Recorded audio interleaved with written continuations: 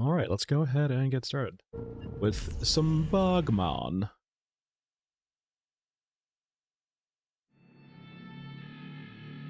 Nothing too weird today, just playing some normal Bagman. Nothing too weird. What level did I get you to anyway, though? You are 15, so he's a pretty beefy boy. And I believe, I think he might be over the 2-shot. The 1-shot threshold for the dog. Which would be interesting. Alright. Do I have painlesses? I do have painlesses. That's what I'm very happy to see. It's been a while. We do have the rack.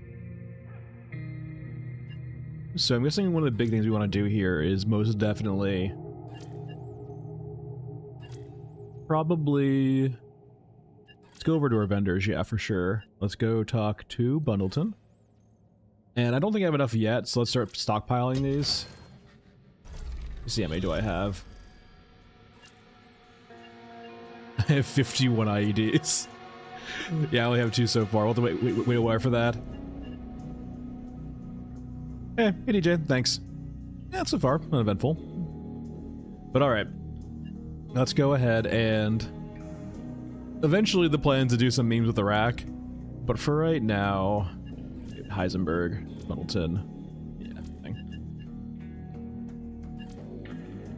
I believe we're just gonna be rocking, I guess, just the pack mule. For all of the ammos.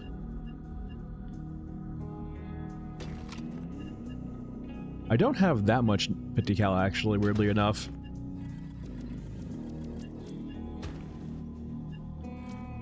Let's go talk to Heisenberg for some medkits.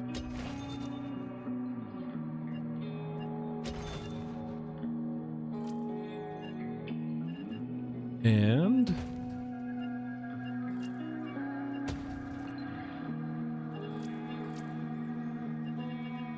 we probably want more 50 cal. We'll find more in raid at least. I think we're gonna start with the mech trench.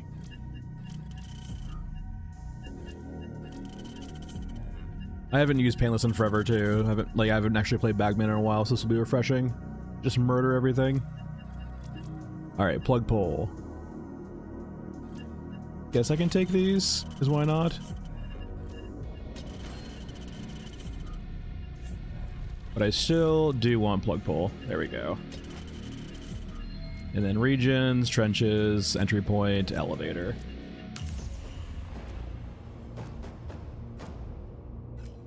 Probably need to turn the HUD back on, we'll just see in raid.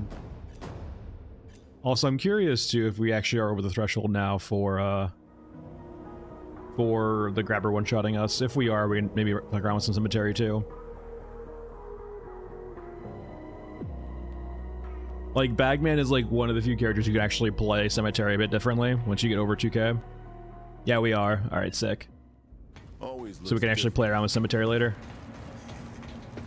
And always looks the same.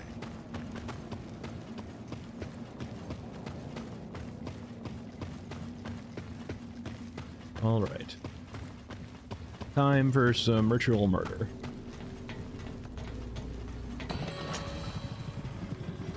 No exo's a great sign. Don't worry about that. Alright, let's begin.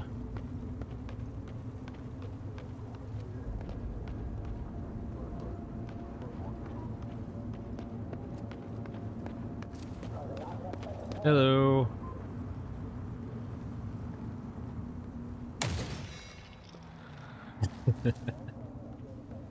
I guess Bagman is so big too, like most of it's like is hidden behind the wall, so they can't tell. That's actually kind of crazy. So it looks like our hitbox, or at least like we can shoot from behind the wall without them being able to actually return fire until they get like past the threshold, which is insane. Where are you? Now these guys usually just have 5.56 and not 50 cal. Yeah. That's probably better to loot all, to be honest. We have the rig, so we're pack mule, so we have plenty of space. Hey, Night, how's it going?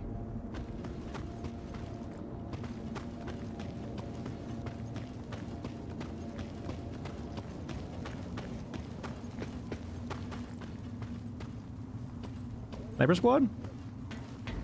Those are actually kind of dangerous. What I think we're going to be doing today, too, is probably messing around with Cemetery quite a bit. It's... like, we can actually play a lot different now thanks to the fact that Dog can't one-shot us anymore on this character.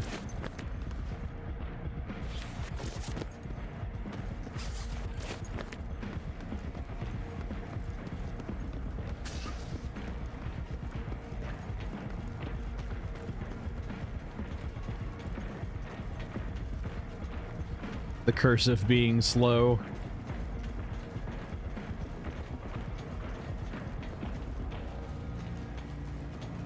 If I play like Scav Girl or Shaman later this week, it's gonna feel so different. I haven't played a fast character in forever.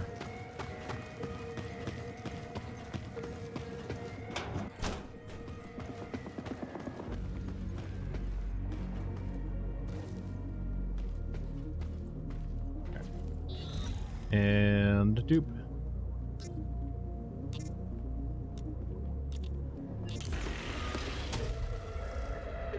Oh, that sound effect. It'd be cool too if it actually aggroed people. I know that like this staircase over there, they can't actually get up right now, but it'd be cool in the future perhaps.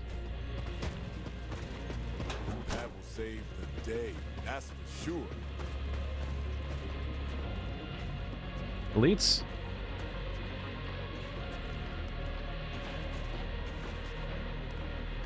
And Grin. Okay.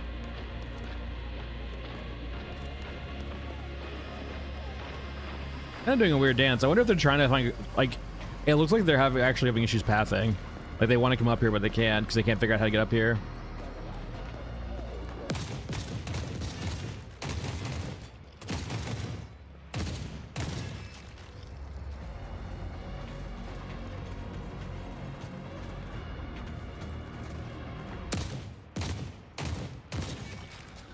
Set you on fire.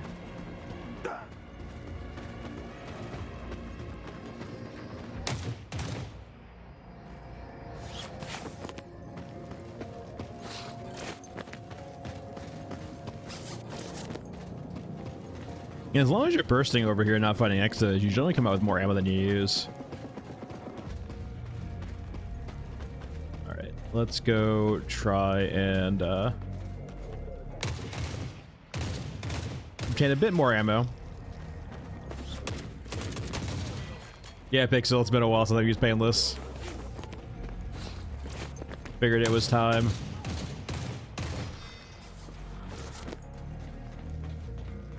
I mean, yeah, they look up occasionally, but like the main thing is definitely like there's definitely some pathing issues still on this map with this staircase over here. Like the only time you'll ever see them actually enter the server room is from main catwalk over there.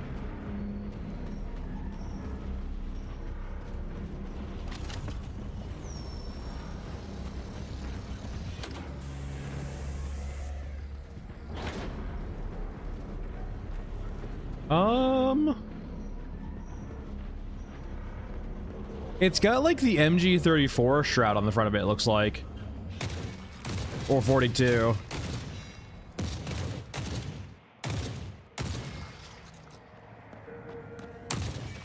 The biggest thing is the ammo though, right? Like I'm not sure where we store the ammo on this thing. That's a few things I've noticed with quite a few of the weapons too, right? Is just like it doesn't seem like we where does the ammo come from? Like for example, I mean like you need to be pretty nitty picky, right? But like if you look at the Exos, their cannon isn't connected to like any feed mechanism. So all of the ammo is like stored internally. And if it's firing cannon rounds, ow. Respawns. It's firing cannon rounds, like where is the ammo coming from? Why does it have infinite ammo? I mean, it's naturally because it's an early access game and they haven't done it yet, or most games usually don't go that level of detail too.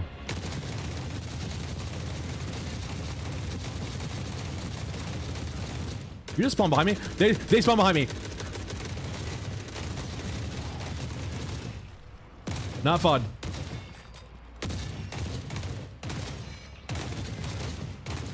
All right.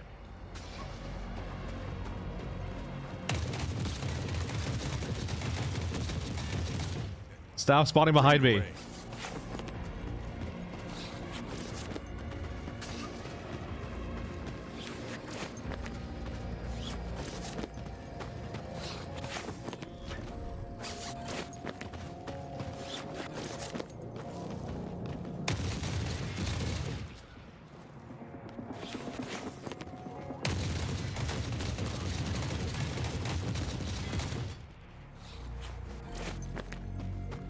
Yeah, there's 2 tunnels they spotted, yeah.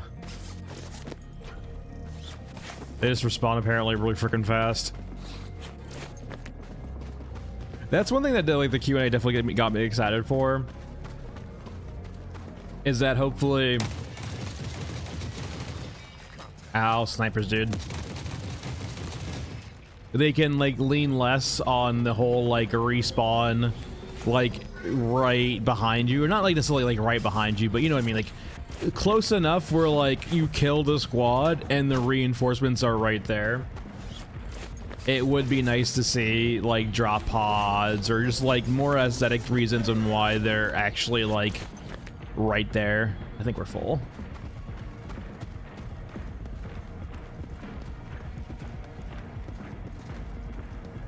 Yeah, it would be much more terrifying too, right, if they actually do start noticing you, DJ, in regards to like not just walking past you.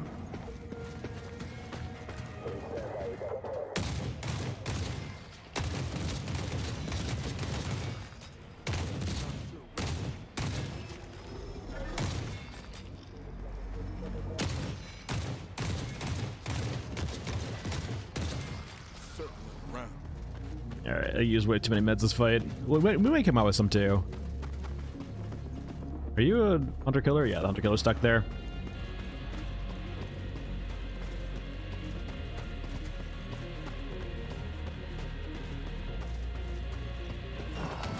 I mean, yeah, I mean, I would be careful. I mean, I'm sure they're being careful too. Like, the last thing you want to do, it would be really cool, but you don't want to like grab Games Workshop's ire. I don't think any of the units here really like go into that kind of area, and there's plenty of wargaming tabletops that kind of have similar veins, but like, yeah, it'd be cool. And I definitely think they can do more stuff with the setting when they flesh it out a bit more. You can definitely tell like they're still in like the early phases of, I guess not lore per se, but like they've definitely come up with a bunch of cool items and concepts, but I don't think they've refined them yet.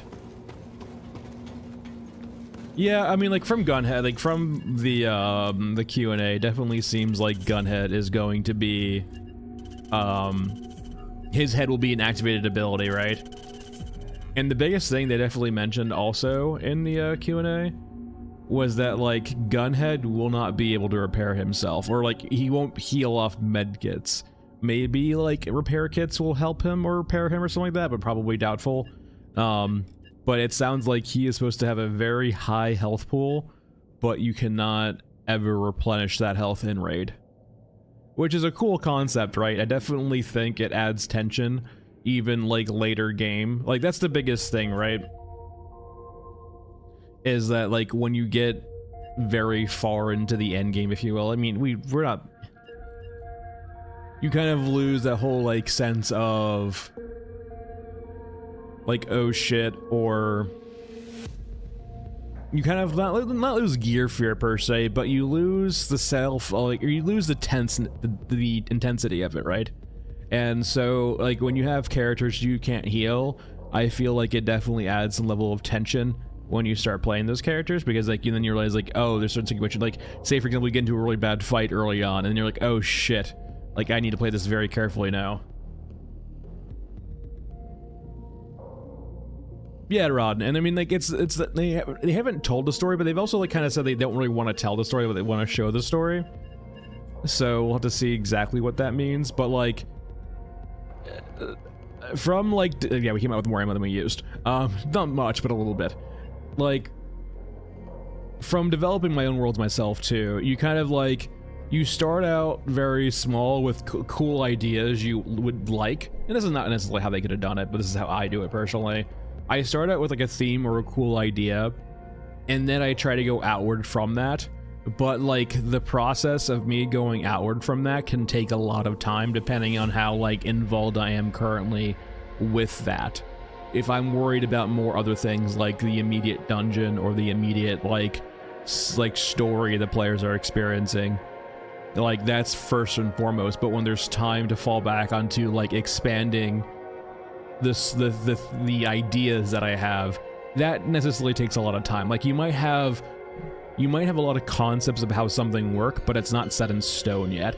And it feels sort of like that, right? Like they have a bunch of concepts around, a bunch of art, a bunch of units, and so on and so forth. But behind all of that, it still might be like relatively, not rough concepts, but more of just like things that are still quite a bit fluid. They aren't set in stone. They aren't carved into stone yet.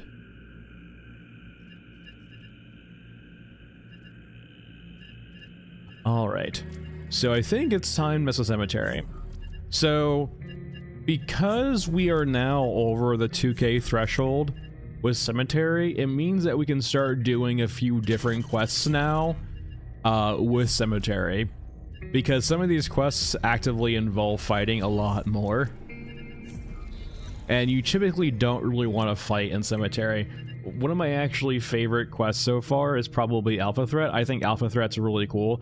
I don't know why you would ever want 3 light rigs, considering how bad they are in comparison to flashlights, but I do like the whole kind of thematic theme with Alpha Threat, if you haven't seen it already. And I guess the last thing we'll definitely not tunnel vision. Ain't this time to run. Yeah, dog is scared of IEDs, that is correct. Which is something we can do, but we can also, dog is scared of you when you have 2k HP. But we could do IEDs. The current thing I want to do though is start sucking up these again, because I haven't run these in a while.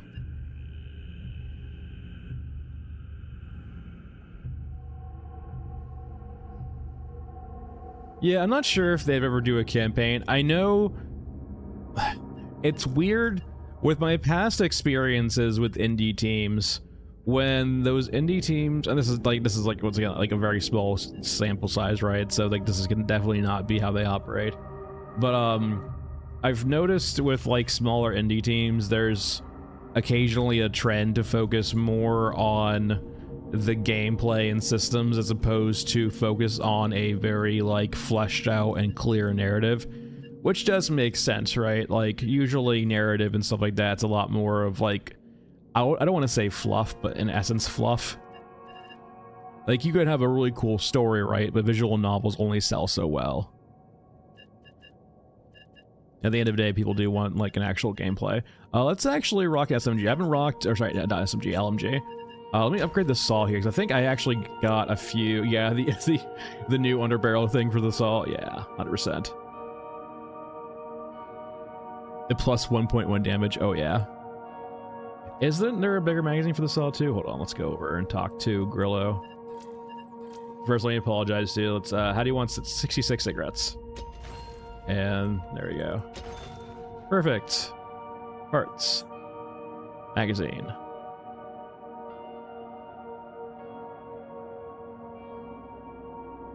Where am I saw at? Yeah, we do have magazine bay. Awesome. Movie would be cool. I think, weirdly enough, 500 cigarettes. Yeah, I do have a lot of cigarettes. Weirdly enough, like, yeah, there's definitely different areas they could explore. Okay, that's different. That is interesting. Okay. Barrel B. It's beautiful. It's beautiful. There's definitely other things I think they can explore too, for sure. Like, you know, visual novels, art books, like they said they already wanted to do, like, yeah, short series or like animated series and so on and so forth. They could naturally do all of that. I mean, like, personally, weirdly enough, I could see like an anime, like anime comics for sure. I think that would vibe very much with the current audience. I think the biggest thing I would want to see, actually, weirdly enough, with the lore, you could lean into like the anime or like the visual and so on and so forth, like a series. I think weirdly enough, I don't know.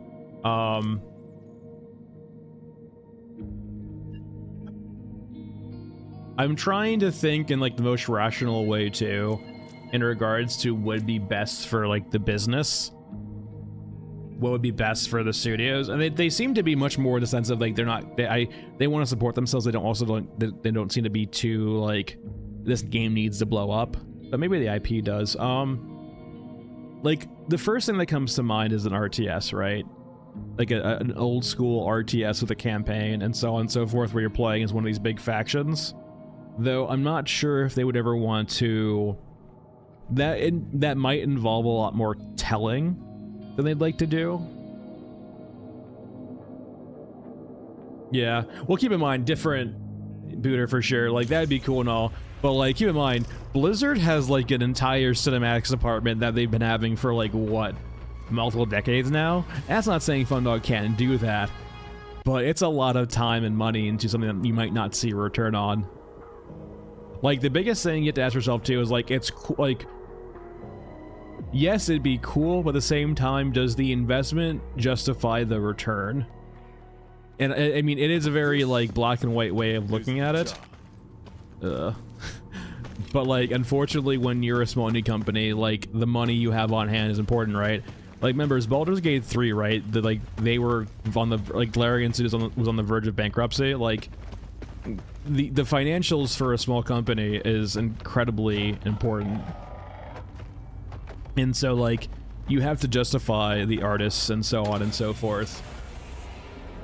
Like, I think for Blizzard, right? They basically market out. That is essentially their hello. Yeah, fuck off. Anyway, for Blizzard, they can like market off as art marketing and so on and so forth. Like, it's how they sell games is like by having cool cinematics being part of their marketing. And that's definitely the case for like for Everwinter too, right? Like they have good cinematics for that. But like, does that justify an entire like manga series or like you know, anime or so on and so forth, or like a standalone like, you know, cinematic series, right? Yeah. But like, if you leverage, hey Booch, if you leverage the current resources they have, right? Like, what would make the most sense with what they currently have? And naturally, it can't probably be another game. I guess it's like the best thing they can do is probably figure out like where's the gaps. If they have additional resources, where's the gaps in like the extra time that they have, and then leverage that. I'm not sure if they're at the current spot where they can go out of their way to hire additional people for things outside of the scope of the project of making this game. Yeah, the art book's like fantastic example, right? Because that's basically just like you leveraging like something already in your workflow, like concept art. Now they should use, like, I think this is your open, right? Yeah, it's your open. So this quest, right, Alpha Threat, what it does is it spawns a single officer with a bunch of, or pack leader, but an officer with a bunch of scramblers, which is super cool. Also, please don't hit me.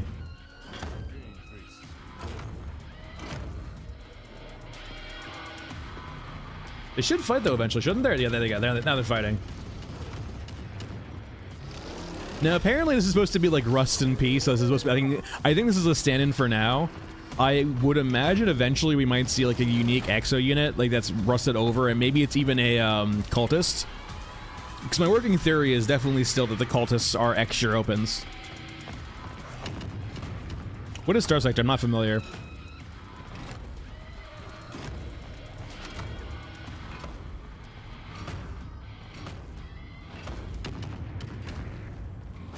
Alright, let's go find our packs. We're mainly looking for the pack leaders, right? Yeah. We do want to kill you eventually, but I think we can kill you now, probably. Yeah, isn't Star Sector like a giant, like 4 times with a bunch of like planets?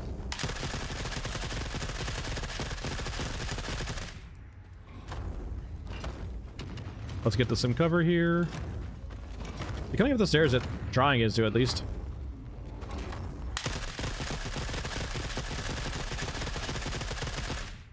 Good old muzzle flash.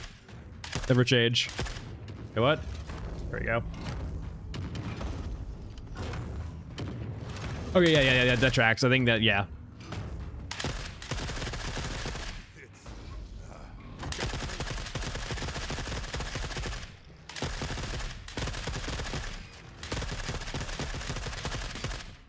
Can they even get to me up here? Yeah, they can.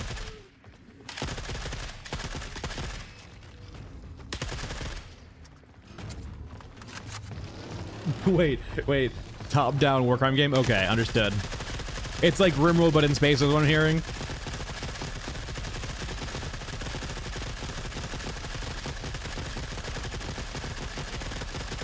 Alright, let's get away before it melees us to the wall.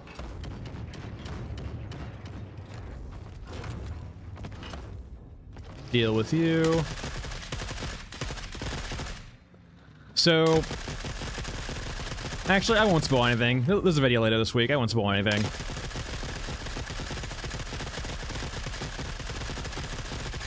There we go. I've won. Right, rest in peace is done.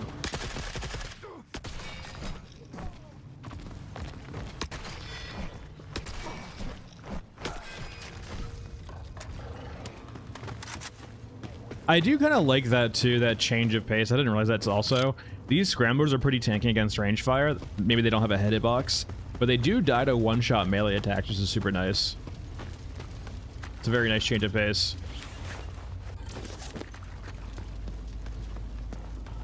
But I really do like the whole thing in regards to like these pack leaders. Like the different units meshed together. It'd be cool to see more of those like mixed units for all the factions, like the mixed squads, if you will. I have not. I generally have issues like I'll play games like RimWorld or open world games or giant games like that once in a blue moon, and I'll usually play them for like one campaign and then I'll basically be done with them. Like for example, like Hearts of Iron 3, I played one time. I played it, let me rephrase. I played it in depth one time, like all the way through, and then I was like, this is cool, but I'm done with this. And that's basically how like every kind of giant strategy game feels to me at this point. It's not that I don't like them, it's just a bit too much on the tedium for me a bit. I do like strategy, but I don't know. I don't mind grand strategy, it just gets kind of at a certain point. Oh, the ID strat? I have tried it offline, like off stream.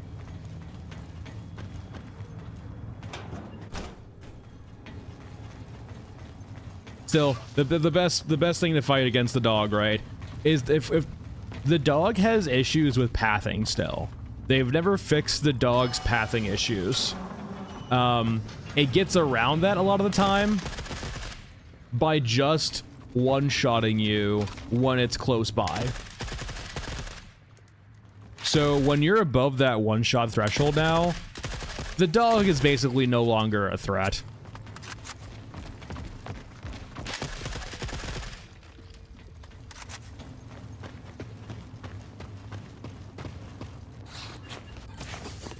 Yeah, I mean, that's fair, right? It could be like a mix too of different factions or survivors. Like, you know, you have the scavengers who are the much more normal, like, you know, survivors, and you have the cultists who are the crazy survivors. All right, time for books. I think there's usually a few over here. Well, that's certainly fair, though.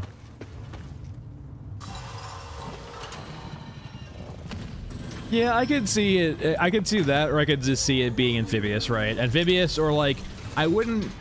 The oceans definitely aren't gone, but it definitely could have receded quite a bit. Like, not receded like quite a bit, but like, definitely receded a bit, right?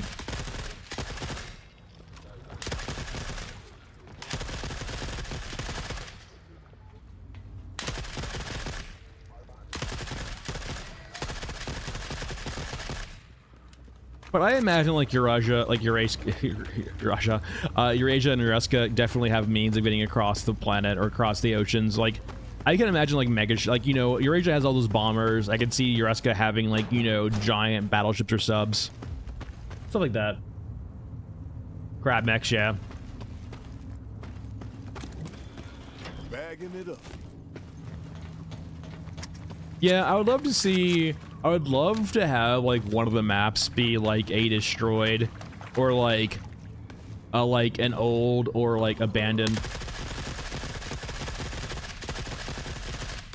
Not maybe old or abandoned, but like basically like a defunct factory.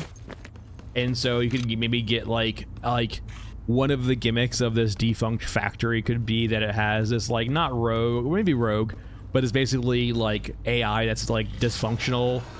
Oh, hey, dog. I didn't see you there.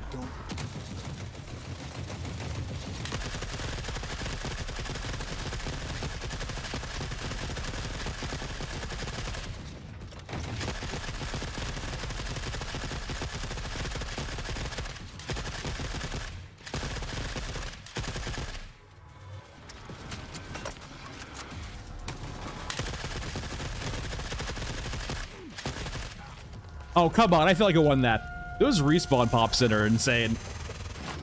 Not F yet, but F now.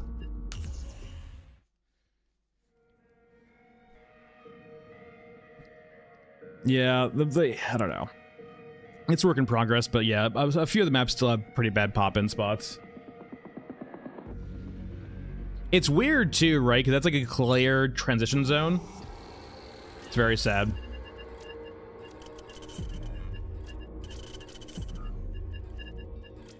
Very sad. We did prestige though. Worth. You know the reason why we did that? We didn't have painless. We didn't bring painless with us. That was our only mistake. Come here, you. Also, how is our farm going? We are up to 5. Are you on reset yet? You still are on reset. Got it.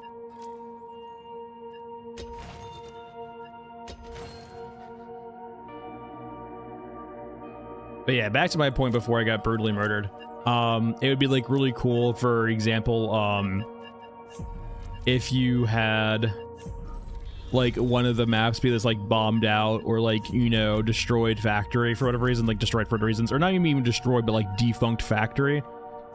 And like that could be one of your experiences with like AI, right? Or the AI of the Forever Winter, in one of these giant defunct factories. And maybe its gimmick of this map could be it's a much more, it doesn't have a lot of units. Maybe it has a few bespoke units. But like maybe it has a bunch of security measures. Like imagine like Resident Evil, right? With like the laser room and so on and so forth. Like it could basically be like this defunct rogue AI that has like shut down or changed production to something else. And it's no longer protected by any factions at all, or maybe it's maybe bombed out a little bit. But you go into there and you're trying to like, you know, uncover things or, you know, get some high-tech stuff. And it's basically like a dungeon, right? It actually plays like a dungeon as opposed to playing like a regular map. And maybe that could be the gimmick of the map too, is maybe this defunct factory. Like, so I know for right now, all of our maps are bespoke. There's not like any procedural gen with them. There's a few props here and there that are random. But like imagine, for example, this like defunct factory, that gimmick, it's more of a very linear, it's a very linear map, perhaps. And that it's actually, as opposed to being bespoke, it's more procedural in regards to how it's generated. And the whole gimmick could be like, you're basically like, it's a dungeon dive against this rogue AI who is defending itself against you, basically as an intruder.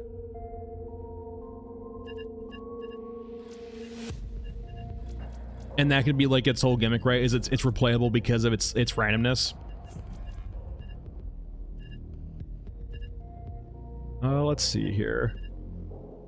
Granted, it would be a lot of work too, because I don't think they have anything like procedural gen so far in the game yet, but it would be cool. Like, that could be a really cool gimmick for a map, is the actual randomness of it.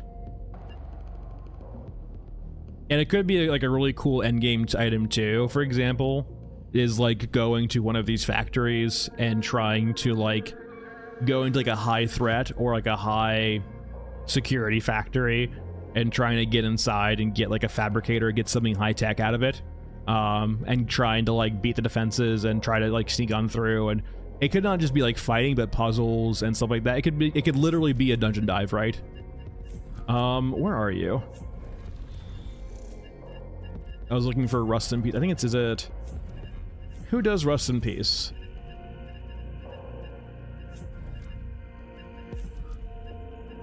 Not you, is it? Didn't think it was them. Who does... There we go, Rust in Pieces. Yeah, Ruska.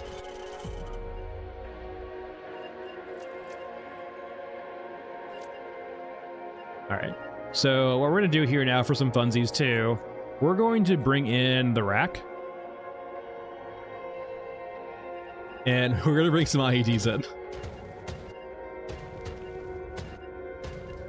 Now, it doesn't mean we don't have a lot of painless ammo, but that'll be fine. We can make it work. Let me get an actual bigger rack, too, I think. Let me customize you a bit.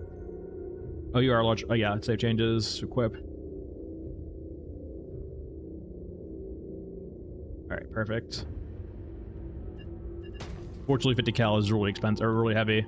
So 200 extra rounds. So 400 rounds total, which is, I guess, fine. Just don't fight a lot.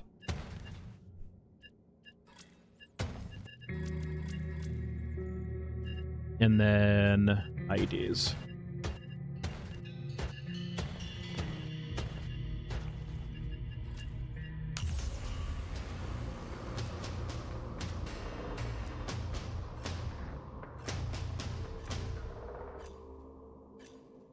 No frog for sure, like in the sense of, yeah, all of the factions are allegedly AI controlled. So like it could just be, if you have an AI faction, it could just be its own, like it wouldn't be like necessarily, I guess, a faction controlled AI. It would just be like a rogue AI, I guess, as its own faction. Always looks different. Basically, Rod, that's essentially what it'd be, right? In a sense of like a bunch of like procedural rooms like this, right? With locked doors in between. Like the doors here kind of lean into that also in regards to like feeling like they could be procedural in generation. Yeah, I mean, I guess the big thing with Europa is because they're on their home turf. Like it seems like they're waging more of a defensive war than offensive war. They do have the benefit of logistics being close by. That's what I can see definitely for Europa, is because they basically have the defensive advantage.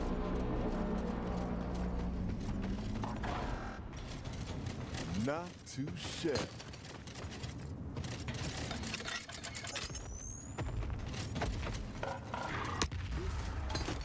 This is the job.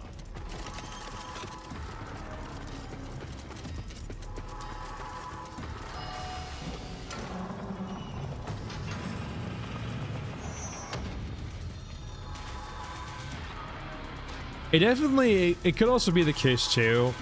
It does feel to a certain extent that your Ruska and your Asia get a bit too almost cute with their tech. Like you have these hunter kill, like you have the dogs, you have all of these bespoke units that kind of function very in these niche roles.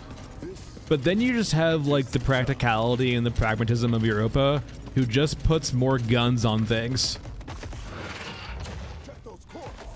Where the fuck did you come from? Did he teleport? That felt like a teleport to me.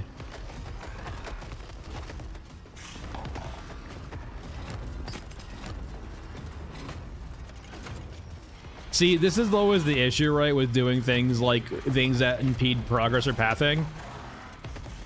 Because it causes the dog to teleport. That door was closed, so like really the dog shouldn't been able to get over here.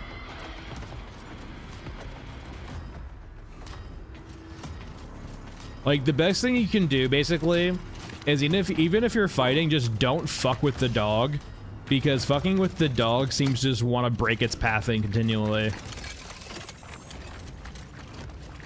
and causes it to teleport, and which usually just confuses players. Yeah, I mean, like, we'll have to see more, right? Like, out of the entire Europa faction, the corpse tank is definitely just, like, the weirdest unit they have. It also feels like it just doesn't fit the aesthetic of Europa. Like, we'll have to see what they add more of units for wise, but like, so far, if you look at all of Europa's units, right, they lean much more into the conventional. Like, the weirdest unit of them being that they just put corpses on tanks. Like, okay.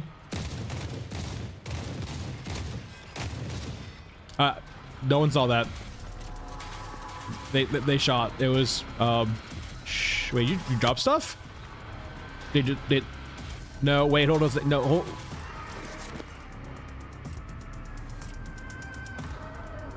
Everyone look away, please. Look away. Look away from your screens.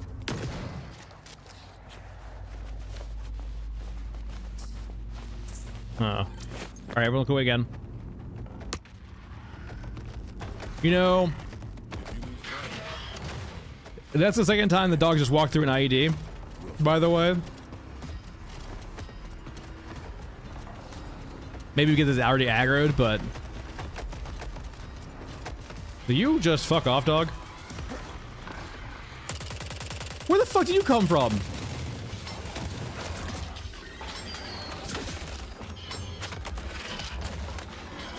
Did those guys just spotted too? They might have been stuck. All right. What did we learn?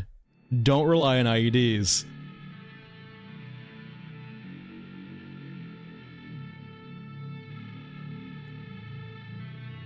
The IEDs will not save you when the dog's already aggroed, because the dog will teleport. I know Ludroth was like raging about IEDs, right? But it's just a bunch of extra work to still just have the dog bug out.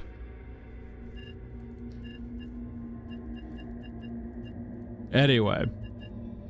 Let's resume your... Yeah, that's what we're looking for. Let's resume our normal running on this map. Underground Cemetery, they don't spawn normally. The only unit you can get for Europa is the mech. Really? Did I unlock you? I guess I do, okay. Yeah, the only unit that is ever European down in the sewers is going to be the EXO, which feels more like a temporary thing as opposed to a permanent thing. It definitely feels like it's much more supposed to be like a cultist or like a lone unit sort of thing. Now, I will actually say too, this might be spoilers, but we'll just talk about it now. If you... So...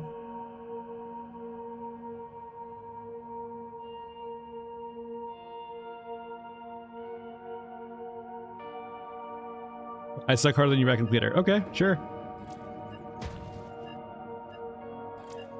Thanks for the consideration. Anyway, vendors, Heisenberg, first aid kits. Let's go ahead and move over some first aid kits. And let's go fetch our rest in peace. We're really trying to get turrets here. Get up to 8 turrets for the rig. That's the best way of doing it. No, but like, so the dogs, that was the biggest thing with the stuck doors, is if the dog is aggroed on you, it will tend to teleport. If it can't path, like the pathing, if units can't ever path to you, they will have this tendency to despawn and respawn. And we can clearly see that, like, we didn't have TACAM on, right, with the dog, but that we've seen it before, and that's essentially what happened. Stay alive.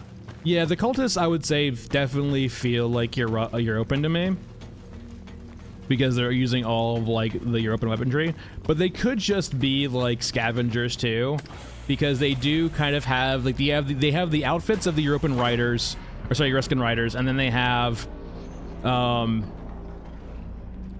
what's it called, like scars and so on and so forth. Hey, dog.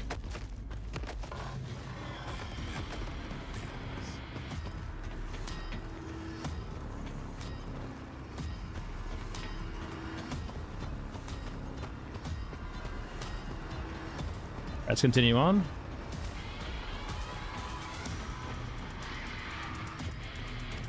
Interestingly enough, it aggroed these guys too, it looks like. Now, this door is closed, though, so they'll have to path the long way. If we actually just close this door too, their pathing's broken. They can't get to us at all.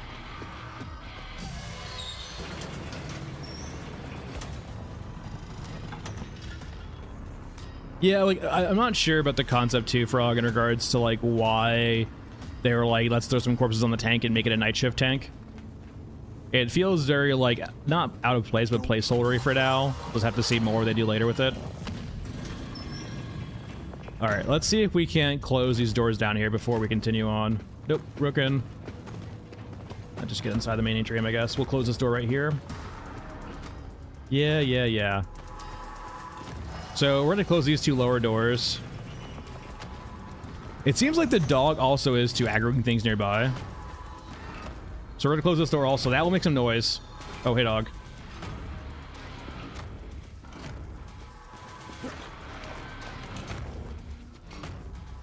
It definitely felt like it did not make any sound right there, right? Definitely felt like it teleported behind us again.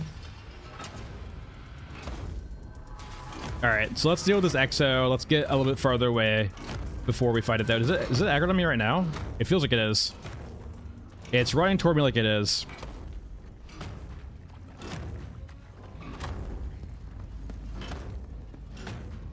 Alright, that door is open, but usually the dog can't get through that door. Yeah, Pixel, it's kind of unfortunate, right, when they remove the ability to get the Vepr 12 off the water cultists, because they basically removed the mission.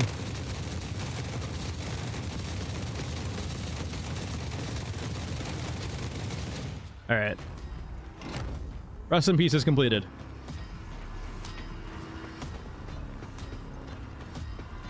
Comms devices we could do, but like the area where they mostly are is back where the dog is. And I'm just not feeling it.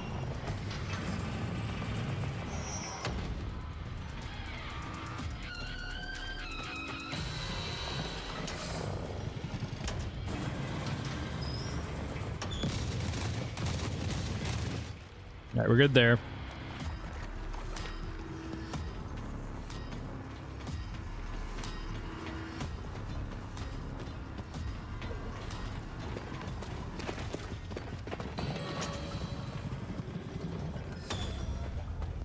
Alright, now we go. And now we have all of our, not IEDs, but turrets. An exit is an exit. Clean or otherwise.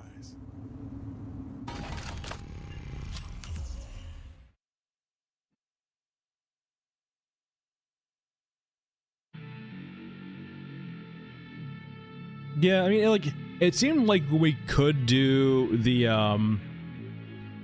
when we could actually do the water quests for scavengers, like the defend your base, they would always drop mostly disabled guns for Vepr 12, which was nice, but yeah. Ustis, politely, fuck off. Like, if you don't like how I play, go watch someone else. Anyway.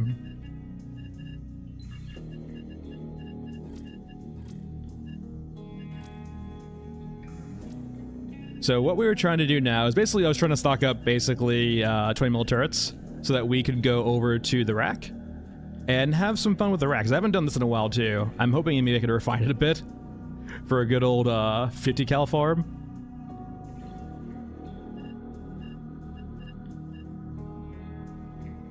Yeah, if you want to see me not die ever, go watch my permadeath streams, where I actually care about if I die or not.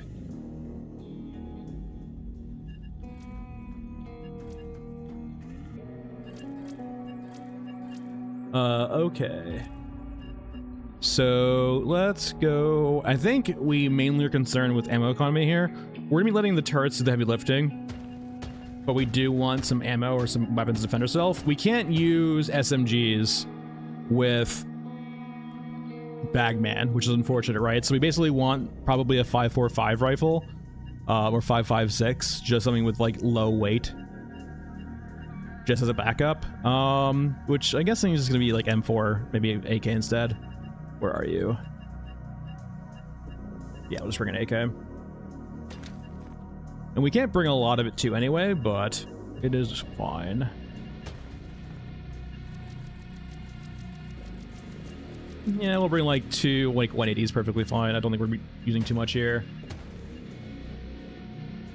Now, the only downside of this, right, is it kind of... We can do a lot of farming with this, but we can't actually pick up a lot of stuff with it. We do want to get plug pull here, though.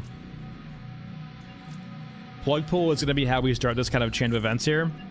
So if you're unfamiliar too, the turrets right now, so there's 2 different turret types. The ones that we have access to are called the 20 mil turrets, and there's regular turrets too that aren't 20 mils. The non-20 mil turrets are much better. For some reason, these turrets right now are wildly inaccurate and have pretty low damage. But it shouldn't matter too much.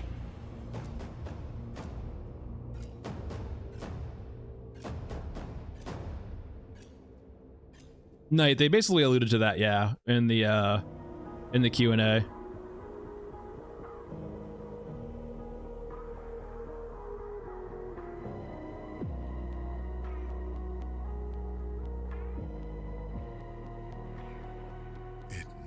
I mean, we do have that water thief on Scorched Enclave, right, for the quest.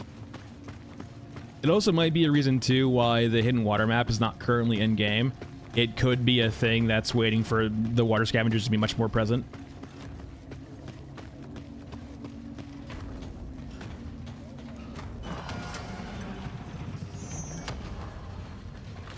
I mean, there's so many different ways of doing the water system. I'm not sure how they're going to do it yet. All right, so the biggest thing we got to make sure we do here is not have them overlap.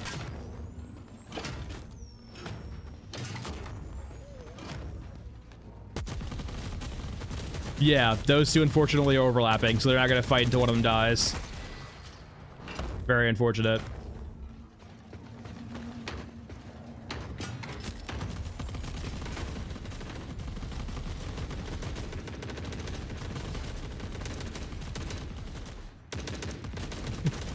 You can just see how wildly inaccurate they are.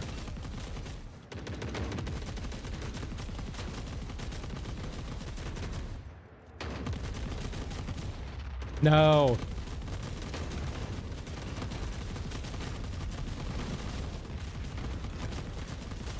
It literally is just a tower defense.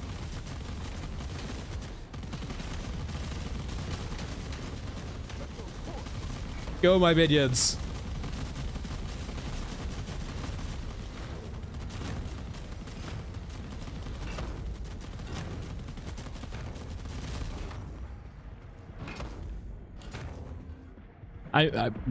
Maybe eventually Frog, maybe eventually. Now, like, the problem is, like, to actually do this, you have to bring in the rack, which means you can't carry anything. You only have 1 large container. Though I will say, the change, like, respawn system for this map seems to, like, maybe help us out quite a bit. When we did this last time in the previous patch, it was like an endless onslaught of your opens, Yeah, that's all this game is basically a bunch of muzzle flashes, so get used to it. This all is real bad. Now, we might need to leave and come back from them to actually respawn. I know that's like a big thing now too on this map is, like, in the previous iteration, you would get a lot of respawns even without leaving the area. But for this main medical area, it does kind of seem like you have to leave and come back to force the respawns to happen.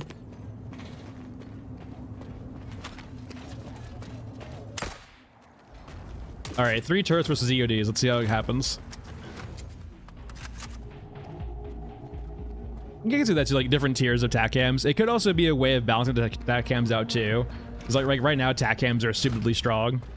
So like, if they had different tiers of tac cams, they could make them like much more balanced. Or not even like, tiers, but like different variants of tac cams. I wonder why they aren't firing.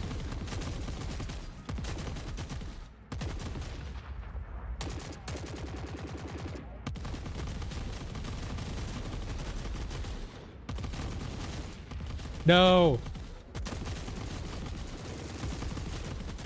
I have 1 left. Oh, that's so sad. Battery cooldown would be too, like, yeah, fine too. Maybe in like Darkstar, it could also. I think if we walk in, I don't think they fire. Oh, that's a good question. Hold on.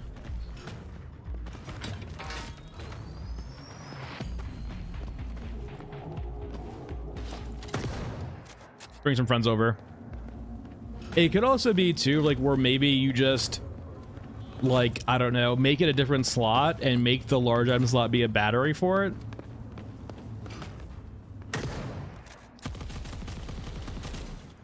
Nope, it seems like they stopped firing immediately.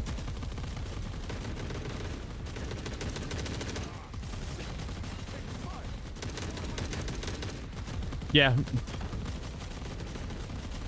And like you can make a battery be like used for a bunch of different equipment too. Yeah, Frog, I know that they mentioned in the Q&A, like, or the Q&A, that was one of the questions, right? Was more diverse, like, or some actual night shift European units. Because like we are definitely lacking right now.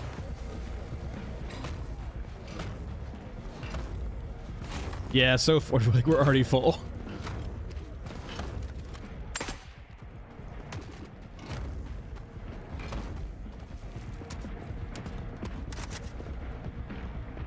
No, at this point the war is deterministic, basically. There's no way of ending it. All people in charge are basically programmed to make the war keep going.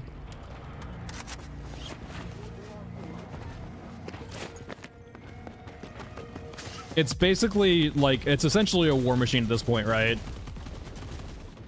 So like, the powers that be, the people who are in charge, they're most likely programmed to like, they're programmed to fight war, they're not programmed to end war. They would probably have some giant, they would probably, I would imagine, even in victory, they would still find something else to fight. Because that's all they've ever been programmed to do, right?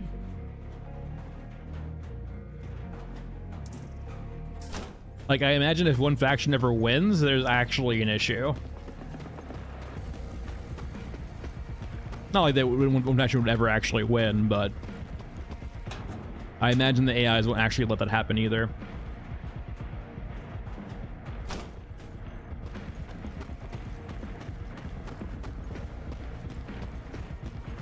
I will say, on the plus side, though, of the rack, there are a bunch of large item spawns in this map. Especially in this room. Life's little joys. Well, there usually are. Shithole like this. All in a day's work.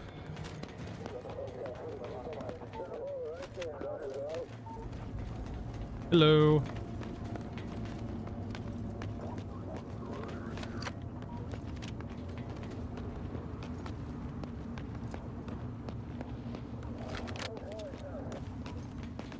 All right, let's continue on.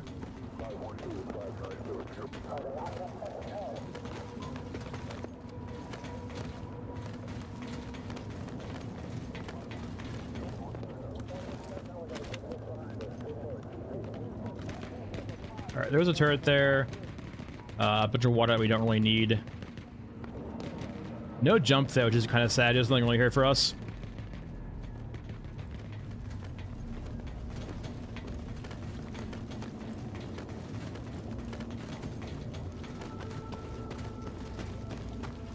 I think there's a few large item spawns in the meat room. Can go check. Yeah, there are respawns here. Don't mind me. Just going down over to the meat room. But yeah, like, this is also one of the reasons why, like, you can't actually have the conflict end. At least for Europa. Europa needs the bodies to feed the populace. It's really how, like, it's really how they operate, right? They would probably have even more massive food issues if they didn't have the meat grinder.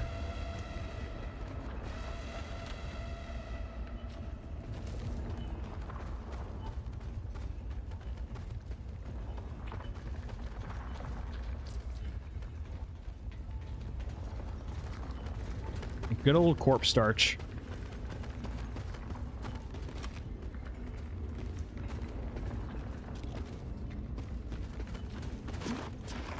No large item spawns.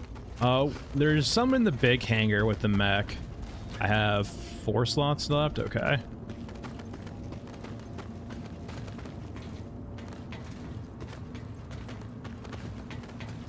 Well, yeah, they in all of their theories, right? They probably didn't have a future where they immediately died at nuclear war.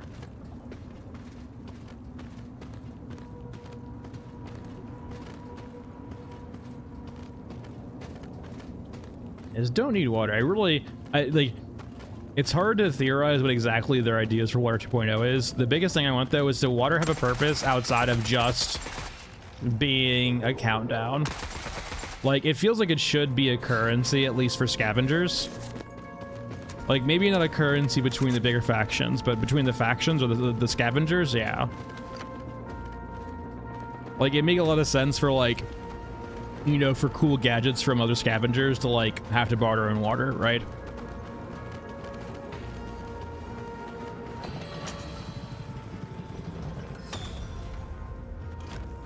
Two exos. Yeah, we're not fucking with this at all.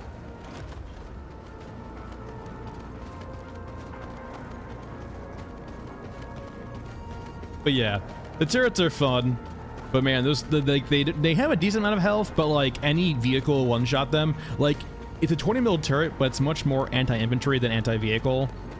Like, those exos immediately destroy them, and like, you can't get an exo into CQB really easily. You can kind of force it and path it into CQB, but for the most part, like, it will always be at range when the turrets engage. And the turrets are wildly inaccurate. Now, unlike that, though, there are 2 different types of turrets. One for Europa that's actually just called a turret, and it's way more accurate and deadly. We'll go over to Mausoleum next.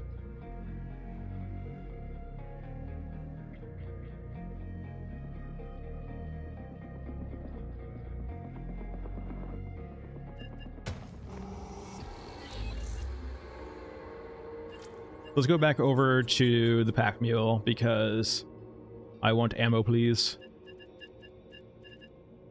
Bring your handy dandy jump. I have 5 of these left. Okay, that's perfectly fine. It's really hard to get these now, so like I am very cautious of like how many I have on hand. It's insanely hard to get them now. You just don't see Memento Part 3 anymore. Other than that, maybe just, yeah, like an M4.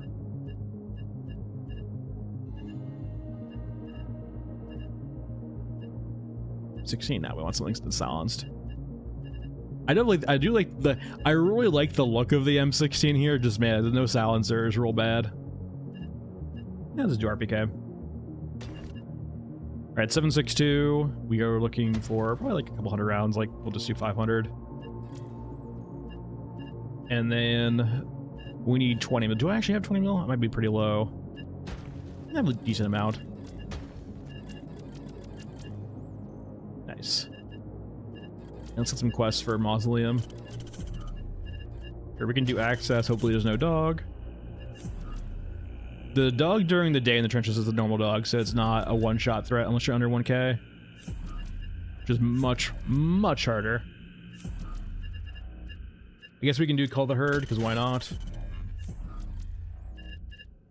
And we can do Mech Wreck.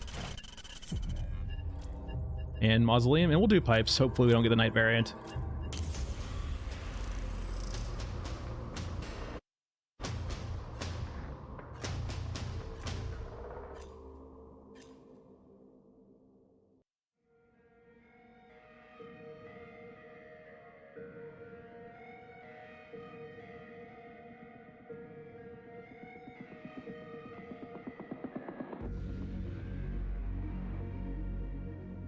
So I'm curious to, like, I'm very curious about, like, the actual patch size also.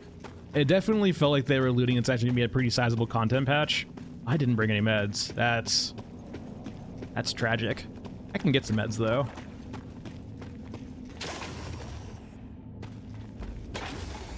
Thankfully, the trenches are full of meds everywhere. Makes my initial plan, though, a bit more dangerous, I will say.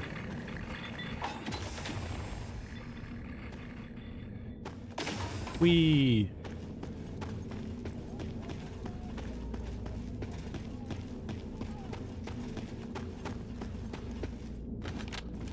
Alright, up we go.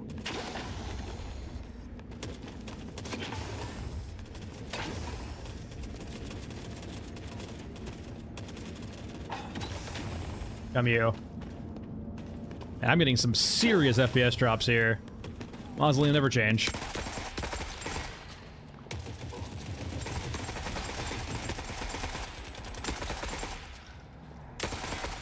Alright, I need beds now. Please give beds. That's technically food. He's technically healed me. There we go. Not great, but I will take it. Food does heal. But yeah, mech repair tools is like, if this was like repair, what you need to repair gunhead. Though it seems like they don't even want to allow that though too, which is perfectly fine. Like imagine if like gunhead gives you like 10k HP, but you can't heal.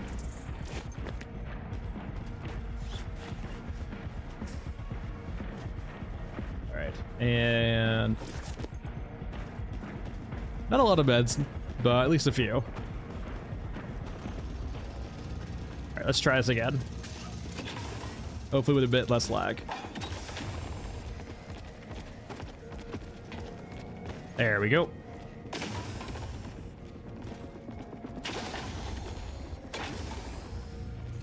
Was it over here? Yeah, it's up here first. There we go. Never remember how exactly to get up here. So it's up here first, then go around, and then you can go up all the way. Whee! Alright. Now, unfortunately, the LOD really stops you from seeing pretty far up here. Like, most things will not be spawned. Especially the pilot. Like, the mech over there is not spawned at all.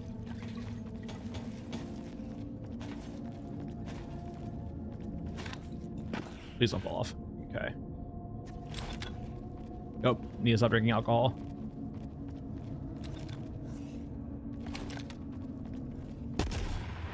What?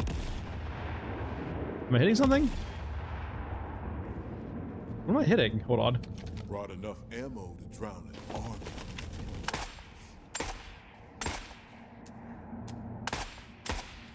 That a body? I thought it was a person. Oh well.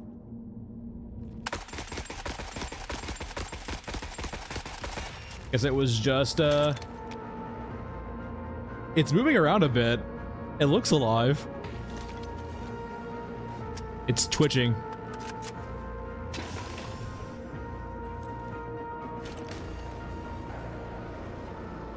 Yeah, it's unfortunate. Getting respawns to come up here, like, so there's quite a few actually pretty decent sniping spots in the game right now. But like, if they didn't think or know you could get up there, it seems like the developers didn't like the respawns and like essentially when you're up in these weird spots, you don't get respawns half the time, which means that like you can't really snipe if you'd like to. You can like get a good view of the map, but like Scorched Enclave is the same exact thing where you won't ever get respawns on top of Sniper Rock. So you have to like head down, cause the respawns to happen, and go back up if you want to snipe. I'm out of meds. Come on, you. Yeah, it's gonna hurt. No big deal. Just a little hurt. Let's go down to the trench line and hopefully get some meds down there.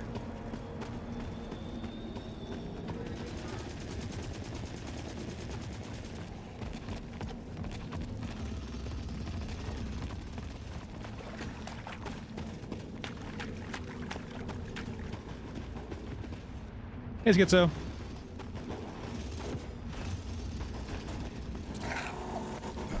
Alright, you can just spawn, that's fine. So we're working our way down over to the trench line. There's a bunch of bed crates in there we can use.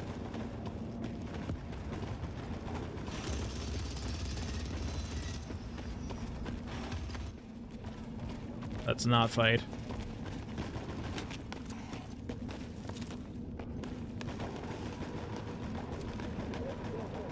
Don't you fucking do it.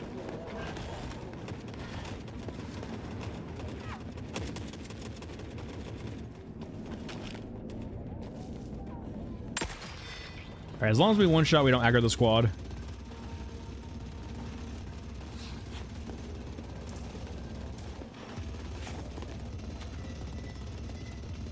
Let's drop these before we kill ourselves with them.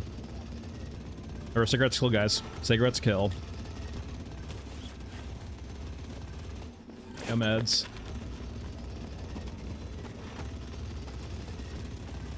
Hey, boo-boo. How's it going? Down into the pits.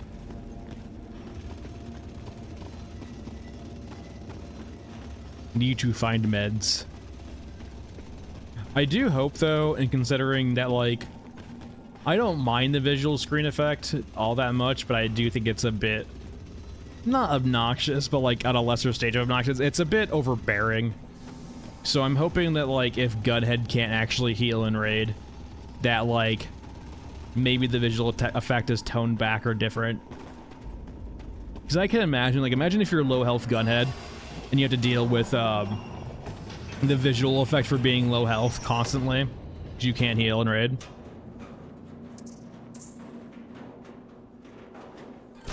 Alright, no meds there, very unfortunate. Moving over to the next area. No crates here. Now, I don't want to jinx myself, but no, I don't hear dog yet.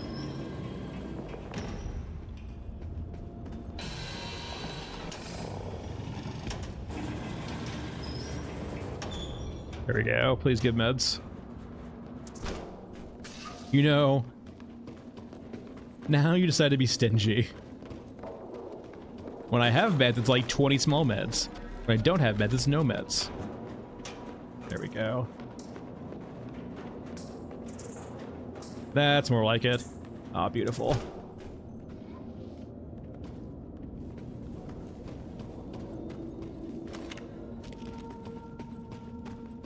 Yeah, no dog this time, it sounds like. Awesome.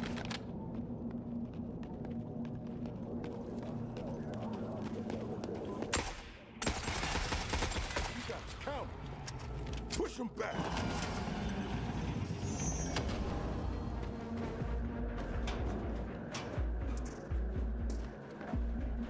There we go. Some nice mystery meat.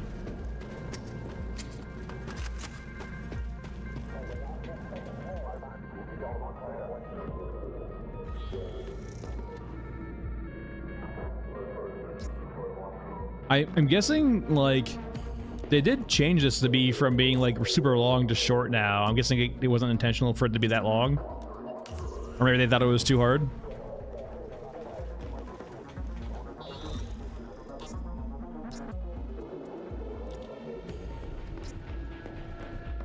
Good there, good there. Nope.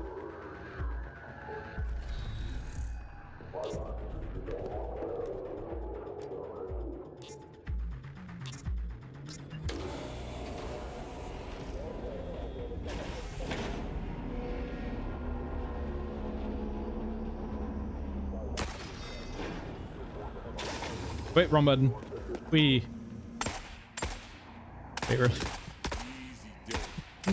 Just 2 shots above the head. Alright. We do have some cyborgs coming, which is par for the course.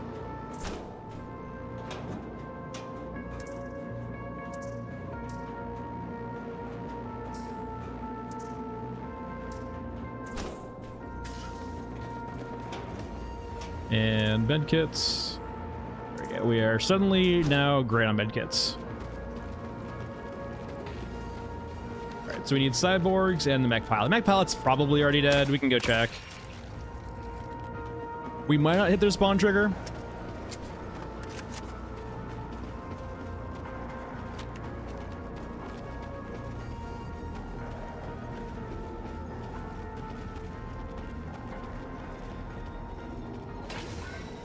No, not enough.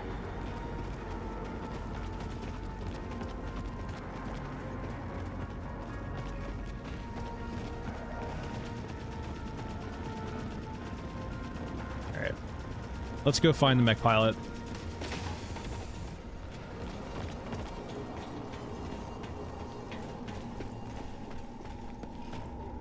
Okay, what? Where did you go? I'm not gonna lie, the despawn triggers that like make me feel like I'm hallucinating sometimes. Suddenly have units just disappear out of the ether or into the ether. All right, let's look for our mech pilot.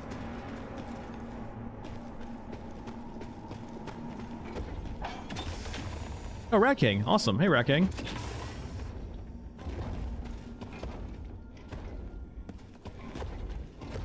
How's it going, buddy? Pilot. Hold on. Move out of the way. Alright, we're good.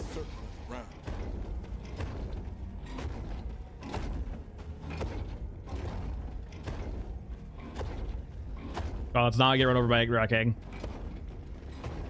Rat King's real nice, but he also has a tendency to not notice us and then eventually just stomp over us. Maybe we'll try to pull in the Exo to the Rat King.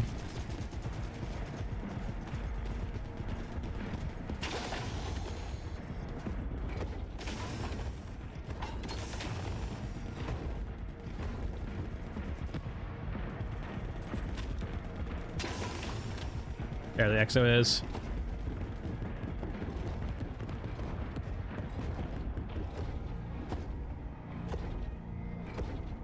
Alright, he's coming back, so let's go ahead and pull...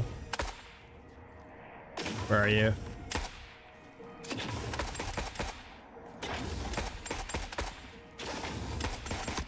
Alright, hit him. That should aggro them. There they come. Where's the Exo though? I don't see the Exo at all.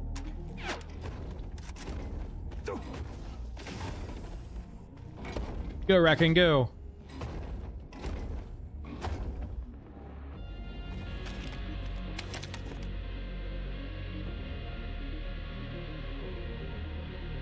Yeah, apparently this is a fungus. Dropped into canvas. Reese.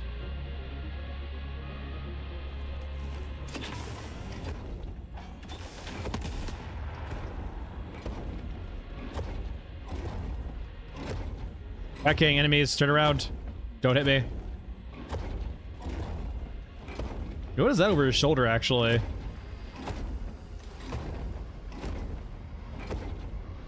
That doesn't seem right.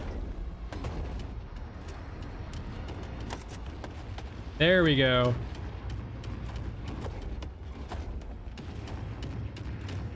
But yeah, so weird thing about this, like, it's hard to actually show you guys without getting murdered or pausing the game. But like, hold on, let's not get murdered first.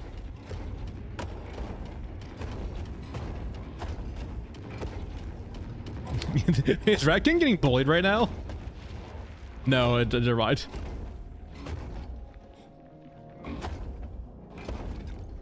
So like, you can see it right now, the little armrest there, like the little arm slot for the exopilot. Right now, no matter, even if the mech drops a pilot, the mech never actually has a modeled modeled pilot right now inside of the mech. Like if you look at the Exo video, right, the Exo lifecycle video from the Fun Dog, you can clearly see where the pilot slots in. Right now, there is no visible pilot inside of these Exos. So I'm curious if that's why. And naturally, it's like a workaround, right, where I feel like it drops a pilot because it has to for that quest. I wonder if A, they'll ever have a modeled pilot actually inside of those exosuits, and B, if maybe that's the reason why the exosuits move kind of very slow in comparison to how they feel like they should move, because maybe they're more in like an autonomous or like a guard state, if you will. Like imagine if, for example, those exos can operate without a pilot, but they operate in a much more simplistic manner. It could explain why we don't see them using like handheld guns yet. Well, actually, I can just go look at that real quick.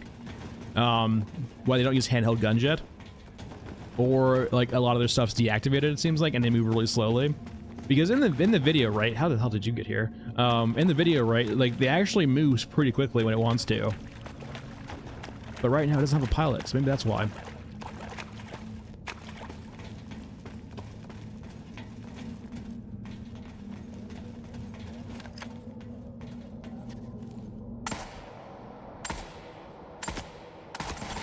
I missed that shot.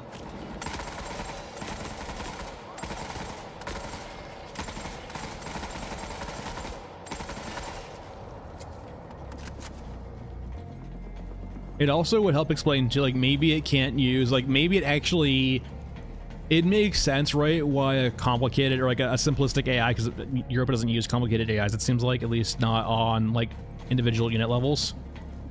So it could help explain why, for example, we currently don't see any of the exos using these. So this is a weapon rack, right? And we have these giant versions of conventional firearms, like, you know, we have a bunch of G36s here, but scaled up. And these are not mech sized, right? Like these are way too small for mech, so they basically have to be for exos, or maybe some unit we haven't seen yet. So it would make sense, for example, right, if the exos do have this autonomous state where they don't have a pilot, that it basically functions in a much reduced capacity. It moves slower. It can only use its like underbarrel cannon basically, and so on and so forth.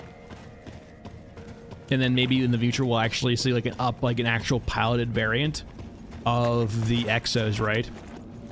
And it would be interesting too, right, if you could actually eliminate the pilot inside of the exo. It's gone already, right? Yeah. Without killing the exo itself. Maybe like reducing its, you know, maybe for example you kill the pilot or incapacitate the pilot, which actually reduces the threat level of the actual exo. Down from being like horrifically scary down to being a little bit less scary.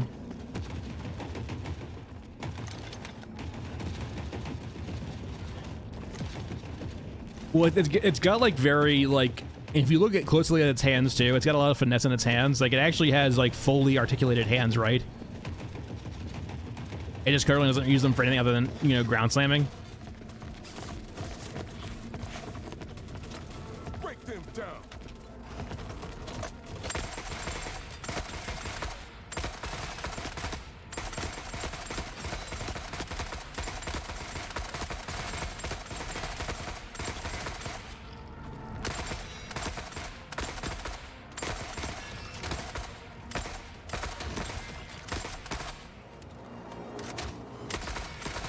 All right, quick loot and leave.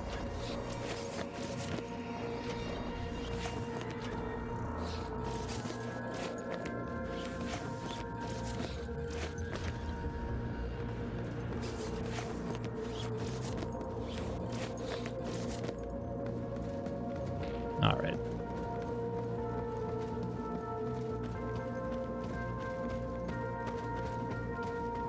Yeah, DJ, for sure. Yeah, exactly like that, DJ. Like it doesn't make a lot of sense right now why the exos are so slow. It feels very weird why the exos are so slow, and like it makes them pretty non-threatening. But it could be the case of like, oh, it's not like the full variant of the exo yet. It's just this kind of temporary version of it.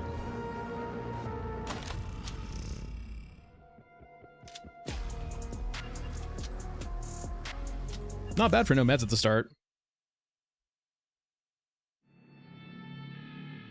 It's probably a lot of work too, but like that's definitely pretty high on my wish list also, in regards to having units draw farther away. Mausoleum's like kind of the exception though too. Mausoleum has like giant performance issues already though. But not being able to see units far away is very, very sad.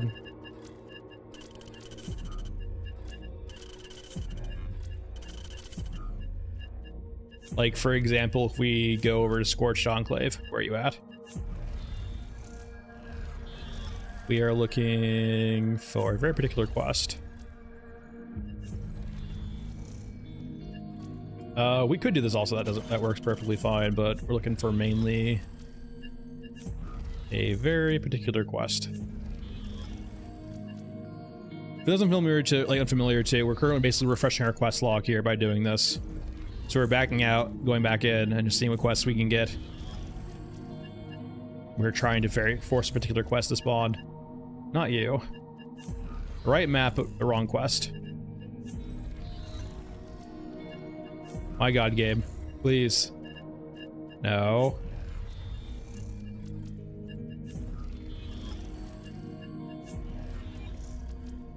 There we go. 5 years later. And then any other quests we want on this map. I guess we can do you. But, let's see.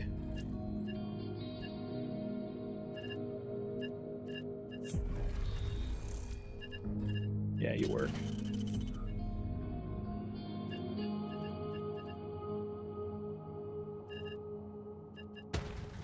Bring a few of you in. I'll bring a few of you in. We'll bring like, I guess, 20. I mean, maybe not. Actually, maybe not 20. Bring our little jumpy boy. We'll bring in 36M. This might be a mistake. We'll figure it out pretty quickly, though, if it is. Come here, you. Yeah.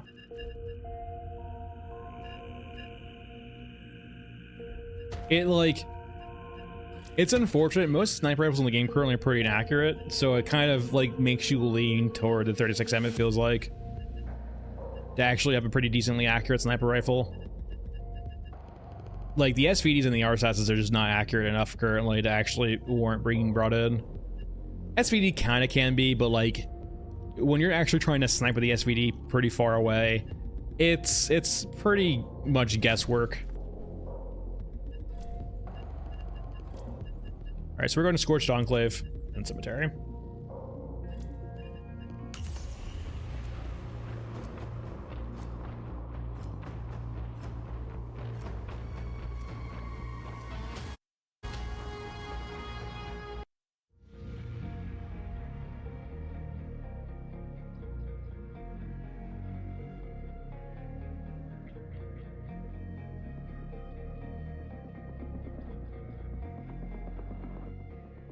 Alright.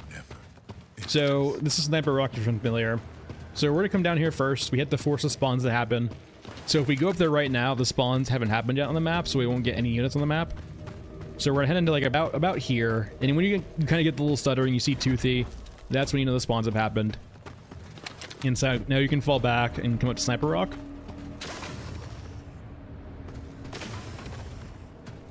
And the nice thing about this, right, is respawns won't happen when you're up here. What you currently have on the map is what you currently have on the map. Whoa, hey buddies. HK's off the first kill. I have never seen that before.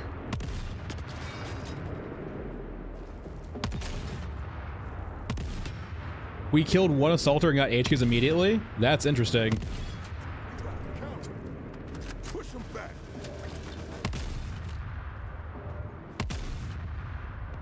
How low are we shooting right now? It's hard to tell.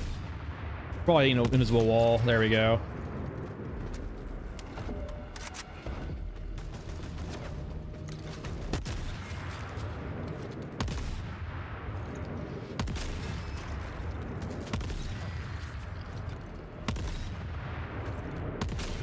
Okay.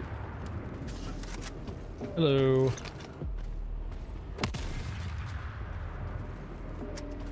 Yeah, it sounds like it, right? Imagine if we had like a 800 killer chopper.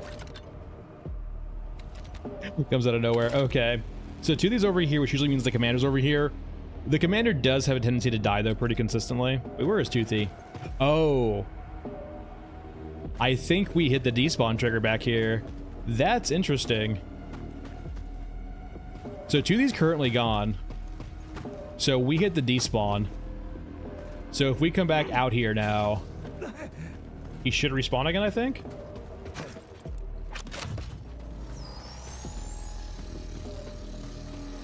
Did we kill Toothy?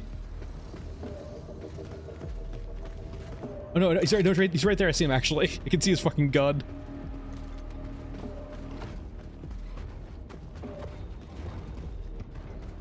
Oh, no, no, no, no, no, no, no, no, no, no, no. We're leaving.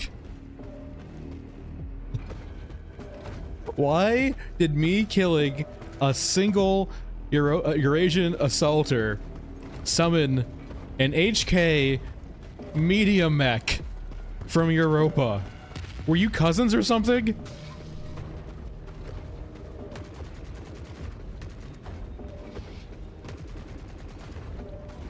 What did I do to deserve this? Nothing. I guarantee you nothing.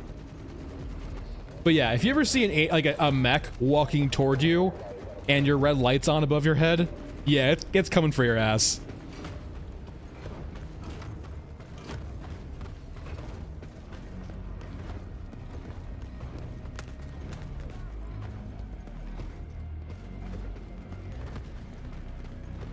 I killed one guy of a different faction.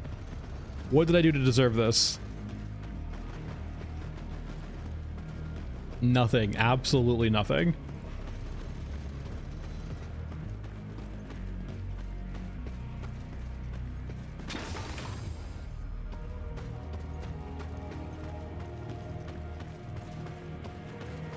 Alright, up we go. Is he stuck, by the way? I'm curious, actually. No, I hear him.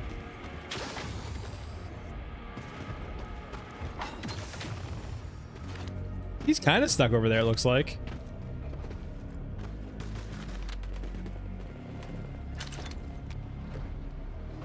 Can you kill Eurasians?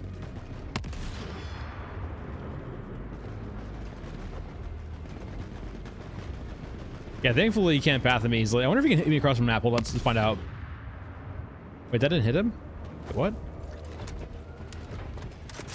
Oh, hey guys.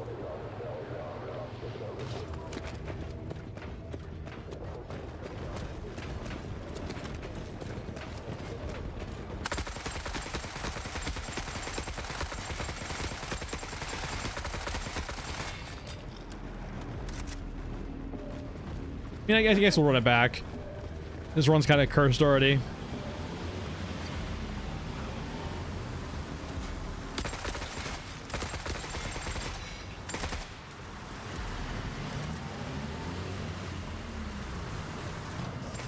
Whoa! Oh.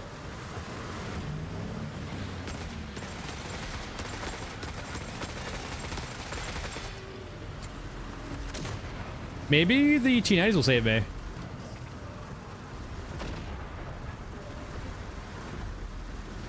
Hold on. 3 T90s versus medium mech. Maybe I'm saved.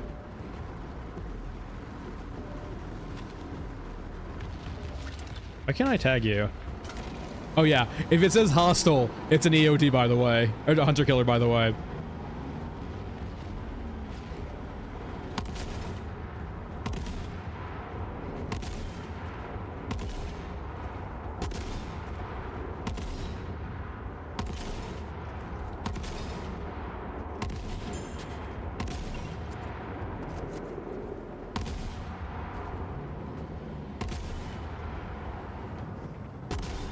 Okay, I don't feel safe. All right, I'm leaving.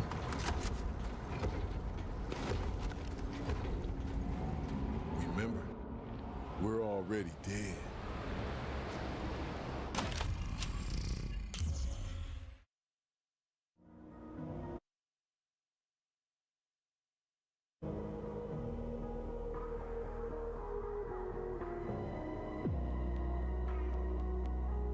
Very weird though. I wonder what caused that to trigger. Maybe it's like a very rare chance of it happening.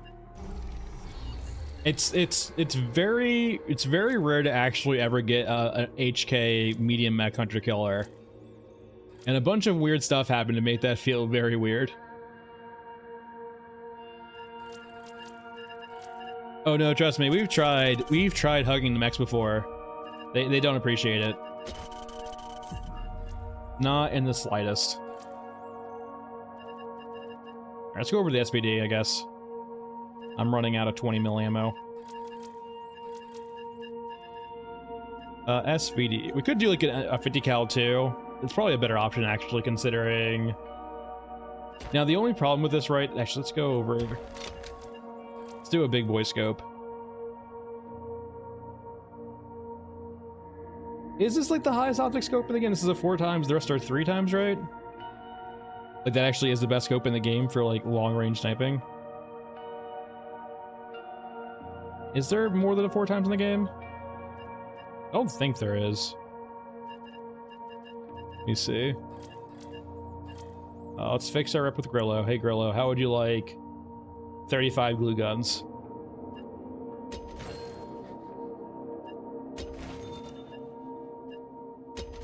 we go.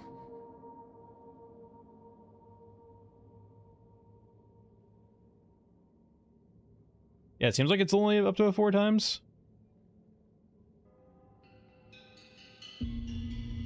We go over to Aramaki and fix her up with him. How would you like Aramaki? I don't really have that much to give him, actually.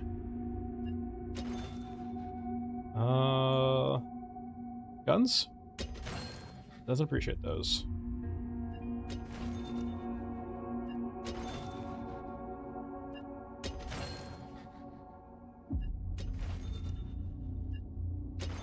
There we go. How about you? Same thing, just, yeah, 4 times. Okay.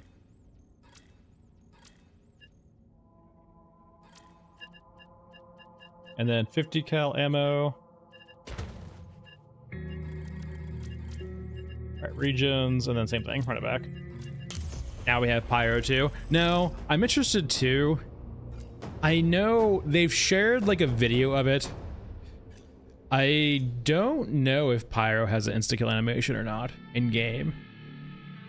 I actually did see the lick from Other Courage, so maybe Pyro actually has a kill animation in game. It's just very unlikely to ever see it because they'll just grenade launch you dead to dead before you actually see it. Ton of work before we sleep.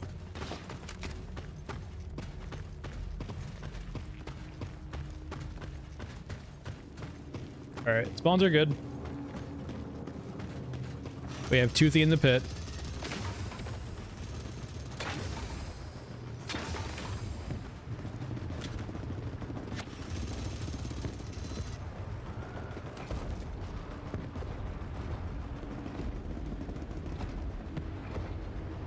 So Shab, in the recent Q&A, they basically kept their current status on Gunhead basically being before Christmas. Essentially, it seems like they're gonna have a holiday patch with a few different things, and then Gunhead's gonna be one of those things. Interestingly enough, if you didn't watch the Q&A, one kind of interesting part about there's the yeah, always with the commander. Interesting part about Gunhead is he won't be able to heal in raid. He's apparently gonna have a lot of health initially, but he won't be able to heal.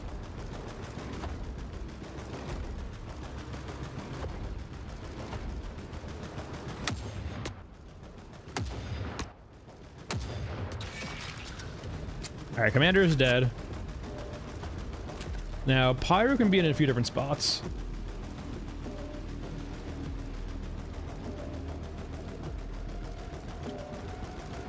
Though considering Toothy's in the pit and your rest ones are over there, he might already just be dead. Is that T90 in here? Why is a T90 in the pit?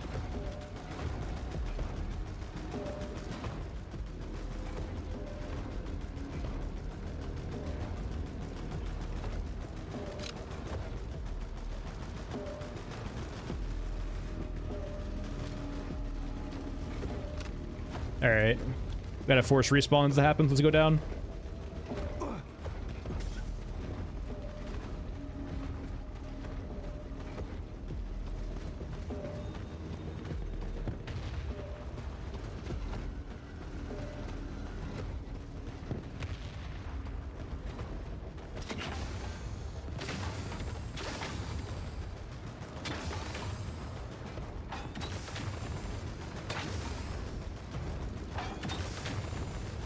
Alright, any Gunheads?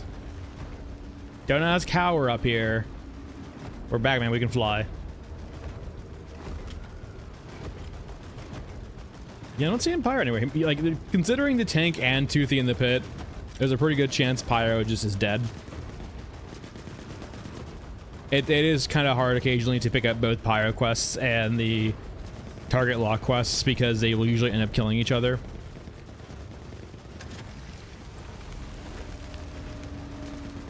He could still be to the exit though, too.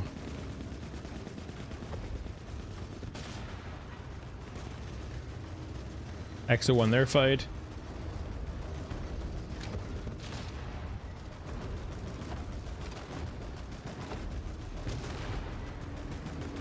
It's weird right now, right? So T90s beat Exos consistently. It makes sense to considering that like, the Exos only have a 20 mil cannon that does not do a lot of damage. But like, it kind of makes you think, what's the use case for the Exos if they can't reliably beat a tank? Like in the trailer, right, they are like basically essentially ripping the turret off a T90. But if you can't sustain if one tank shell knocks you out of the fight in the video, and a few knock you out in game, like I guess they're only anti-infantry, makes you kind of feel like Europa actually has issues with anti-tank right now. Like outside of the medium mechs, Europa doesn't have a lot. Maybe that will be fixed when the exos get a bit buffed or like can actually have weapons on them.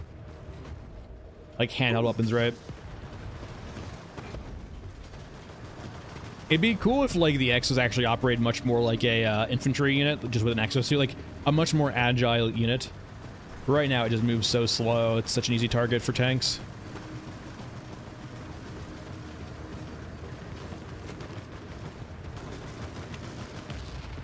Pyro over there, actually? Hey, Pyro.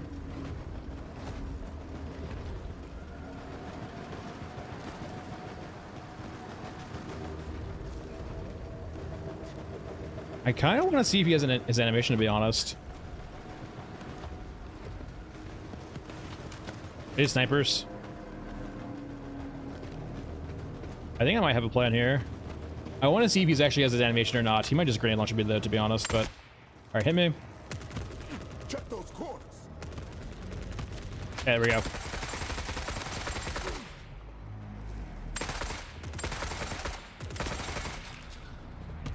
Alright, there we go. Perfect. Alright.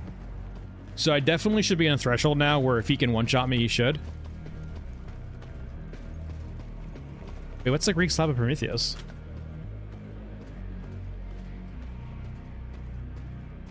He's still over there. So we're gonna sneak up on him, right? So the thing with one-shot animations, right, is they usually only play when you're in melee combat. And with Pyro,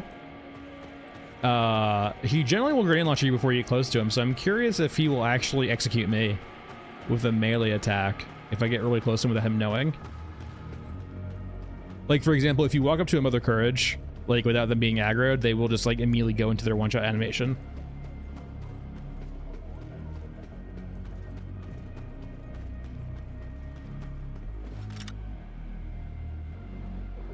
Oh yeah, okay, so he has his grenade launcher in the back. You hear about minefields.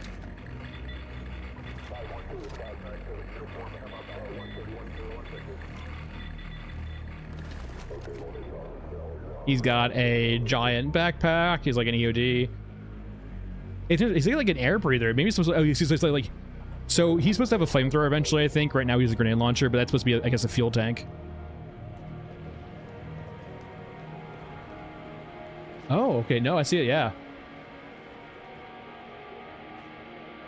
Two birds. Yeah, that's cool. Just me and my friend. Hey. Okay, I don't think it's a one-shot animation right now. The trailer was a lie. Like, in the trailer, he, like, picks you up and, like, I think breaks your back. Does he bane you in the trailer or does he rip you apart? I think he banes you in the trailer, right? He, like, rips you up and, like, breaks your back over his leg. So, unfortunately, no one-shot animation. I was hoping with seeing the lick animation kill from Mother Courage, it might be in the game now for Pyro, but I guess not.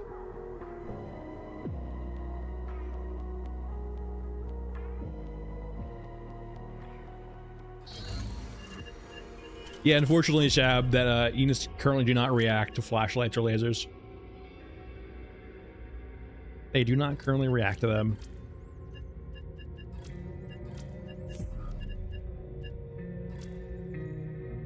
I've never actually finished this quest yet.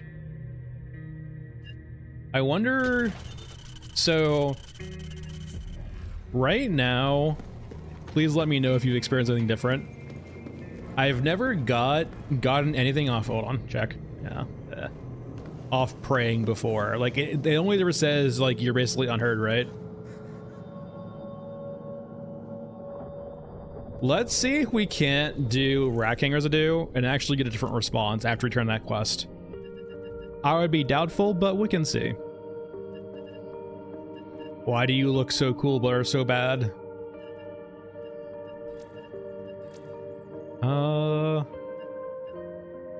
What gun are we looking at? I haven't used the air assassin in a while. I'm still of the opinion that it's probably terrible, but I haven't used it long enough that maybe... Let's bring the air assassin, which means I need to go buy 308. Hey, Aramaki, or sorry, Grillo. Give me 308. How much 308 do I have? Not a lot. Not a whole lot. Let's bring a backup shotgun, I guess, if that's the case. We'll do a USS. I think I'm pretty low on AH-12, so let's just do a USS with 20 rounds.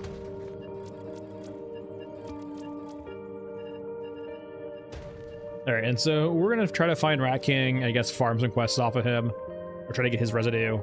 So let's go over to Mesa, if that's the case. I generally have the best luck with him on Mesa. I only see him pretty rarely on Mausoleum. So if we head over to Mesa, we can find it's such a much better spot too than Mausoleum. Mausoleum's a bit rough.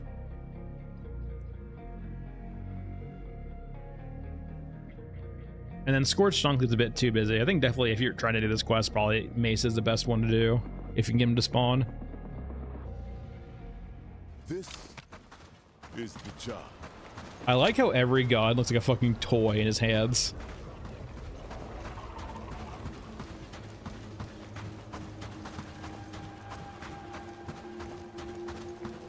Like, I can only imagine... So, Bagman can't use pistols with SMGs, and the reason why I imagine because, like, his hand models just do not work with those guns.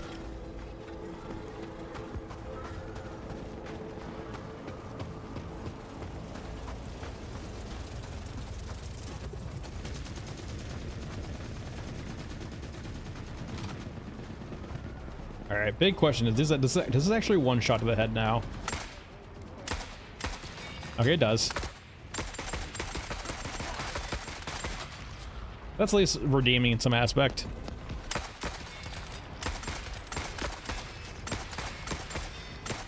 The alignment's kind of scuffed, but...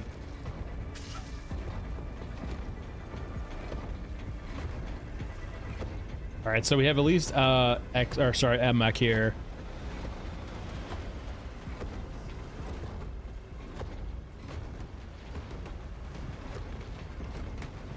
Does not sound like Rat King is here, though.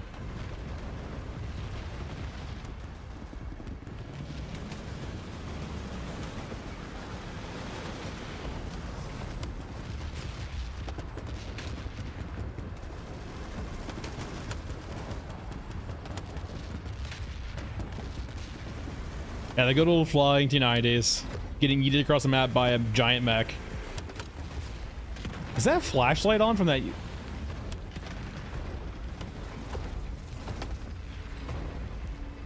Oh, it's gone now, whatever it was. Like, it looked like a flashlight was still around.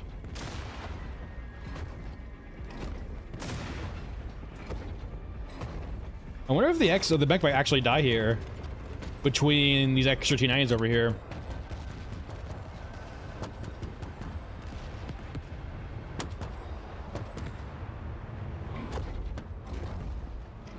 Take a moment and pick your targets.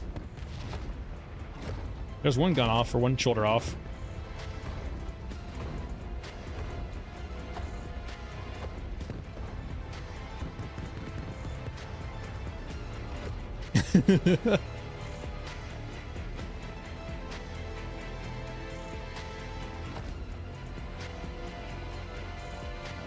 It fixed itself.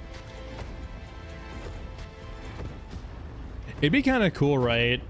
If like the tank ever got flipped over, it would turn into like a static prop and like you'd have units crawling out of it. Is that missing?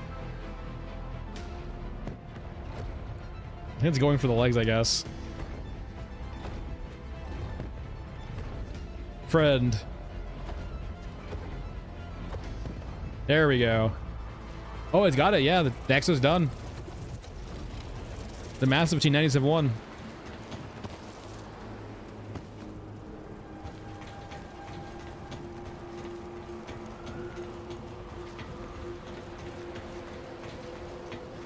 It like makes me think though too, right? Like if you only need a few tanks to deal with a giant mech, maybe they need better HP or more resilience or just like more, I guess, output too. It would make sense also if like the medium mech's main gun, like maybe 1 or 2 shotted those tanks. Cause like that gun is like essentially, it looks like, I don't want to say double, but close to double the actual like size of a T90's main gun. So I guess is T90 120mm? So like a 240 or 200mm main gun.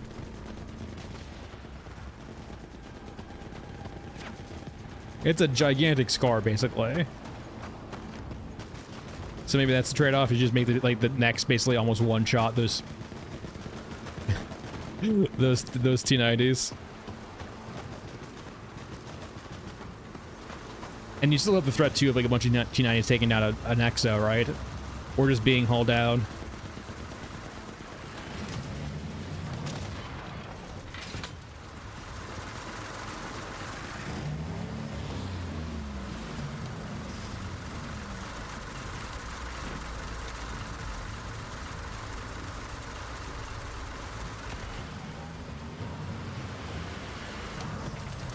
Whoa!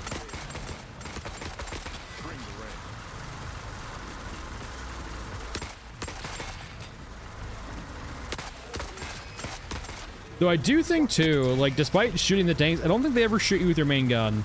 I think the only chance you ever have to die to the main gun of the T90s or Merkavas is from just collateral damage, like if you're near another vehicle that they're shooting. I don't think they've ever shot me with their main gun before. Just their coax or their top-mounted machine gun. No, yeah, it's a big shell. Okay, so 125, okay. The scars on the... it's probably despawned by now. So the giant scars, the giant cannons those mechs have, definitely seem to be a factor bigger than the main gun of tanks, right? And, you know, usually tank shells are designed to, like, take out other tanks in one shot, right? Like, one well-placed shot. So if you have, a giant version of that tank, right? Or that tank's gun, it feels like it would almost, like, 1 or 2 shot, you know, a regular-sized tank. And that could be, like, why mechs are deadly to tanks. It's like, you have to think practically, right? Like, why have a mech over a tank? And, you know, terrain concerns, right, is a big thing. Being able to move over difficult terrain. But if, like, hull-down tanks could just easily destroy a mech without it being able to damage them all, it makes it not practical, but I feel it probably doesn't do enough damage to tanks yet. It would make sense for, like, a mech to be pretty devastating in regards to, like, it destroying vehicles pretty quickly. And it could just be a factor, too, of not wanting to have to, like, constantly respawn tanks or deal with all of the, what's it called? All of the debris. Oh yeah, like so there's on Mausoleum there's a bunch of upscaled guns, right? For the X or for the mechs, that'd be hilarious to see. Yeah. But the dart rounds, basically the saber rounds for the tanks, they basically kill other tanks in one shot. It's like not like a multi, you know, shot affair. So when you have a giant version of that in the medium mech Scar, if they have that at all, to be honest, it might just be brute force, like a conventional AP round, considering its size. When it has to use multiple rounds to kill a T90, it kind of like makes it feel like why even bother with the medium mechs when you could just have, you know, more tanks. Basically I'm saying is like the medium mechs feel like their guns should be buffed a bit in regards to like their anti-tank or, you know, their kill capability. So that's a lot of guns now, right now too, though, for sure, as they're pretty unbalanced in regards to like their AP or HP damage. There's no armor in the game currently. Yeah, Justin, like sometimes it's habit. I just do the other way, but like sometimes I'm doing a mass. Like if I remember beforehand, it will be the tab plus space, but like if I'm just vibing, it will probably just be the other one. That's a lot of fucking cyborgs.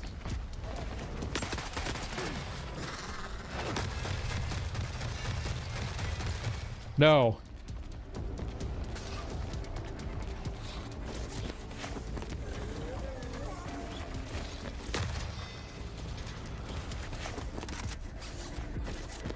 Not even desire, just like their happenstance to run you over, right? Or fly into you.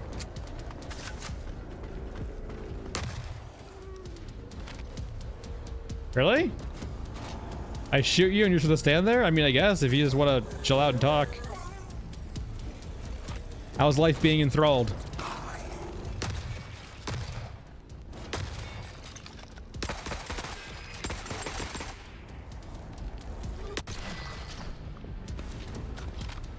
Sir? Sir? Sir?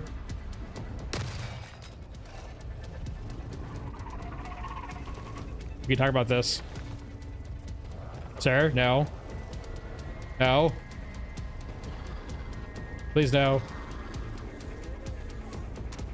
We can talk about this. No, he's free.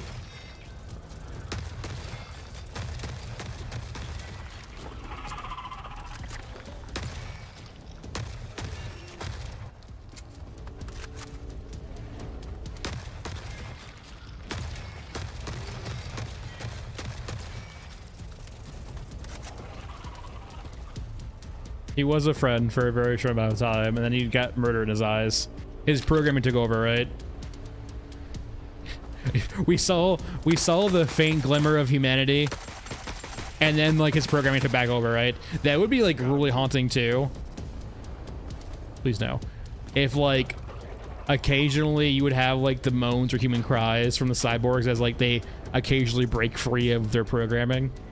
Be very haunting. Or I mean not necessarily their programming per se, but like basically like their, and I guess this is programming, like the directive, their yeah, just exactly like Half-Life zombies, right? With the head grabs, the wailing.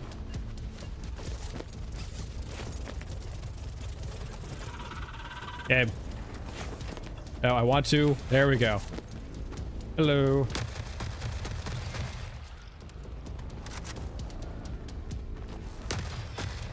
Did one of them just fall?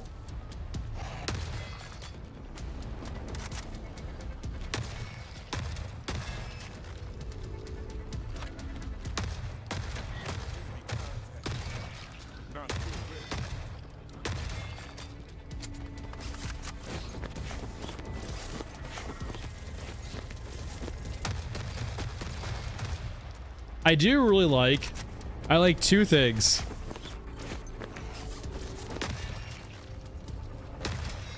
Two things. The fact that like, wait, hold on. Maybe only one thing. I like how the drones, when they explode, will just like take out other nearby drones. Oh yeah. Second thing, I like how the drones currently don't destroy you if they land on you. Imagine if they change that and like you kill a drone, it falls down, thwacks you on the head and you die.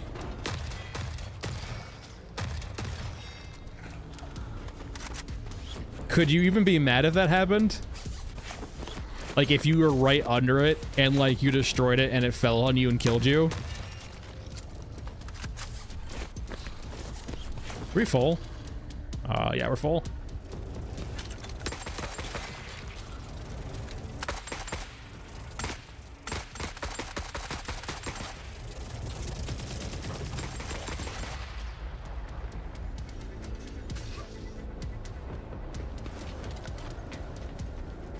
Yeah, definitely quest for sure. A lot of like the animations are like placeholder or recycled for now.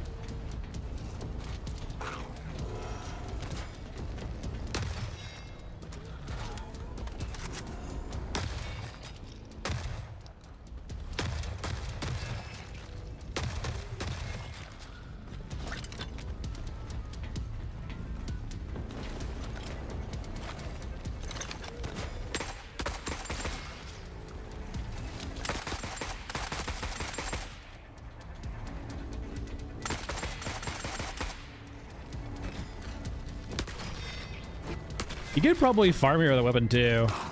You can just melee these guys to death.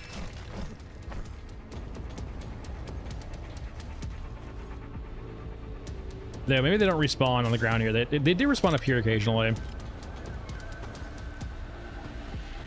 Remember, So fruit par, that's the downside of the upside of Bagman, is that like generally if you aggro a lot of a map, you just start murdering everyone. It's why you get access to the fun painless weapon, because you just can turn into Murder Man. Though I will say, with the accuracy buffs to like a lot of the enemies now, you do have to be cautious about where you are. Like if you're in the open, you are going to be pretty hard to punish pretty quickly. But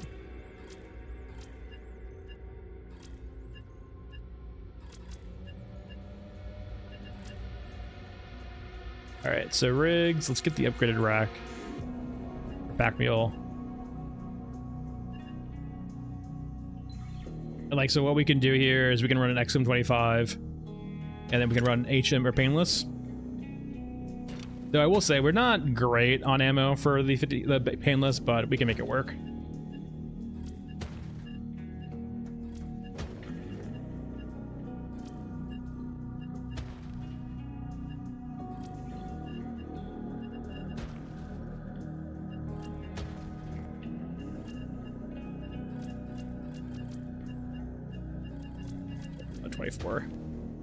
Wonderful. There we go. And then Vendors Heisenberg. There we go.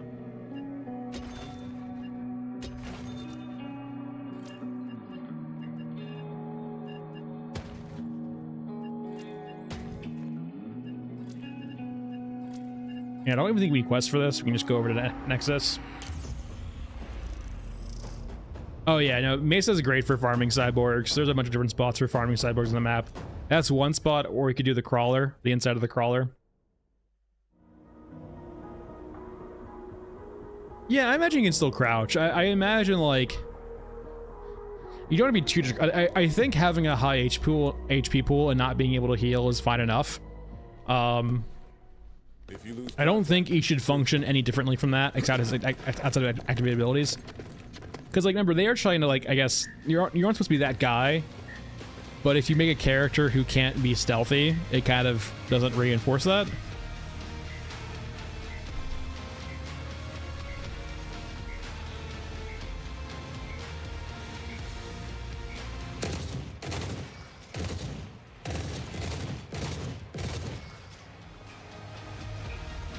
So maybe, like, because you don't need to breathe, you can just like walk up to a cyborg and just like slap cyborg parts on you as gunhead and just be like, beep boop, I'm a cyborg, beep boop, and just walk past your agent units and have them not care.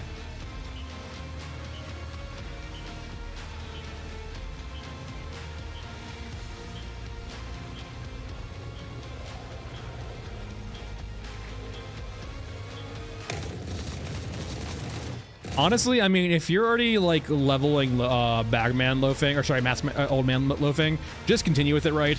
Because you don't really get the full benefit of a character like old man until you max him out. Like, until you can basically stop playing rigged shuffling, you're kind of like, you know, still in that process of getting the old man to his peak. Just like Scav Girl, right? The general trick, Fruit Par, is just go farm mech trenches. As long as you're not holding down mouse 1 everywhere on mech trenches, you will always leave with more 50 cal than you enter with.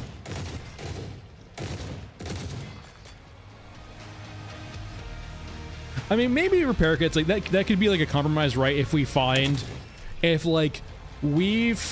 that Gunhead's inability to heal is a bit too draconian in regards to like how it feels in game. It feels a bit too oppressive in game. Oh, he's walking toward me. I should have shot him. I could see that being a compromise, right, where he doesn't use a conventional med kit. He uses like a mech repair kit, or like those repair kits. So I could see that being the case, right, where his repair methods are much rarer, and you need to stockpile them, and like maybe they are much more tedious to use in raid. Like, imagine, for example, too, like breaking out a welder and starting to repair yourself in raid.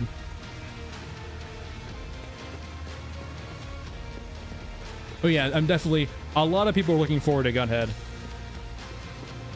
It's definitely like the most talked about thing whenever someone like nukes someone comes to the channel to talk about Gunhead, which is perfectly fair, and that's cool. And like seeing their first rendition of an activated ability will also be interesting to see how it plays and how it feels and so on and so forth. And I'm curious, it might be the only character with one for a while, but I am curious too if any other characters will also receive any love as in activated abilities. I can see that, Bob, but like, yeah, so like, you know, cyborgs will, some other units will, they will occasionally drop like repair kits that maybe he can eventually use. I feel like there's a unit stuck somewhere.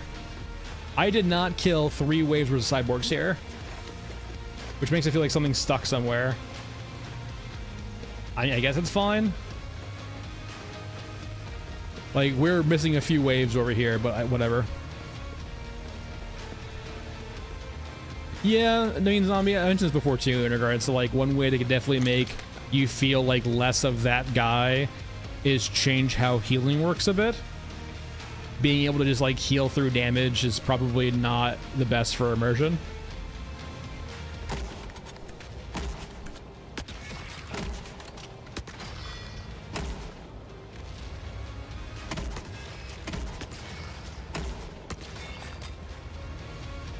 I'm actually curious. Heavy Brawler versus Grenade Launcher.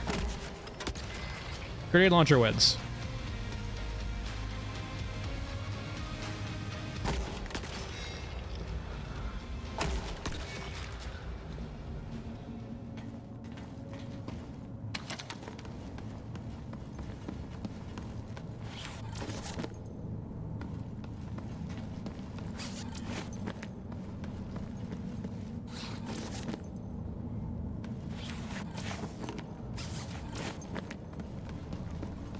Alright, let's get a new good spot here.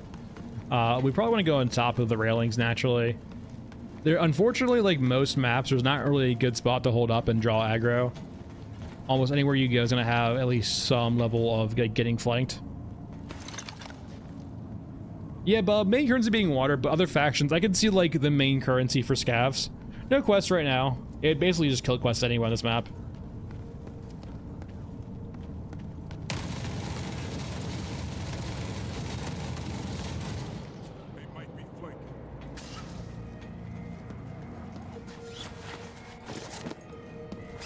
Yeah, I mean, loafing for sure. One of the weaker aspects to me of the game currently is the UI.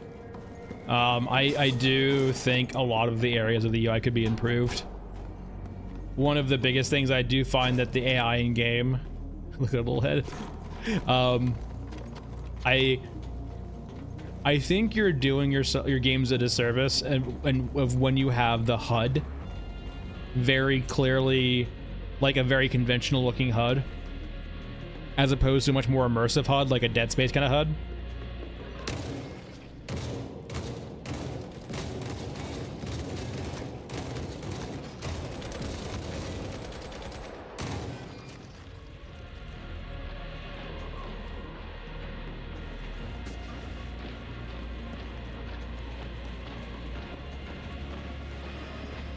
But yeah, also the main menus too, the UI is just like, yeah. They did fix it a bit. Like I was very happy on the October patch when they fixed the thumbnails for weapons. That was a huge like quality of life issue. It's much nicer now.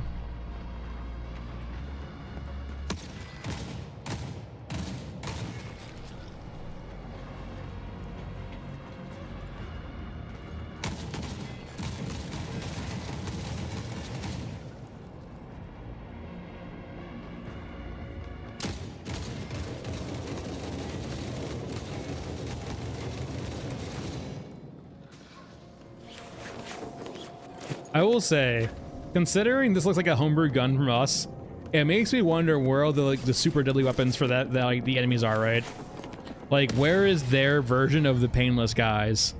I guess you could say the brawlers are kind of like that with their RPKs. But I think like, why don't the factions have painlesses? or guns of equivalent nature, right? Where it's literally just a bullet hose of 50 cal.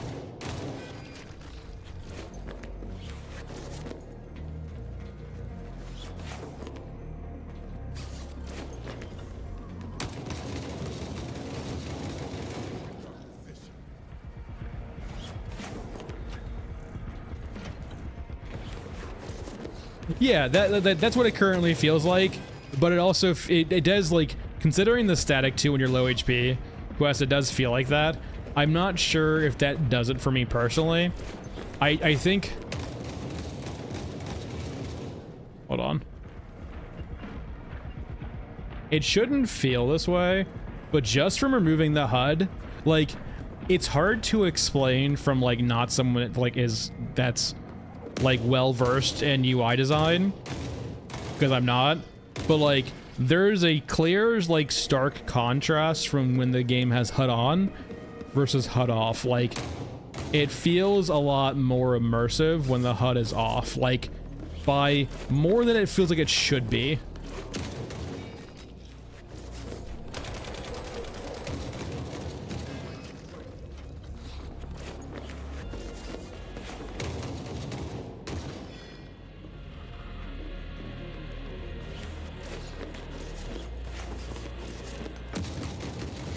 We full? Yeah, guys are kind of full until we burn out ammo. Yeah, so like my thought, like if they lean more into like the Dead Space kind of HUD, right, where they could show you like your active equipment or your active like healing item on the bottom right, like on your off your hip, they could show you your health as part of your rig. Like somewhere on the rig would like kind of show you where your health is. And then other features like that. And like ammo, you don't need to necessarily know, right? Not knowing your ammo is perfectly fine, I feel like, but yeah.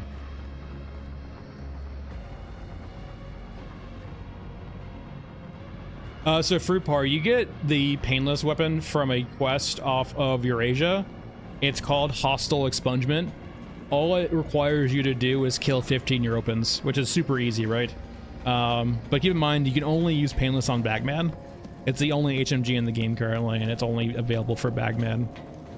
I prefer, so the M79 seems to have the same issue right now as the regular grenade launcher.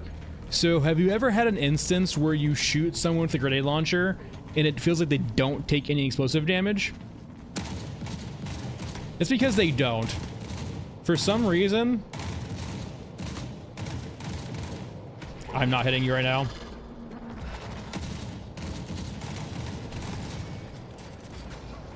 For some reason, it doesn't seem like the M79, or more importantly, the grenade launcher, seems to proc their explosions consistently. And so the only damage you'll do with the grenade launcher is the actual 1k impact damage. Now, the XM24 does seem to not have that problem, so it will actually proc the much more important 10k damage from the explosion.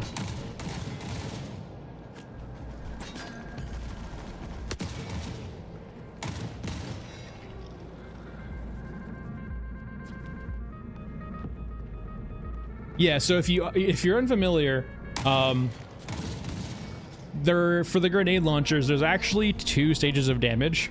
There is the first stage, which is just the impact damage of 1k, and then there's a secondary explosion. And the secondary explosion starts at 10k at its center and tapers off to, I think, 1k or 2.5k at its edge of 7.5 meters. And so if you're not proccing that damage, you're basically losing a lot of the damage of the grenade launcher, and it feels really weird because you'll shoot next to someone with the grenade launcher and you feel like the explosion does nothing because it doesn't proc that explosion damage. And I don't think it's as prevalent on the M79. It does happen on the M79, but like the regular grenade launcher does it all the time, which is why like I'm using the XM24, because the XM24 for some reason does not have that issue. It will always proc the explosion damage.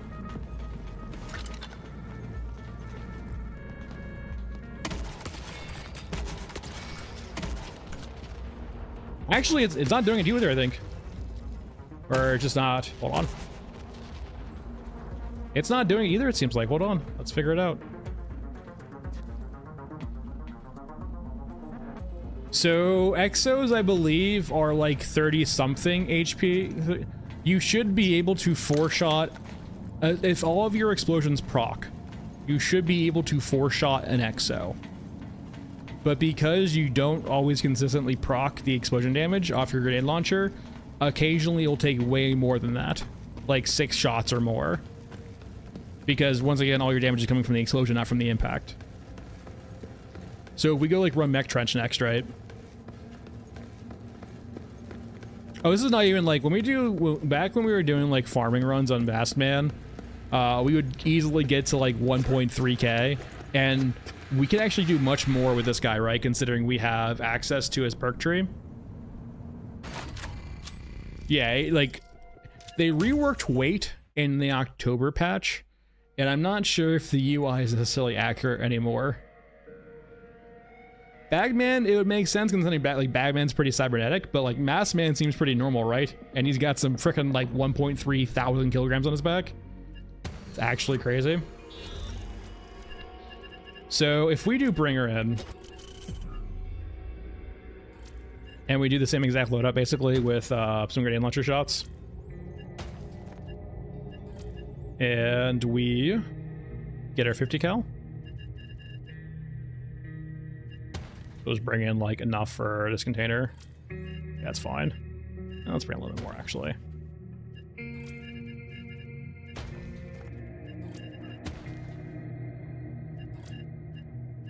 So right there, it wasn't. I'm not sure if it was proccing the actual explosion there or not. So maybe the XM25 is bugged too a little bit, but let's go see.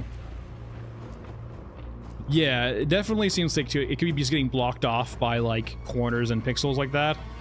That was always an issue in games like Counter-Strike back in the day, where like a grenade, if it was like a pixel behind a wall, even if you were mostly exposed to it, it would do no damage to you. Because it wasn't like a shockwave around it, it was just like, you know, doesn't have direct line of sight to what it's hitting. Don't lose track out here. Yeah, it seems to be the big thing here is that like, you will have like a reduced sprint speed, but like considering Bagman doesn't really run faster when sprinting, it's not a big deal. Okay. Let's use our very perfect scope here to 4-shot this thing if we can actually do it and hit it in time. I want to say here, I definitely did not hit all my shots. I probably missed most of them actually. I think it was a bit short. I want to say I hit one maybe, but that might have been the infantry squad. We'll assume that we didn't hit it at all right now, and we'll see. Yeah, we might hit it once, so 3 shots or 4 shots probably to kill one. It has like, I want to say it's like 33k, but I can't recall exactly how much HP it has. But it's enough to be consistently 3-shot or 4-shot by a grenade launcher. All right, no pilot, very unfortunate. Also enjoy your blinding fire. No pilot survived. It's hard to see too, because I want to show you guys. You can see kind of through the fire right here, that the actual thing the pilot would hold on to control the exo. So the pilot is actually like fully exposed. Oh my god, I'm blind. Oh, it's pitch black. It's literally pitch black. I cannot see. I started the fire too long. Oh god, the screen is black. I cannot see. Game. There we go. We're good. We flashbanged ourselves. But like, interestingly enough, you would think too, like the exo pallet is actually pretty exposed to like outside damage. Like small arms, okay, like small arms would be a lot harder. But like explosives definitely feel like they would knock out a pilot and a mech an exo very quickly, right? Because there actually is no armor protecting the pilot from the sides. And even in the front, right, there's like a little, basically a head slit a little bit. A little slit between like the top of the head and the main chassis of the mech. Let's go find another exo real quick. Yeah, you're upset with me, I get it.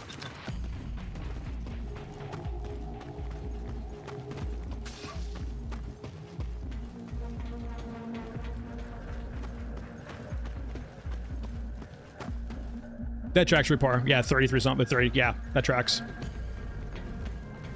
Yeah, exactly right. Like if a pilot was like, if the EXO wasn't moving or was like in a not frontal posture, the pilot would be pretty exposed.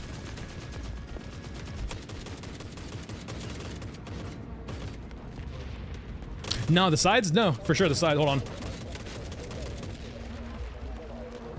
It's definitely exposed on the sides. You can see the handles. Hold on. It's just unfortunate right now because like the pilot's clearly not modeled inside of the EXO itself. So you can't actually tell where it is, but like like as we were seeing before in the fire, if you could actually see it, it might have been hard. You saw, yeah, the sides aren't, yeah. So it kind of tracks too with the medium mech, because the medium mech is the exact same way for Europa, where it clearly, like, if the mech, it seems that like they're very conservative on the armor they place on these vehicles, and they do not reinforce like potential weak spots. They more in the sense of probably try to train their pilots in regard to doctrine of posturing, right? Because if the medium mechs and the exos are always front facing toward target, they're pretty well armored. It's just the fact is, like, when you get behind them or get to their sides, they actually lose a lot, if not all of their armor. Most of their tidbits are exposed once you get to the side or behind them.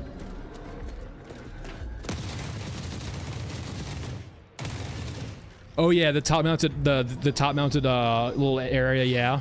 That's currently not in game. What my actual theory is, zombie, right now for that is that it's actually anti-air or anti-drone. And because it's the same exact thing they don't have right now for the AA vehicle for Europa, is why it doesn't currently function for the mech, the EXO either, right? So right now there's a quest called AA Tech Extraction on Mesa that you can't currently do because the vehicle doesn't spawn. So if they're working on the AI for missiles and rockets, especially for the AA vehicle, I could see why that top mounted rocket pod or missile pod on top of the EXO doesn't currently work, because it's probably gonna have very similar logic to the AA vehicle.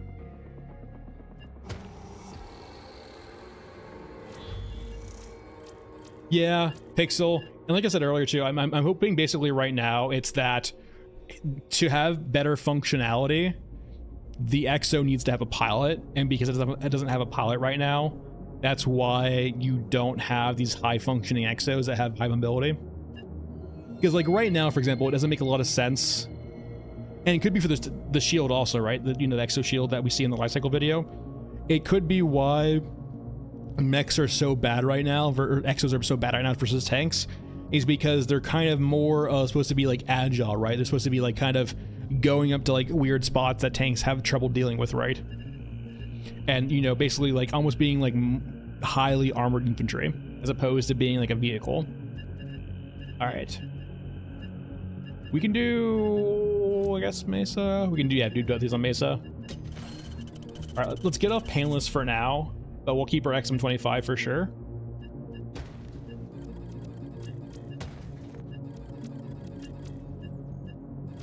Experience do we have? There we go, nice. And I want to say we might be A12ing it up, but no flashlight's kind of rough. Maybe we can actually bring out our flashlight. Where are you? Oh boy.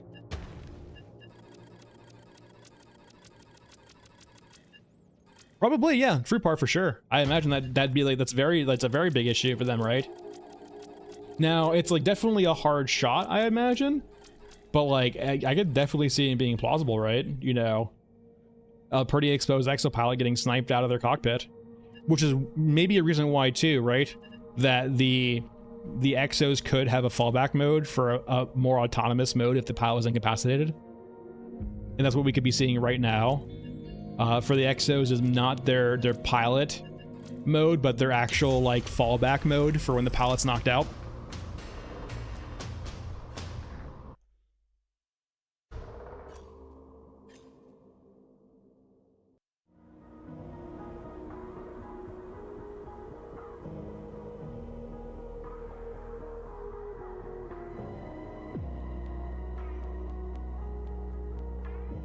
Yeah, and like it could be like, so I imagine eventually there'll be like an armor pass, and then maybe after that we might see like a weak point pass.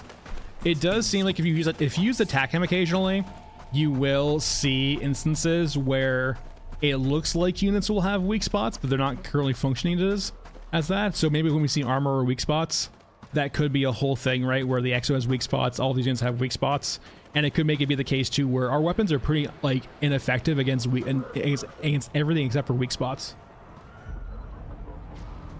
It is very scary. Hold on. I haven't seen your kill animation before. Oh, I have. It's been a while though.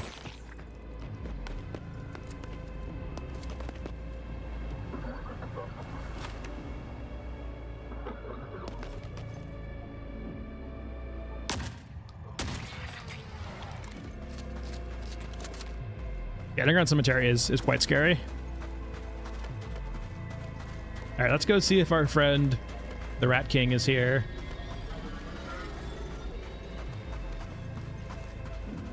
No jump makes me quite sad, though, I will say. No jump. Do not have the ups.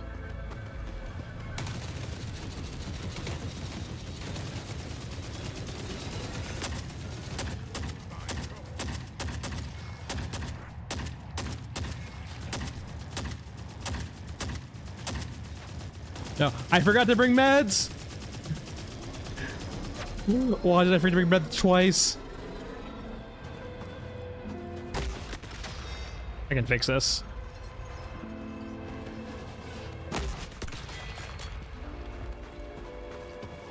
So focused on bringing like 480 shotgun shells, I forgot about meds.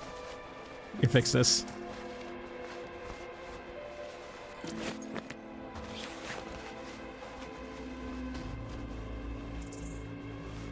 Yeah, it does actually, like, yeah, it definitely has like that vibe of like being an old base or an old innards, an old refuge for scavengers. I think I remember someone's like repeating too. I'm not sure how accurate this is. That the mech, the grabber down there too, is like a rogue AI.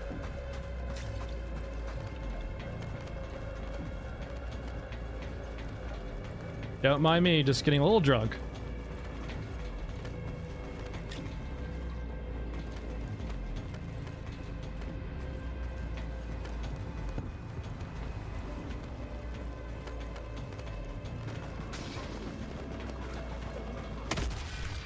I forgot I had the wrong thing equipped. I'm just really trying to kill myself today, it seems like. Like, I don't know what's wrong with me right now. I just really want to choose death. Alrighty, beds. Stop, please stop respawning. Please stop respawning up there. You do it all the time.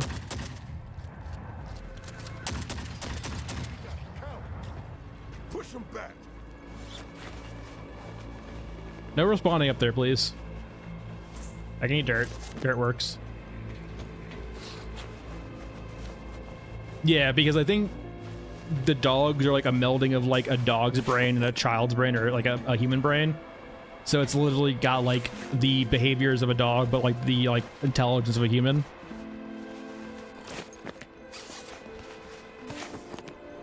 Leave me alone. I just want to drink alcohol and heal myself.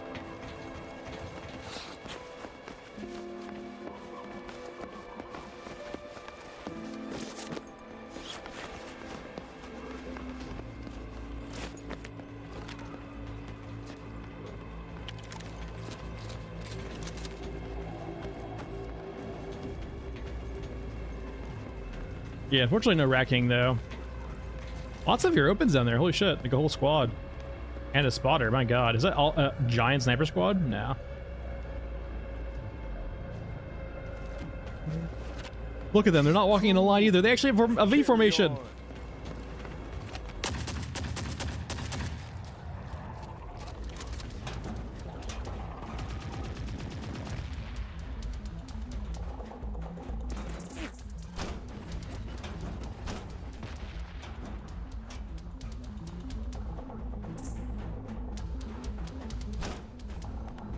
Meds.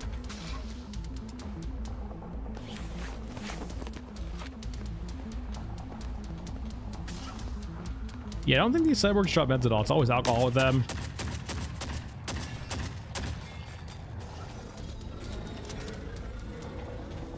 That's cool. It's actually nice seeing them like not walk in a line formation right now.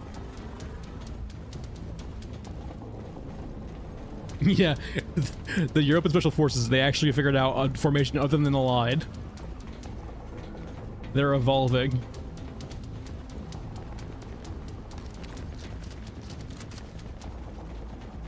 You cannot know. That's actually a big thing too.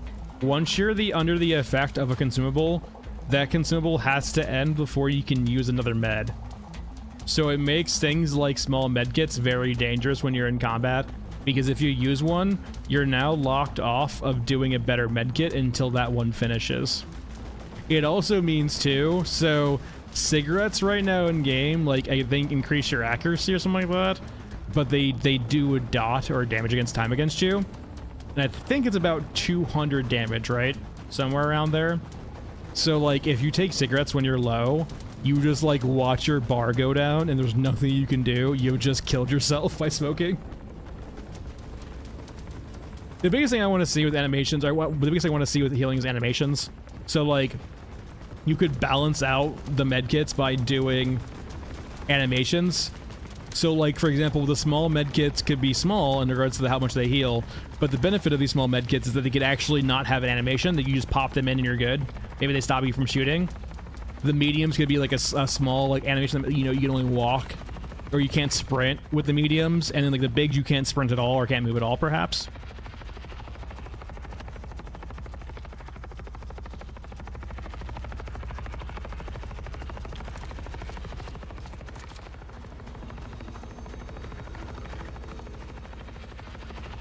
Yeah, by the way, that apparently happens, the T-posing, is whenever you melee someone near the entrance that we just did, right? I don't trust you guys. Never, ever trust. If you see a European sniper, just kill them. They will so often just shoot you without being prompted.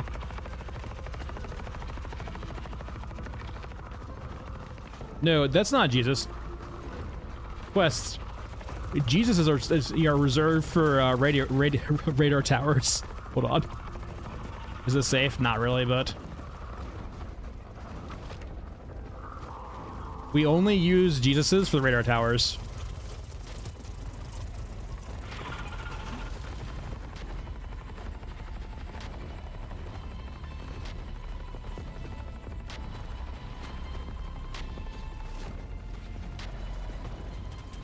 I'm guessing too, like, it actually is interesting because like those giant cyborgs actually means that those giant cyborgs exist, right? And we haven't seen them yet, right? So I guess we'll eventually have like more giant versions of cyborgs around, as opposed to like, they'll probably be like, you have Mother Courages, right? I guess that could be maybe Dad. But yeah, these giant versions of cyborgs. Why can't I go in you? Well, if you're hole-shaped, why can't I go in you?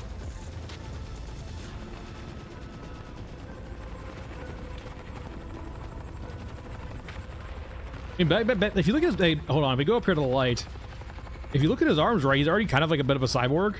He's not like the Eurasian ones, but like he actually does have like augmented parts if you look at his arm, right? He's like, he's got actual, like his whole arm's augmented, or like probably all artificial. America. I've never seen the chopper come this far over here, by the way.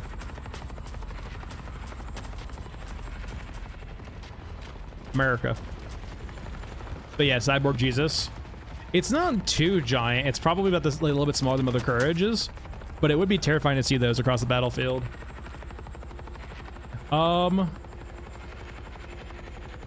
It might be in... Get more to the light. C-A-C-A-C... Kasika?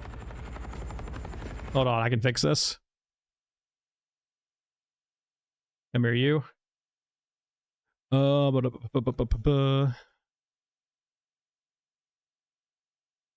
We can figure this out. It might be a serial code, too.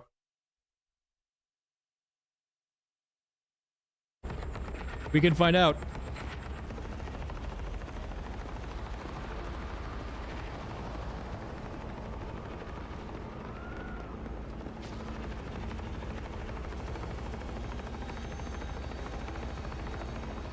I got the big boy keyboard.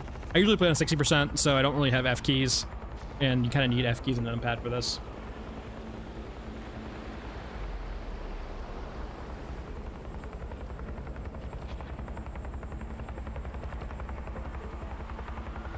And if you want to wonder why, like, having a PvE co-op game is really nice.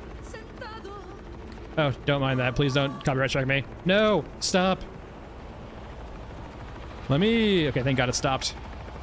Immediately just struck down by the DMCA gods. Anyway.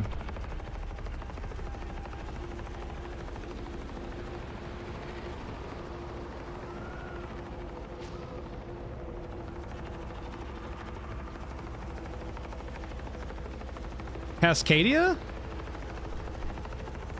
That's what it looks like? Yeah, CA, CSA, C, like, yeah, Cascadia it looks like, so it's probably some company. And we have another brand here of, I guess, just, wait, it looks like more like this. Like, yeah, 2 Z's and like triangles?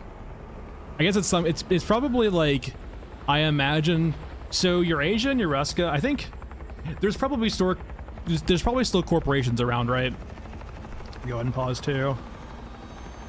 So there's still corporations around, right? So I imagine like this might be a corporation who manufactures these, perhaps? Like, a lot of these are AI factories, but maybe like more advanced stuff like this are things like that. Yeah, you have this also.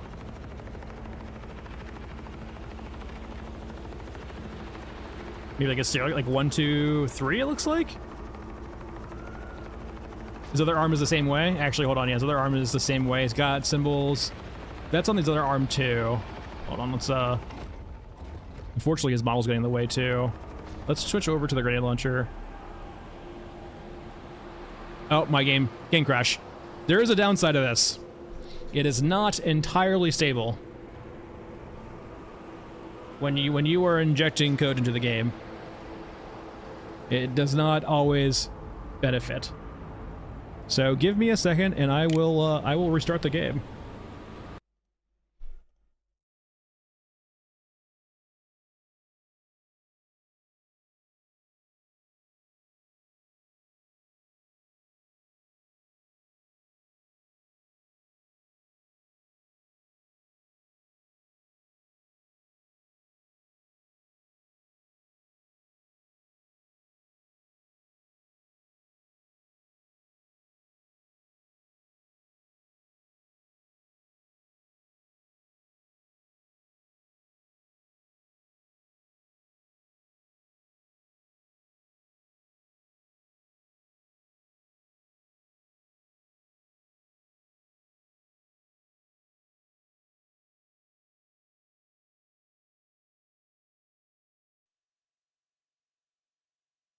All right, we should be good now.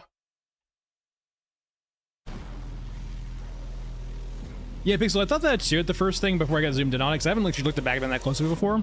But yeah, it seems like he is like that. All right, let me go ahead and start. It's pretty rare that it crashes, but it does do it occasionally, especially if I pause quickly. But let's go ahead and get this back going.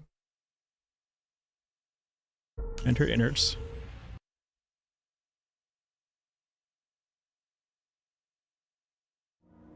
But yeah, there's no free cam currently in the game. This is definitely an outside source thing. It injects some code into the game, which technically it would trigger anti-cheat, but because this game has no anti-cheat, it's perfectly fine. If we see Mother Courage, we actually will do that. I'm actually genuinely curious myself too. But hold on, let's while I have. All right, let's pause. Let's HUD and then free cam. So now we're on free cam. His other arm is up now too. So it's the same thing on this arm basically. You can kind of see that it's all yeah, it's full cyborg arms. I don't think we can see his, yeah, we can't see his legs at all. His face is mainly conventional. He does have a bit like cyborg eyes, it looks like, at least on this model. There are a few different models, right? But he does actually have those bluish eyes that the other cyborgs have too, right? for Eurasia. Like if you notice the cyborg side, predominantly most of them are all blue. Alright, so we lost our stuff, which is very unfortunate, but it is what it is. Only had to make sure select stuff on sites for the X125. Grenade launchers. Yeah, we'll no X125. We can run it back though. Oh, we lost the A12 too. No. And all our shotgun ammo. No. That's the big loss, is losing all the shotgun ammo.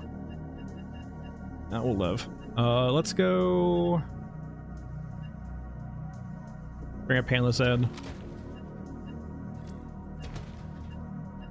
Not too much ammo though, just enough to get by. I'm gonna go fetch my XM25 and rigs, large items, jump.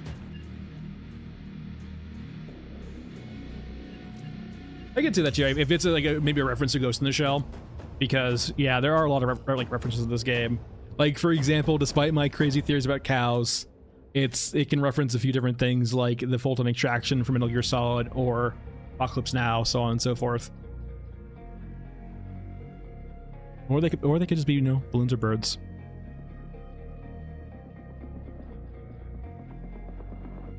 Yeah, we haven't seen a night shift today, unfortunately. We could force it a bit, but we'll see. What's the job? Still looking for Rat King too, actually.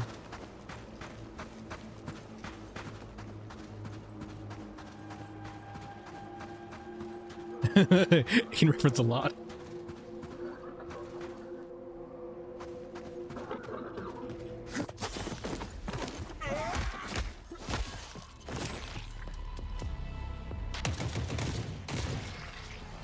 Gotta move.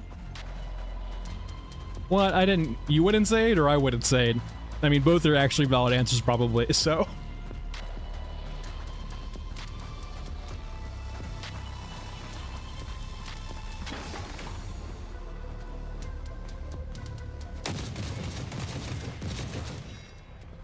Be free, my cyborg friends. Both, yeah, fair. Alright, any Rat King friends?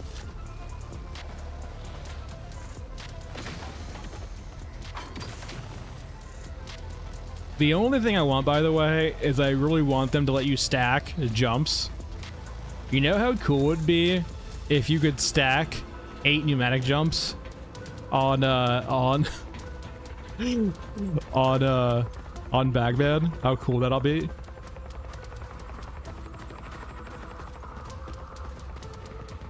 Yeah, so you can export the game files if you want. Like they don't try to do like a very aggressive, like the game files are encrypted, but like not aggressively so. So like it's, if you really want to unpack the files and explore around, you can, and like, you know, data dive. So it's like it's basically just like a traditional hind, right? Oh, there we go. All right, hold on. Can someone decipher what those mean? Well, let me go up to a higher fidelity. Unfortunately, I had to unpause to actually get to my settings here.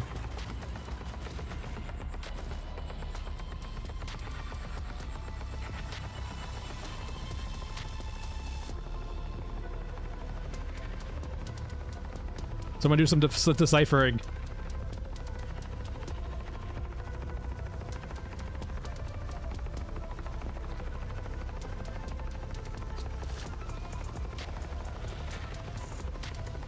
But yeah, it's basically a traditional hind with, which also means to eventually should be able to airdrop units in. I guess like actual high tier cyborgs. It does have rocket pods too, by the way, that are not currently active. So keep that in mind. It does, I mean, it does actually shoot rockets, but like not in a traditional sense. It does have these ATGMs too that it doesn't currently use. And it has, what are those? Are those like little legs?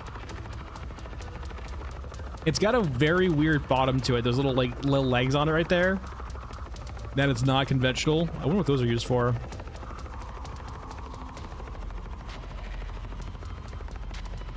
All right. Let me go get my stuff.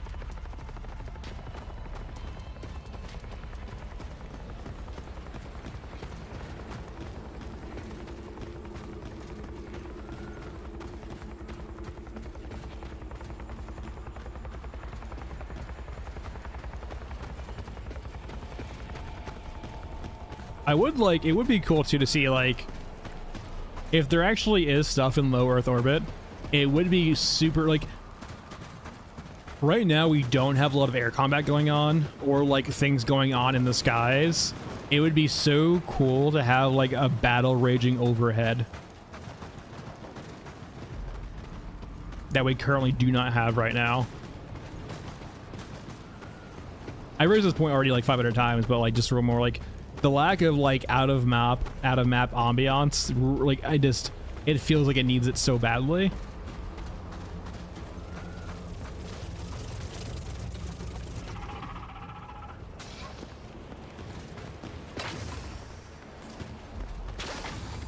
Might not be able to get this way. Nope, we can.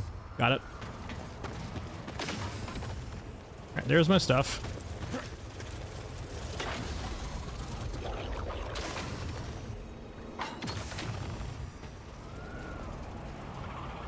Maybe that'd actually be interesting, right? I don't know why the LEO would be that big in regards to like that spherical, but it would be really cool, right? If that's the reason why the eclipse is happening. All right, let's go liberate some of our friends inside the crawler real quick. I actually haven't tried getting up here before on this variant. Okay, let's try this. Can we actually crawl up you? I haven't actually tried on this map before, I don't think. Yeah. Well, hold on. You can't do this to me. We were so close.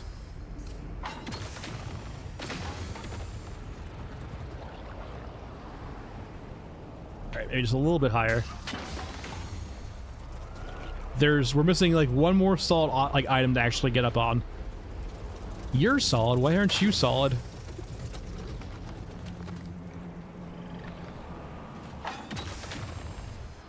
Wait, hold on. We can fix this.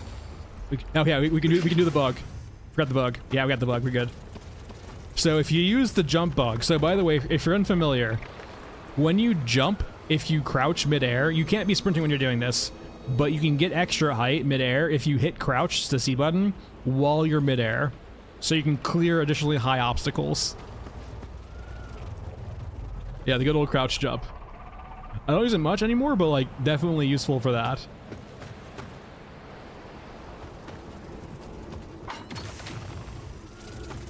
But it is interesting too how like we currently have like every single one of these towers. Oh, I'm bugged. I actually bugged myself out. I can't currently shoot. Need to loot all.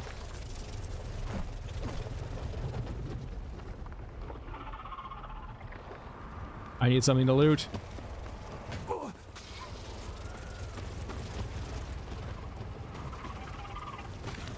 Where are you? Give me a box. Why can't I find a box? I need to loot all. There we go. There's a box. That's not good. That's not good. There we go, we're good, we can aim.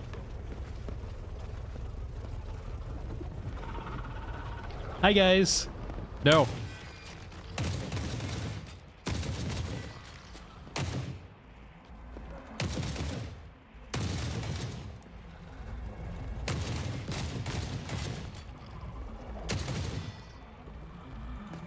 HKs, what did I do? Taking fire.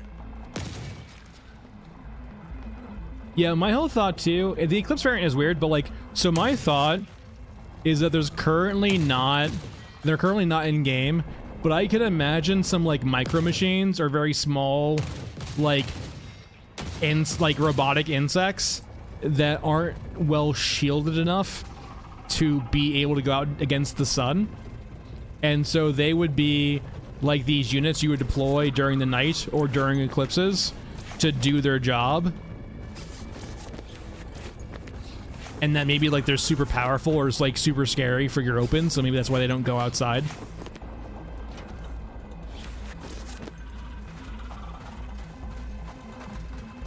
Like, I can definitely see a case, right, where if there's like micro machines or it's like small miniature drones, because there's basically probably no ozone left, the amount of EM or like, you know, basically frying electronics you would get from the sun means those small little bots can't go out with the shielding. And so you only see them on night shifts and eclipses.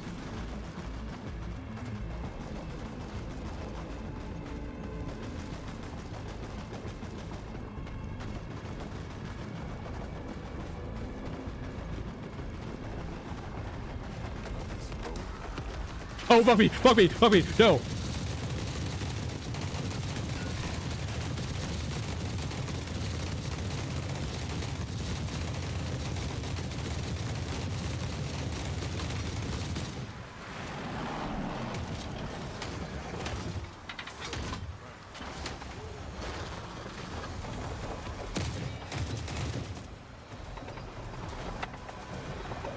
Think of the stairs, guard me.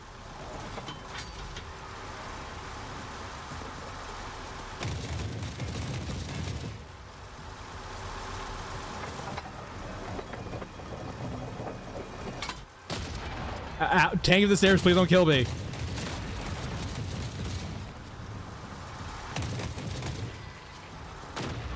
Tank of the stairs, please don't kill me.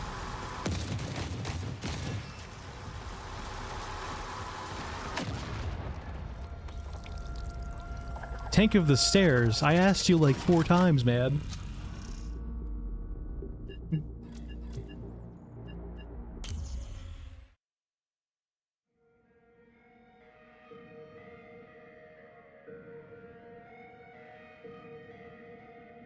I can see that, like, yeah, maybe being like a battery for the radar tower.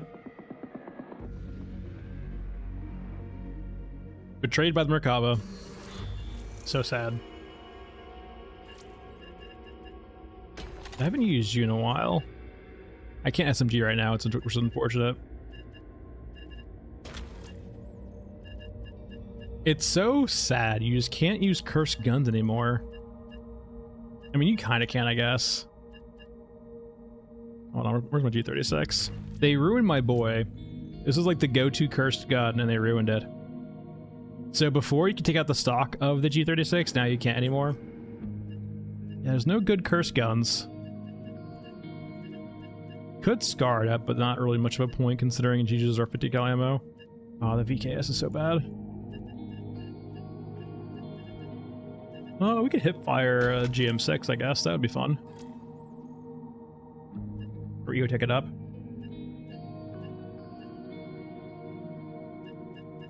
So we'll bring a GM6 in. We'll do an S12, why not? With our 23 rounds of shotgun ammo. Alright, where's my 50 cal at? Plenty. To do 300, which I doubt will... like, more. Perfect. Meds, I need to go talk to Heisenberg. Yeah, like, I'm not sure if it's, like, controlling the radar tower or... like, actually, like, the power. The power is, like... the power is a good idea. I definitely lean toward that now, for sure. Definitely seems like it would be easily the case. Yeah, Andrew, I can see that too, right? And yeah, the ozon's definitely gone from nuclear war. So, like, during the day... like... the battles take place during the day, and the night shift comes out at night to clean up and basically, like, reset the battlefield for the next day. Essentially recycle. And so it does feel like there's some extra thing to kind of reinforce your opens or other factions to keep their core infantry not on the battlefield during the night shift. And, like, the easiest thing I can see is, like, things that can only operate during the night.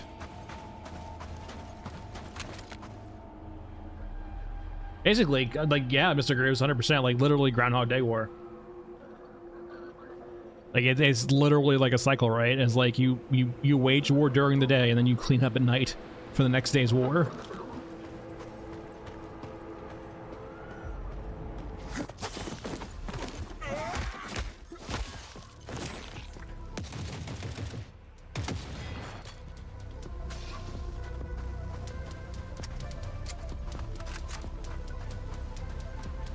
Yeah, I mean, everyone's pretty well covered up, or they're not.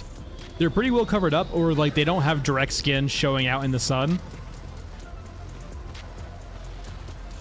Like, most of the troops are pretty well armored, or they don't have actual skin being exposed, like cyborgs.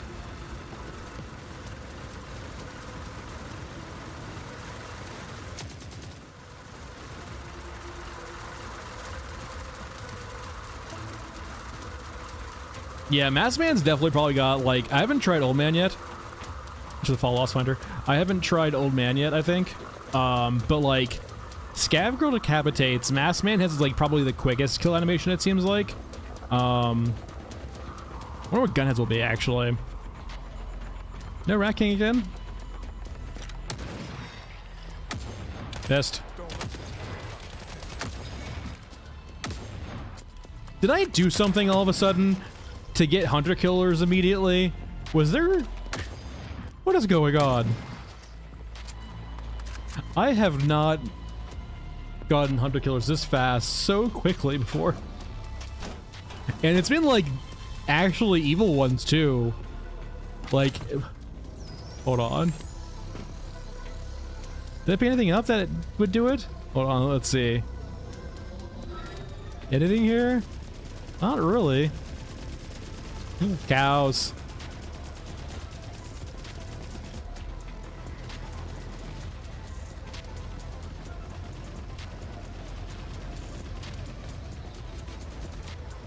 Purpose isn't that bad though. It's only bad with one faction, I think, right?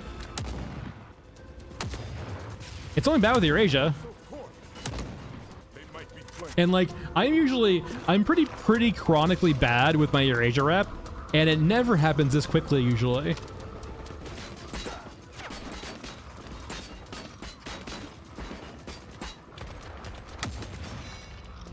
Moo.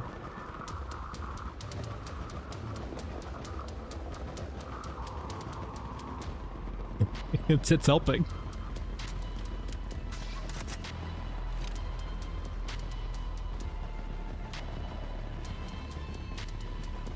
Thanks, Lost Finder. Appreciate it.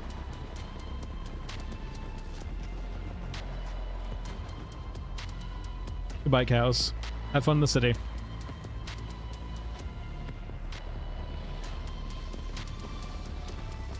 All right, where's this HK at? What did we get this time?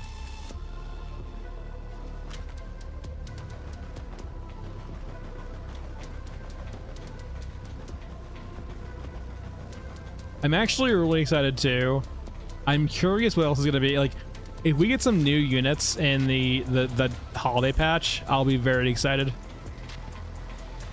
I really want to see like the super heavy tanks. I think they'd be super cool. Okay, it's just regular EODs. We're good. I can deal with regular EODs. That's no biggie. If I can hit them.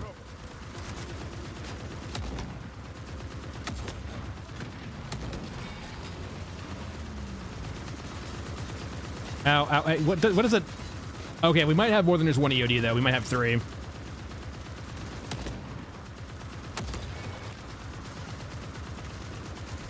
Between now and Xmas, what right now, Lost Finder? They basically said, Gunhead by Christmas.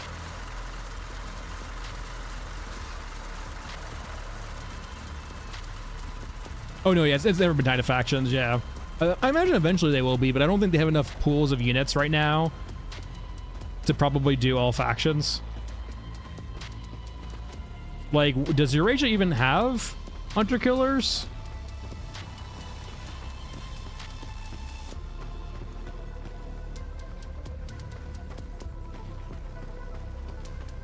We have the Grabber, we have EODs, we have medium mechs. Yeah, does Eurasia have Hunter Killers?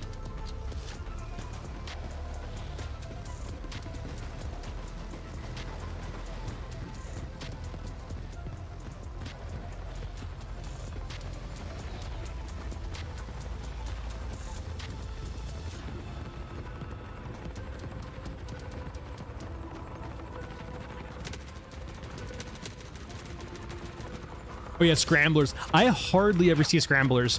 Even when I see scramblers are deployed, I don't think I rarely ever see them actually come at me. I do recall them like basically say like scramblers are deployed for like the night shift Hunter Killers. But yeah, I don't recall them like ever actually like maybe once in a blue moon showing up.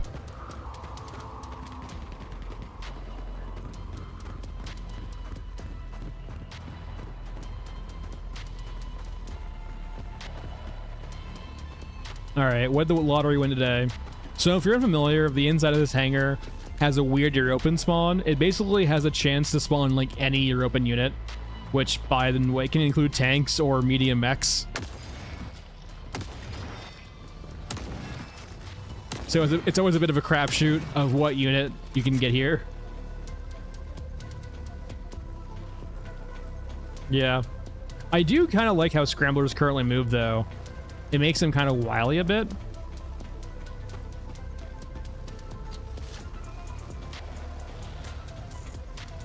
Like, as a distraction that's hard to hit, it's a very nice little kind of creature, right, for the main Eurasian units. They're a good distraction for the less evasive units to close the distance without being murdered immediately.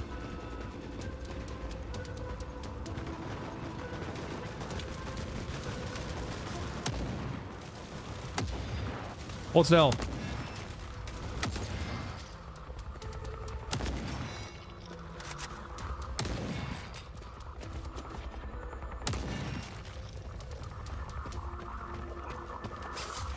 So it's almost like with the Q&A, they've kind of like alluded to the fact that we're on West Coast USA.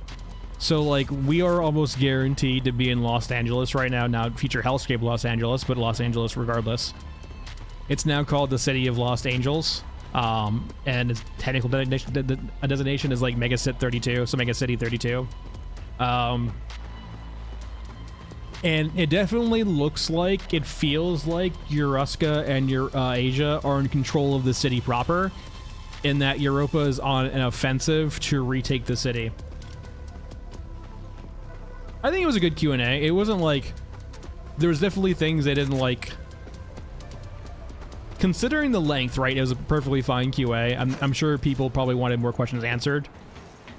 But like, in regards to like a 30-minute QA, it answered a bunch of my questions, and then like, I came out with a positive feeling from the Q&A, which I guess it's its job, right? Leave me alone.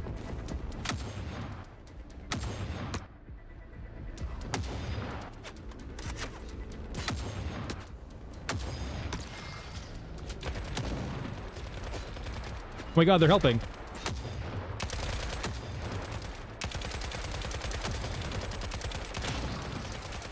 Cover me.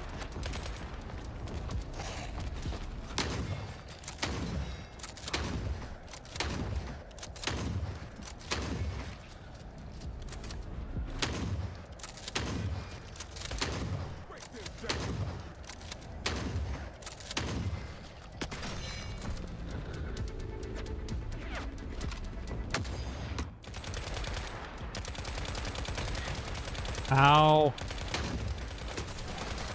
Might die here.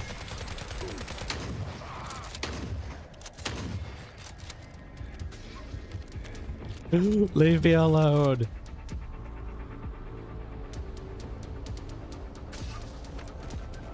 Contact.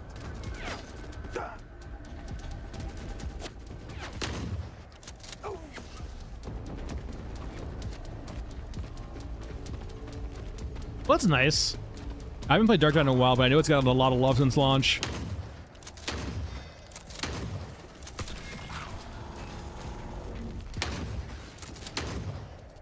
Wait, what are you doing there? I've never seen you spawn there before.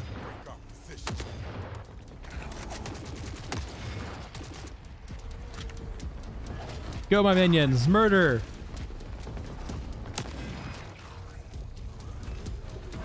Feast on his flesh. Go. You got this. Nice. I hate it. Don't. I think it is. It's been like out for like what, 2 years now. I'm sure they've probably felt like the biggest thing I think with Dark Knight at release, right? It was pretty bare bones at release, and so they've had like what 2 or 3 years now of adding content and like adding systems to the game. That was kind of the thing with Vermintide too, right? And Vermintide is like you kind of needed like it needed some extra time in the bank. And it's definitely got that now. Yeah, with the October patch, they buffed AI accuracy quite a bit. So, like, all of the guys now are pretty scary if you let them sustain their fire against you. Very quite scary. All right.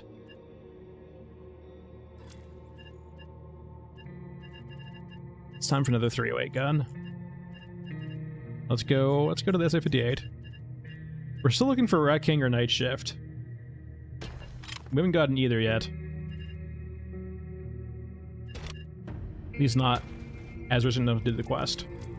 That's fine. 308. I need to buy some more from Grillo. That's the wrong ammo type. I just bought some useless 357 Magnum. Very sad. Alright, and 308. Loadout. Vendors, meds. That's not good. Guess I'm going to be relying on a bunch of small meds this time around. Lots and lots of small meds. 30 to be exact. Right, Mesa, entry point, street still. Good. Oh, that's right. Yeah, Vermintide's got the PvP mode now.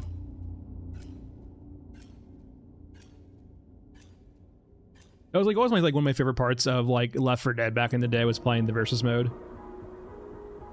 It was always like super fun when you coordinated properly with your teammates and just like instantly like basically hard locked the survivors.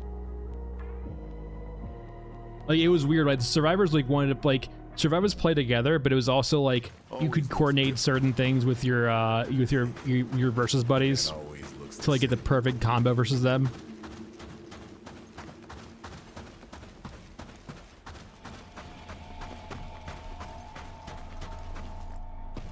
What do you mean, Pixel? Are you saying that the revolver in this game isn't good?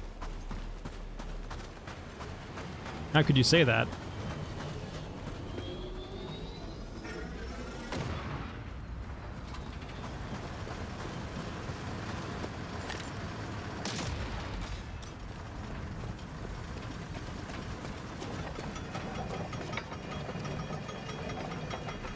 I think they just feel good, right?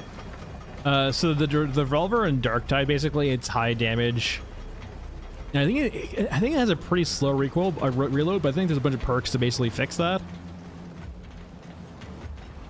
Where's my Rat King?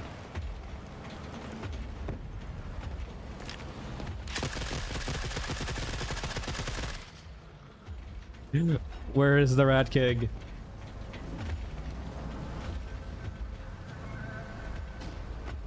Wait, we have one Merkava versus 3 T90s and 2 Eurosca mechs. It looks so cool too. Wait, what?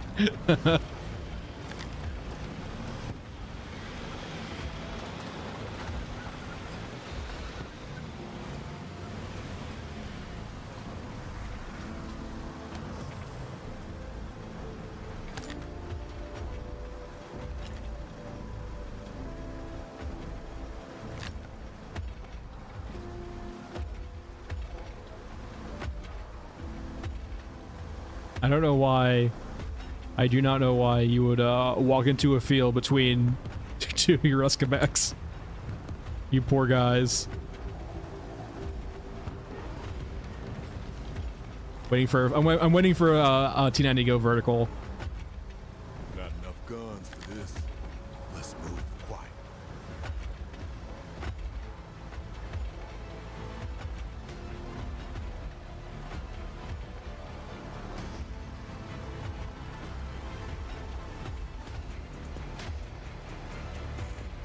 Come on, flip it. You know you want to.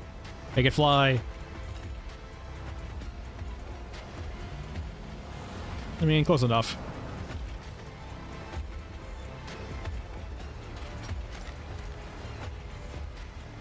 Oh well. Still no Rat King.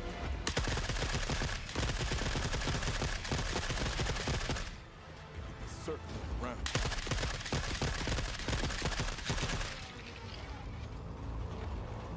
I know, like, at this point, too, like, Darktide had a good base, too. Last time I played it, all of the guns felt pretty good. At least aesthetically. Like, the only biggest thing is that there was definitely feelings where, like, some guns felt more effective than others. But, like, feeling and aesthetic-wise, they all looked and felt cool. It just sometimes, like, the power behind them didn't feel like it matched.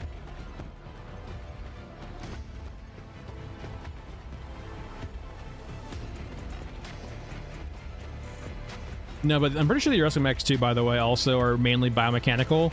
Like, it's probably one big guy that's basically, like, it's almost like a Dreadnought from 40k, I think, right?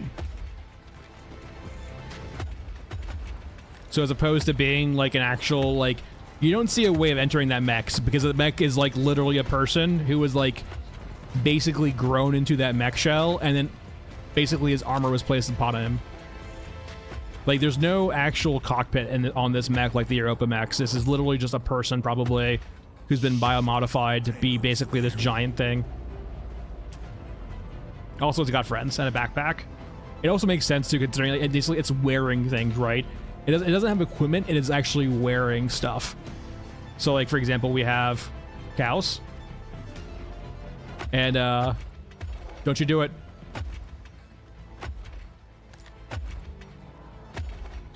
Yeah, it looks to be like an actual person. Yeah, it's cool. It definitely like leans into the whole like biomodification for Eurusca, right? Where it's like actually just this giant person who's been modified. Though it does. Something's kicking out there. Hello. It does have these weird joints. I guess it still could be a person though, right? If you look at these joints here, like we can't actually see the inside joints there.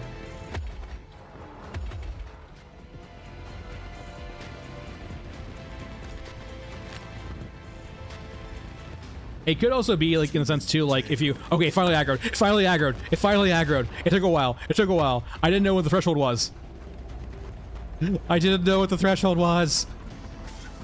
I'm sorry. I just wanted to admire you. Ow. It might have been the cyborgs actually doing it too.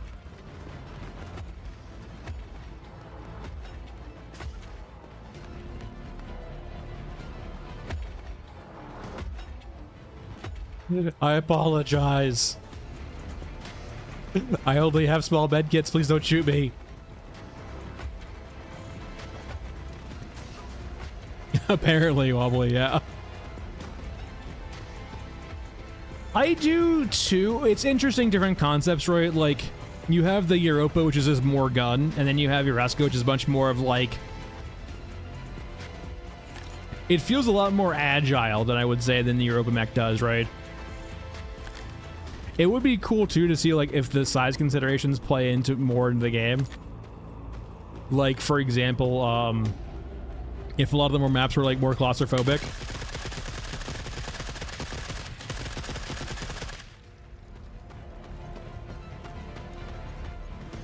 Yeah, its helmet's got like the helmet has like the many eyes. Which reinforces my point too. I really want to see if there was one unit I could design for the game, it would 100% be flymen. Or manflies? Manflies is probably better. Manflies make more sense. So the way I see it basically is you basically have like a Euruscan soldier that's had all of its non-essential, like it's had its legs removed. It's dead weight. You don't need your legs anymore. And they've reconfigured the shoulder blades of the person to basically be like these VTOL launchers or these VTOL kind of blades. And then it naturally has a gun in his hands, right? So basically you have a flying, legless, like half fly, half human creature with these like kind of like these big droning little like fans as propulsion, right? And like that would be basically, so right now we do not have a Euruscan drone. And that could like literally de facto be the Euruscan drone. Is this like... Draw me like one of your French girls. Got it. Can basically be like one of these like, you know, really cool units that feel like horror-esque, right?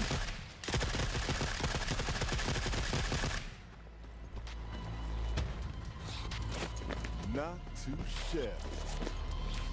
And like I can imagine too, like they have a very distinct sound, right? Like a high-pitched fan.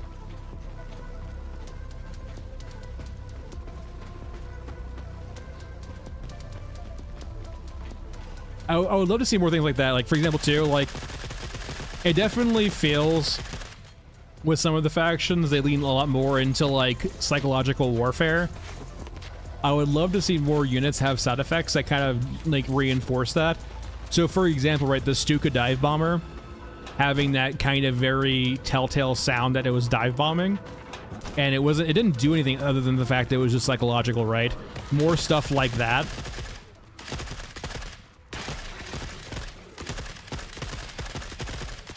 would be super cool. Oh, for sure, Quinto. Yeah, 100%. In regards to, yeah, expandability for sure. Usually, I think they despawn over here, right? Yeah, there's a despawn trigger usually about like right here. So unless it's an HK mech, it will have despawned by now. Like, yeah, you can't. The best place to snipe mechs is basically from the top of Shantytown over here, because they don't despawn. So they despawn like around here, and then if you're on top of the crawler over there, they despawn also. Guess the crawler's right over here, better vantage point. Okay, hold on here. I'm probably gonna die, but I've never tried going over here before. Oh, there's a wall. Never mind. All right.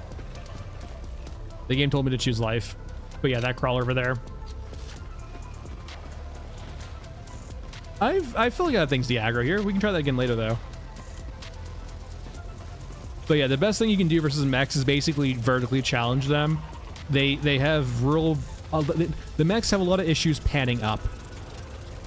They can only look up for so much.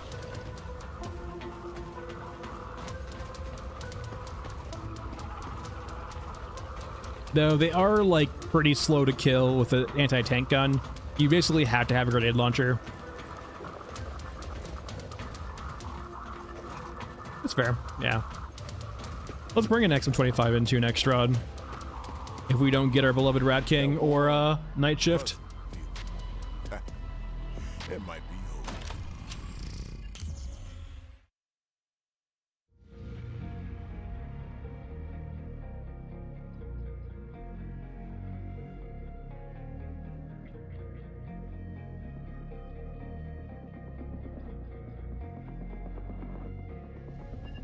All right.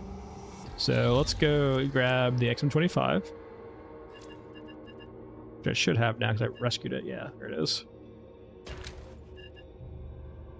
Am I out of 40 mil though? Gonna fix that. Hey Grillo, you got some 40 mil? Let me sell some things to you. How would you like some heads? There we go. Let's go over to Aramaki, which I think also sells 40 mil, but we need to... he doesn't like us right now. We can fix that. The guns don't do a lot, but I'm... Fertilizer? Tank fertilizer? Not really.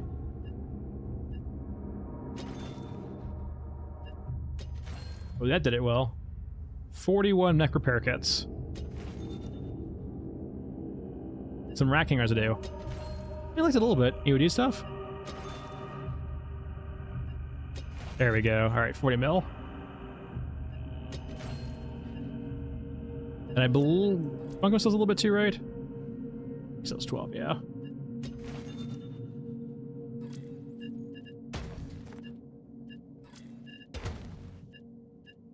Alright, and we want our jump to make this a little bit easier. And... we can do some sniping too, I guess. We're gonna SVD in. Are you modified, actually? You are. Just done with thumbnail. Alright, 762, or D4 rather. And let's talk to Heisenberg. There we go, thank God.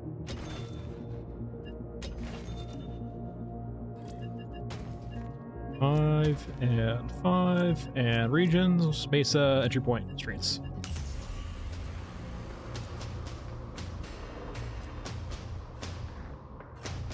Maybe. I haven't like looked into it too much, but it definitely seems like they value certain things more than others, and it's not dependent on cost. Quinto, no, Grabber's unkillable. Grabber has the same 1 billion HP that the other unkillable units have. You technically can, like, you can kill all of them, you just have to do 1 billion damage to them. So if you modify your game for somebody to do 1 billion damage, you can kill them. If you lose contact, but like they don't have stay there. They don't have death animations, they don't have death models, they just like Like the mechs, they just stand there. Maybe not even on fire, too.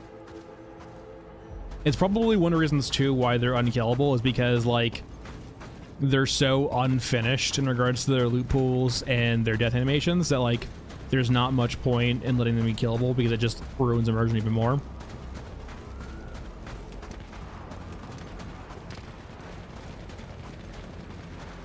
Alright, show me wrecking. I can definitely see Wobbly for sure, like dual SMGs being a thing eventually, 'cause that's just so cool, right? Something like dual PM9s, or like maybe that could be like one of the perks of one of the characters, right? Is being able to dual wield SMGs. Or like Mass Man, right? Because like SMGs are almost pistols to Mass Man, it feels like, so maybe that, but yeah. It's interesting what they might eventually do with the character skill trees, because right now they're pretty like bare bones, but they all have a lot of potential for skills. Alright, we're looking for mechs.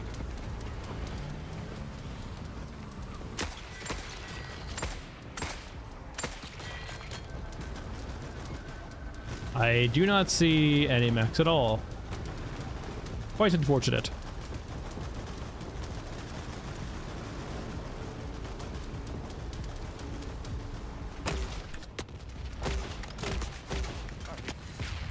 That was a grenade launcher. You guys aren't very happy with me right now, are you? Okay, they reset. We're good. No, no, Gabe, why? Why did you mantle? Why did you mantle? I wanted to jump, not mantle.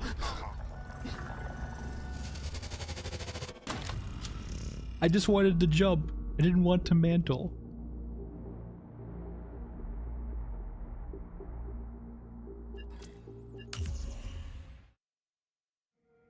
Well, you know, I had meds for all of like, what, 5 seconds?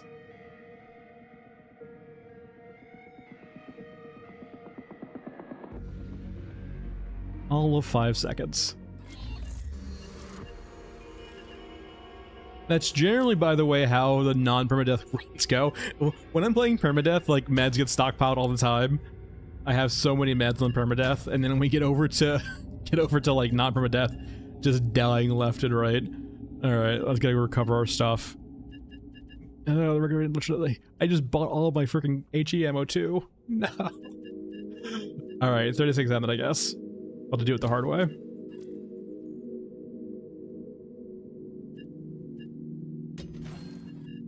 Alright, Aramaki also sells 20 mil, I think, right? No, he does not. You do, though. Bunko sells quite a bit, I believe. Yeah, 50 rounds to 20 mil.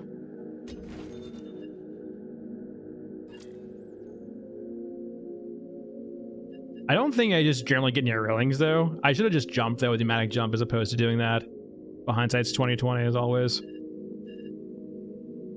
But yeah, I was trying to basically get on top of, like, the little things there so I could shoot down again. But, like, nope. I mantled over into my death. But it happens. Apparently Batman started my shenanigans, too. Alright, let's bring it back jump. Not you. I'm actually curious. Hold on. I have an idea. It's probably a terrible one. I don't have them do I? Never mind. I have an idea that I'll save for later, I guess. I'll have to get some more of them. We could probably farm it real quick, though. I have an idea. Okay, I have an idea, but I need to go get... Let's go talk to Bundleton real quick. We'll buy 2 of these. I need to go get more, though, which means I have to go to Cemetery and farm them a bit.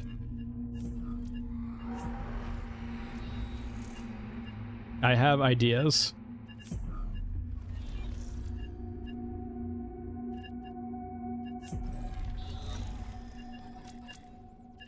And I'm curious how this will work, but I need to get... Yeah, rest in peace, though.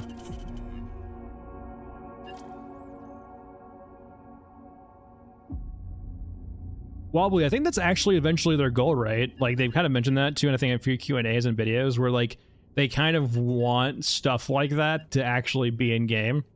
where you kind of have that level of immersion, or like your actions in one raid will maybe affect the, not like by a drastic measure, but like you will be able to see things from prior raids and future areas or future events.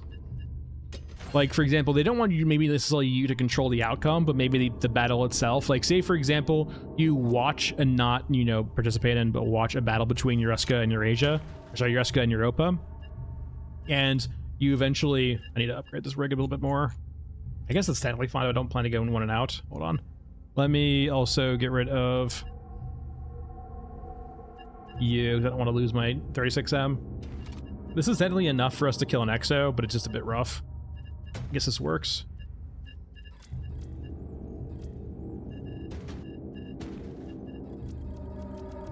This is probably going to be suicidal anyway, so might as well just go in and get this done.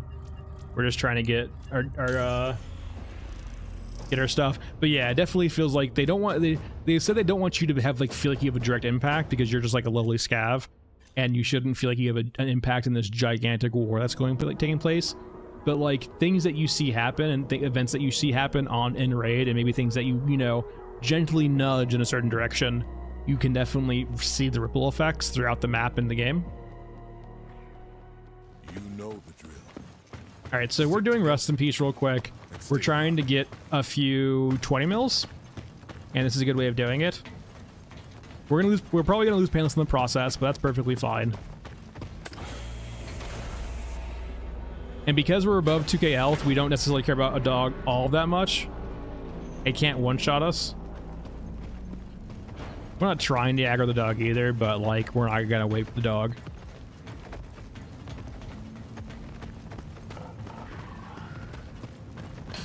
Oh, Bruce, but yeah, Bruce for sure. Like that's what I mentioned in my video about the grabber. Is it like,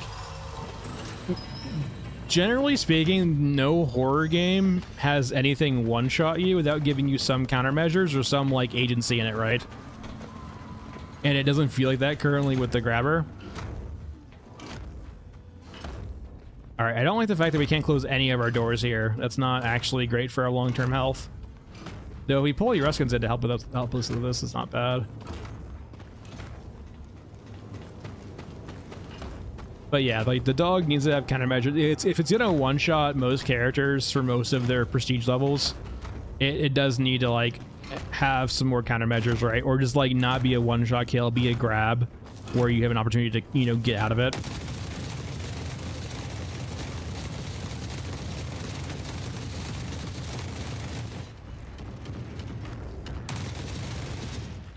All right.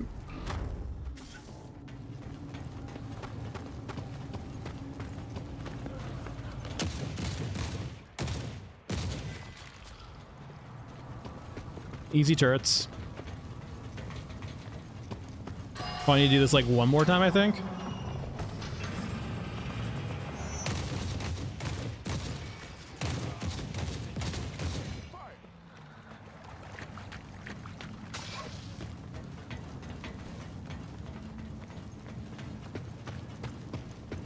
Yeah, so it depends on where, if you're not in cover, the Exo will typically end up killing you before you can kill it. But if as long as you have some degree of cover, absorbing a few of the shots, you will out DPS the Exo. Just basically don't be in the open. It will win fights against you in the open though.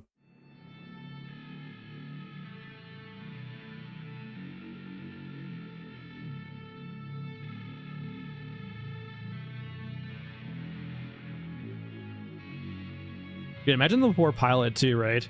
You're just like chilling, and then suddenly this guy with a giant machine gun just starts mowing the crap out of you. And naturally, a few of those bullets are gonna go through your visor hole. Alright, how many do I have now? I can prestige, though. Yeah, it's fine with the grenade launcher, that's fine. That is okay. I have 5 of them. 1, 2, 3, 4, 5, 6, 7, 8. So I need more. You're still on reset, right? Yeah, you are. For 9 minutes, so might as well just do one more real quick. Yeah, I mean the handrails, like that whole like geometry is really weird. Though if you're unfamiliar, the handrails block a lot of shots, even when like you're shooting through things that looks like it can go through. The only areas on the handrail you can actually shoot through are the bottom areas, which typically ends up like with it just feeling really weird to fight around them. Like basically just don't fight near handrails unless you're behind them and they're not. All right, I need to get one more of these done.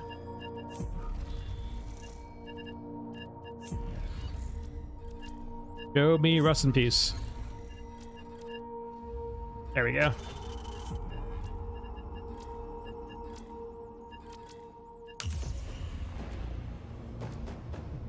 You were expecting panties? What?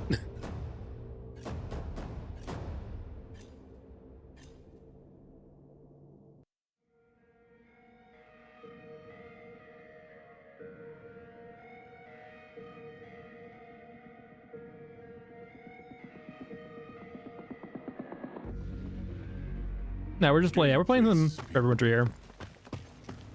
Just doing a quick grind, killing an exosuit real quick. So we can do a few memes on a different map real quick. I have a theory. I want to see. It's probably not good, but it probably is fun.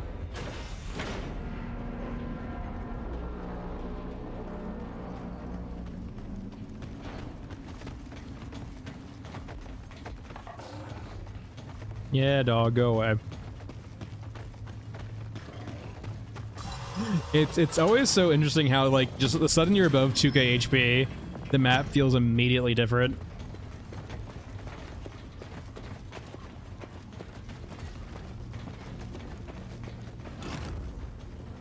All right, there's the XO. All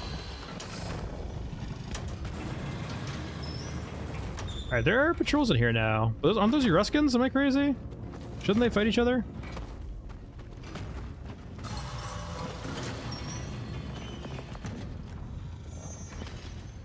I don't care if I die, I just need to make sure I get this actual quest done.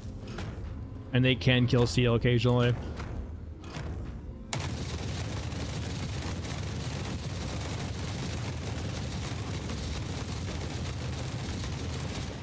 Perfect.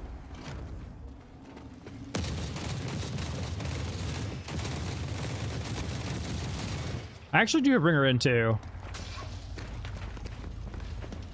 Any pilots around? Doesn't look like it. Also, they're here. I kind of want to leave.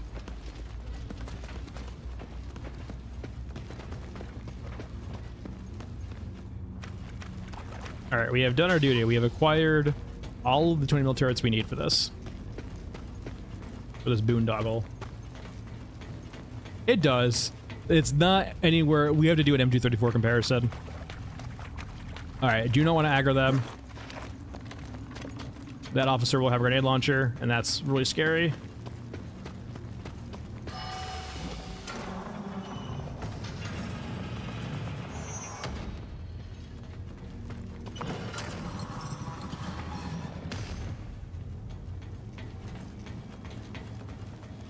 Yeah. I mean, this gun's controllable recoil-wise. Like, it's considering the power of Painless, the recoil is perfectly fine. You do have to control it, but like, you get rewarded for controlling it. The MG34 is just terrible. It has insane recoil and a pretty low rate of fire. It's just, yeah, it's just not good.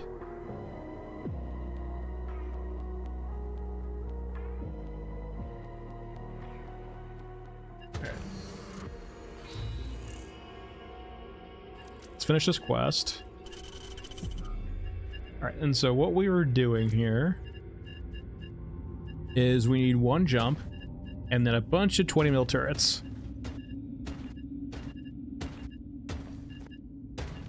And we're gonna probably just bring in our 36M with us. I could do grenade launcher, but I don't have rounds for it right now. I think they're still on cooldown for a very long time. Can't even tell because he's mad at me now. Yeah, they're still on cooldown. And so we just need 36 ammo. Let's get some of that. So how much 20 mil can we actually carry in here? I need to upgrade you actually. So where's the rack?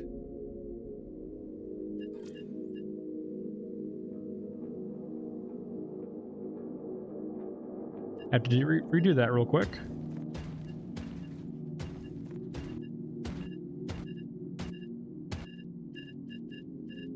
Get our jump. We'll bring in like, I guess we'll bring in 30 rounds of 20 mil. We do want a good weapon for our offhand. I guess a decent weapon for our offhand. We'll do an AK with like an extra 100 rounds. I think we can carry it. Yeah, extra 100 rounds of AK ammo, and then just meds. All right, and I have no idea if this is going to work or not, but I am curious. I'm quite curious if this will work.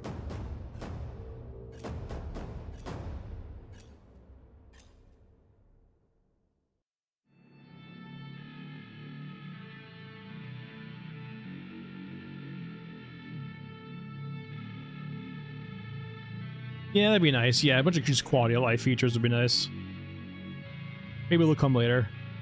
The thumbnail change was huge, though, I will say. Like, it's a very nice change of pace to have the thumbnails be updated now properly.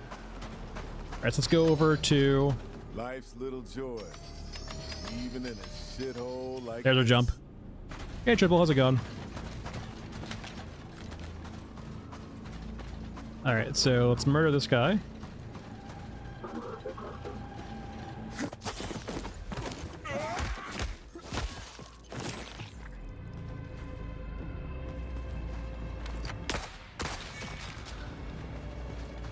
And move on over. I have no idea how this is gonna work. Though it's gonna look cool if it works the way I want it to work.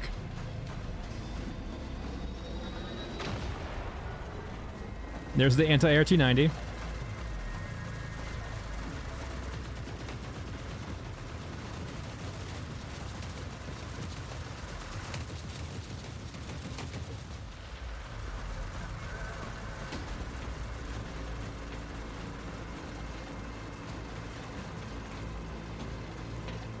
Surprised we haven't gotten either Rad King or Night Shift yet.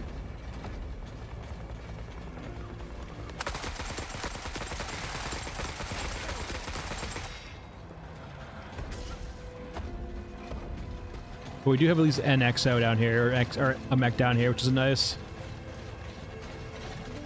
It's right below us too. That's inconvenient a little bit. All right, up we go. Now, I imagine this might not work because of the traverse down they might have. I think they'd probably do the best over here. Though this might be a good spot for them to like on here. Let's try this.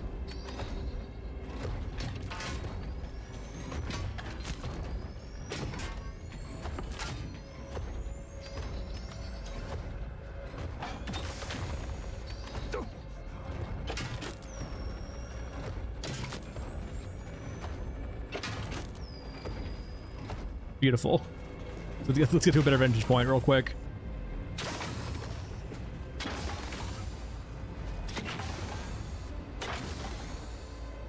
Alright, it can be kind of annoying to get up here, but we can try. There's like a very like small lip you need to get on.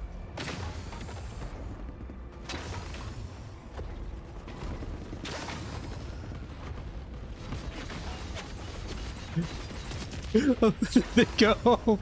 The anti-air.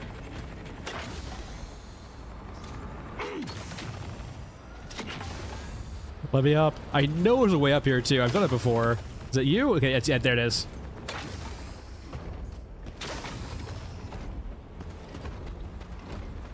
I need to be above all my glory.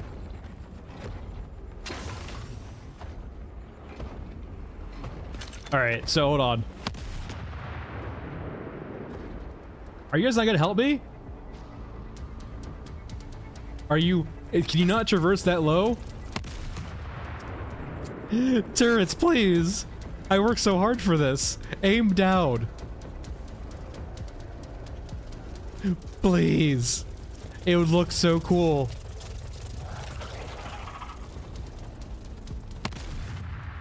Turrets, are you broken? There they go. Did they actually fix the accuracy too? Let's go down a little bit.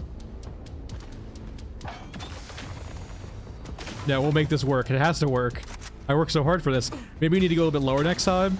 Maybe they're just a little bit too high.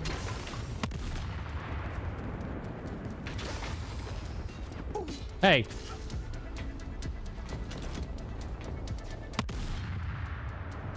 Oh, well, whoops, sorry. Whoop, what the hell? What the? This gun's magical!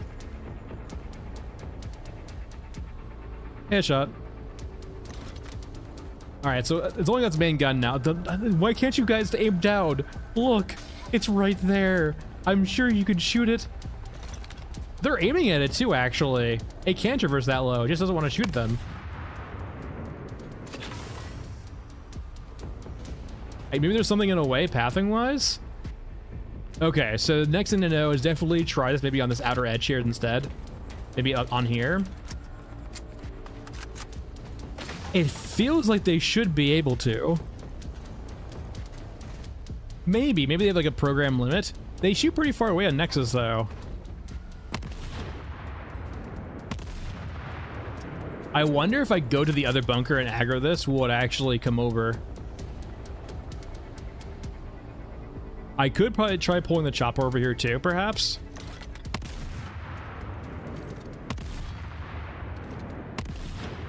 There we go.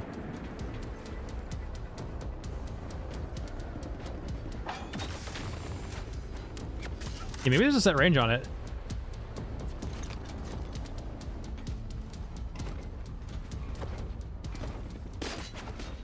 I need to get the path over to me though. That will kill me.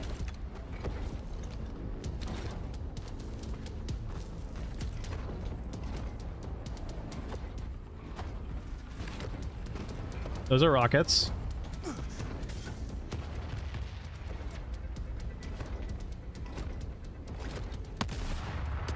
Come on over. I've seen it come over here before though.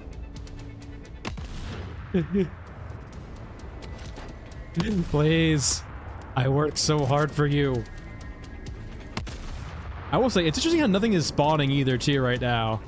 Let's try here, I guess. There we go.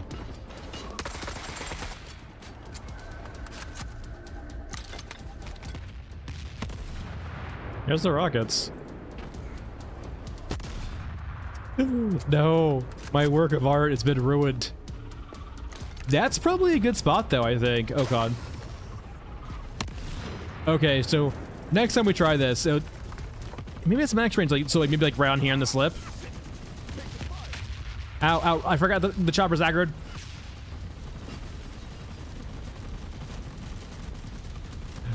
I mean, it's cool anti-air at least.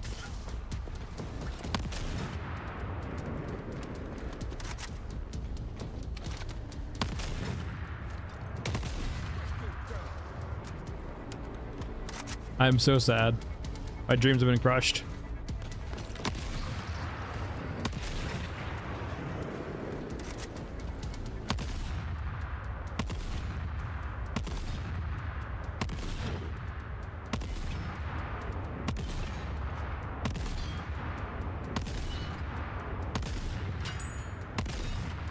Alright, that's not waste all my ammo.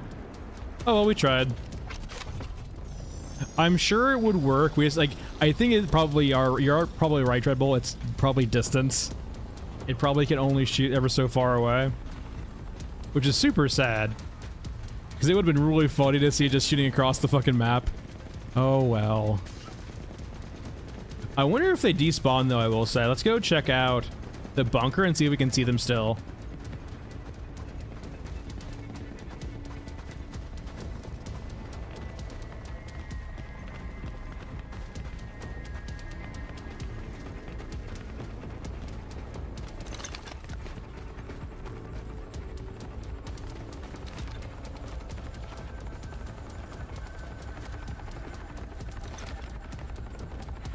I don't see them anymore, actually. Are they just not rendering, or they... No, they're destroyed now.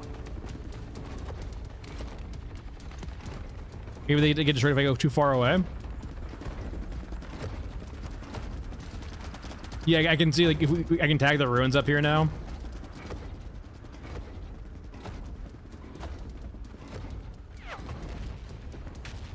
Oh, you can probably do that too, I imagine, Wobbly Toe. You can definitely get some stills of the game. Or like just like it's like a long recording of the game.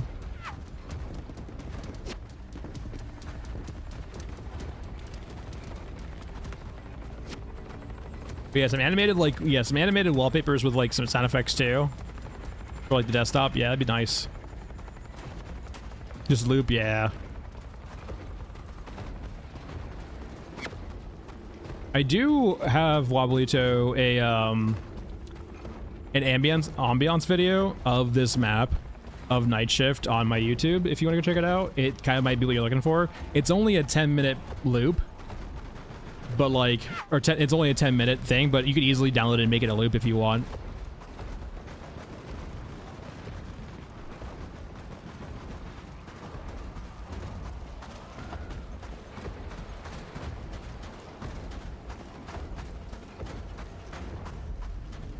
Hey, mister.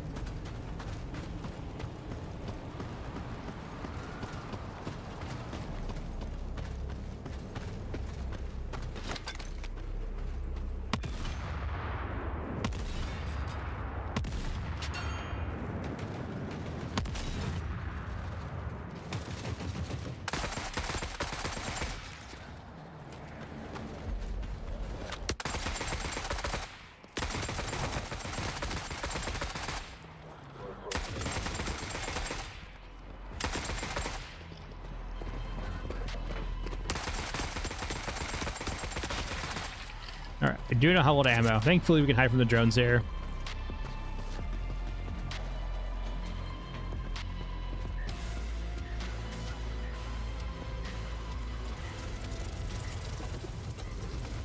So the drones can be scary here, but you can just hide under the rocks or hide under the scaffolding here and you're fine.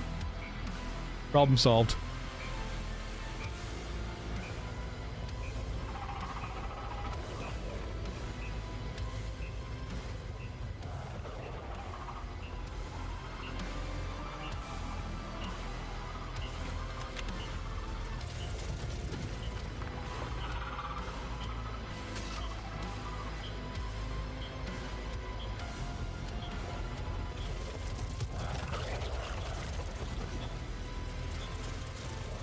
And we're good. That warm, fuzzy feeling. It might be over.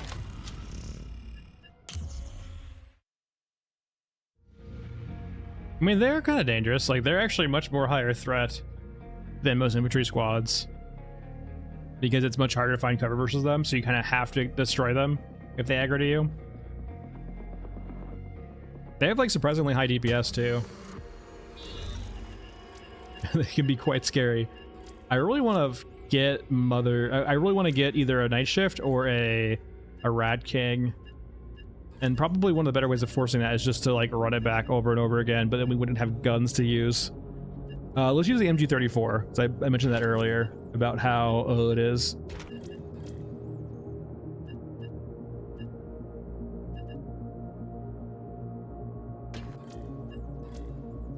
And need 308, as we do.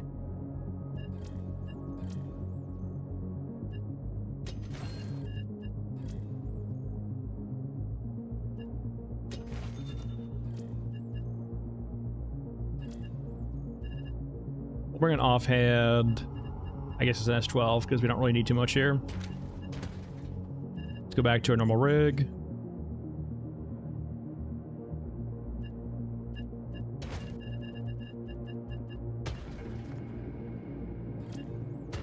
Bring a jump in, bring some ammo. And the big thing is all the 308 that we just bought. All 250 of it. And then meds, Heisenberg, off cooldown, thank God.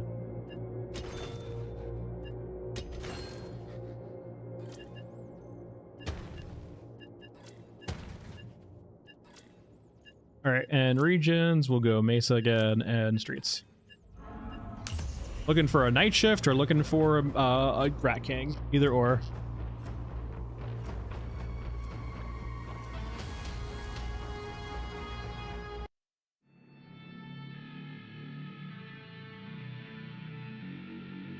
music or games? Oh.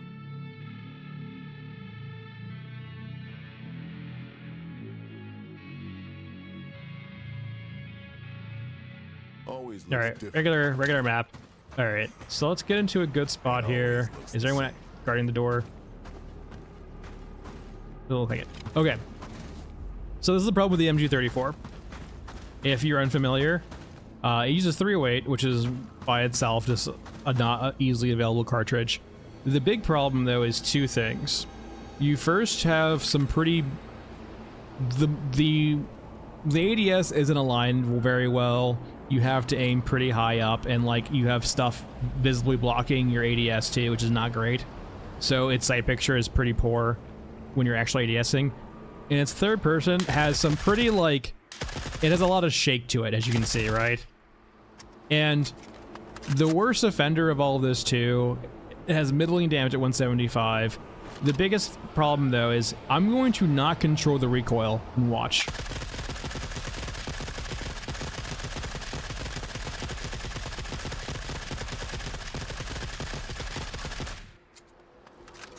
If I don't control the recoil at all, like even with 25 bullets, we're already like in the sky, basically. And by the time we finish the clip, we're already like straight off, like, you know, looking at the very top of what we could possibly do.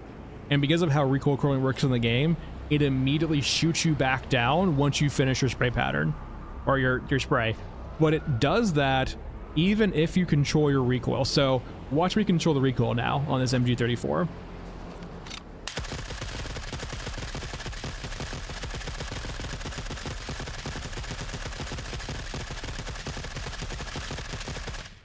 And so you immediately notice how it shoots me immediately down into the ground, because you compensating the recoil does not change the fact it resets you down to where the recoil would have been fixed at, basically. So it doesn't have a high rate of fire, it doesn't have high damage, the rounds are hard to get, and it has insane both vertical, like horizontal and vertical shake in third person mode. It has an unaligned ADS, and it also has terrible recoil. So it's got nothing going for it, really, other than the cool factor. Like, the only thing amazing about this gun is how fucking awesome it looks. Like, but unfortunately too, it's the only gun with like a bayonet, but you can't actually use the bayonet. When you melee, it's just a conventional melee. All right, any Rat Kings around?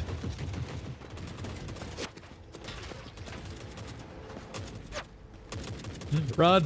Run, guys, run! Go, go, go, go, go, go!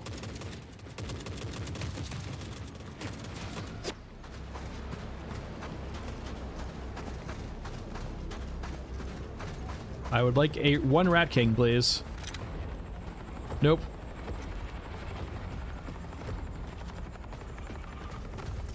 I feel unblessed.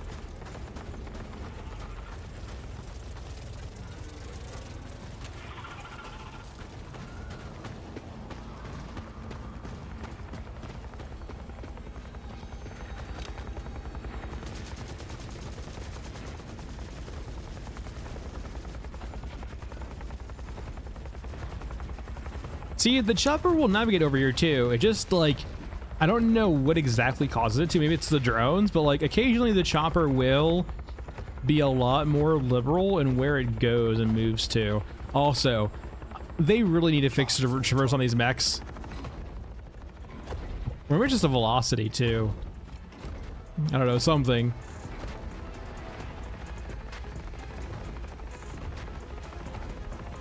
For Christmas? I mean, so like from the Q&A, right, for Christmas, it seems like they're going to be doing Gunhead plus other things. I honestly have the faintest ideas. Maybe some like weird festive units, but festive in a twisted sense. Maybe there is a gun tree. Remember, there's a gun Christmas tree back in the innards, right? So maybe something along with lines of that. Guns giving.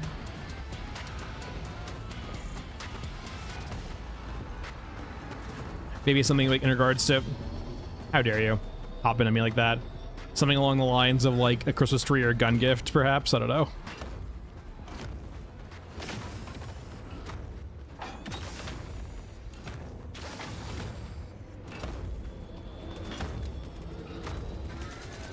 Wait, hold on.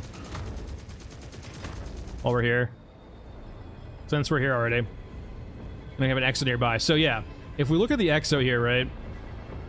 We can clearly kind of see, like, this is where the pilot would be. You can see, like, literally where their head would be, right?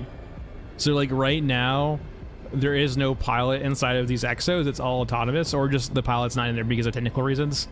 So, it's super curious, like, if this is just the default state of the exo. You can see right here where its arms would be. Like, you can actually see, too. This is, like, a traditional joystick, and so on and so forth. So, yeah. But the pilot is actually pretty well exposed if you're at any other angle than the front. Like, the only angle where they're not exposed, and they're even kind of exposed, right? Like, for regular infantry, the only thing you have a chance to is, like, getting a headshot. But, like, the side profile, right? You could definitely get some bullets in there pretty easily from a side profile. You can see right through the chest cavity. Hey.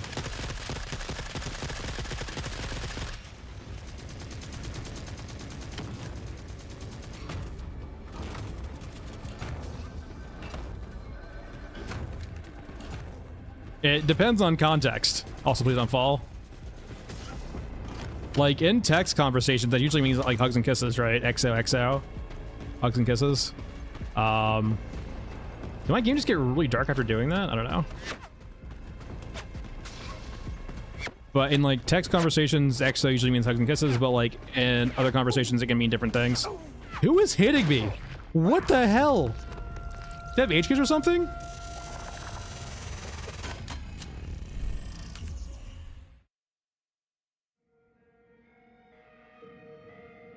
Yeah, XOXOXO, like, from, like, yeah, from a text would basically be lots of hugs and kisses.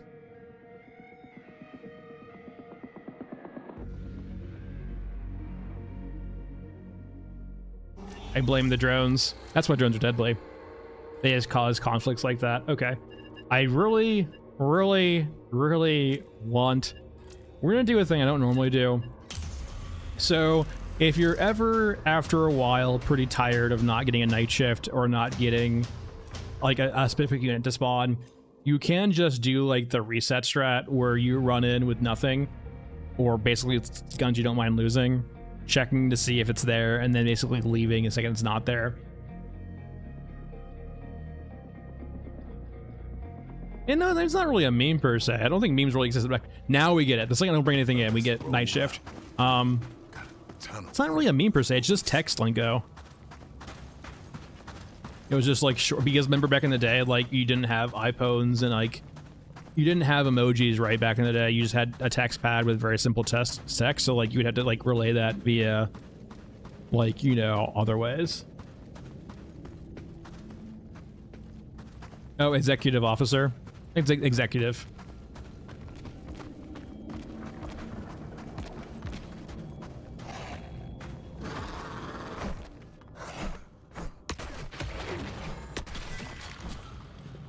And in terms of the military, it means executive officer.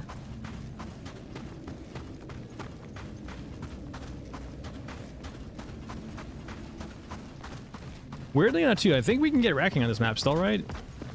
Though it requires quest waiting. Where are you? Ow. Yeah, XO, like, yeah. XO means executive officer. But, like, XO in regards to the suit means it's short for exo suit. I'm losing a lot of HP right now. I didn't bring meds.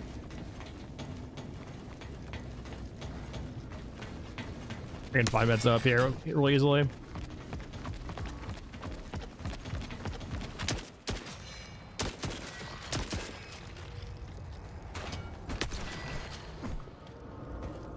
Leave me alone.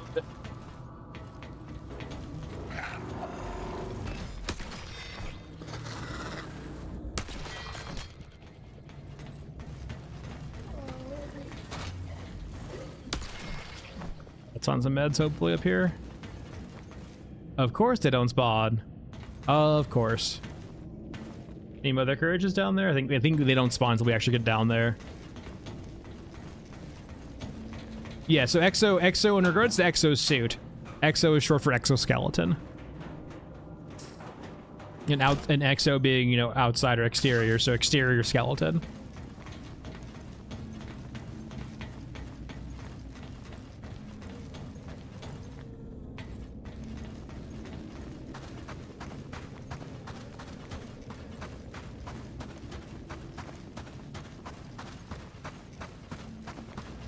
Essentially, as opposed to like a mech, it can be like weird things. It's basically supposed to be like essentially just an extra way of enhancing a user's strength or agility or so on and so forth. It's basically, in real life, it's basically just a way of like carrying extra shit without destroying your joints. All right, any Mother Courages today? Or are we gonna have a night shift with no Mother Courages? It can happen. Sometimes you just get dog. Sometime only dog.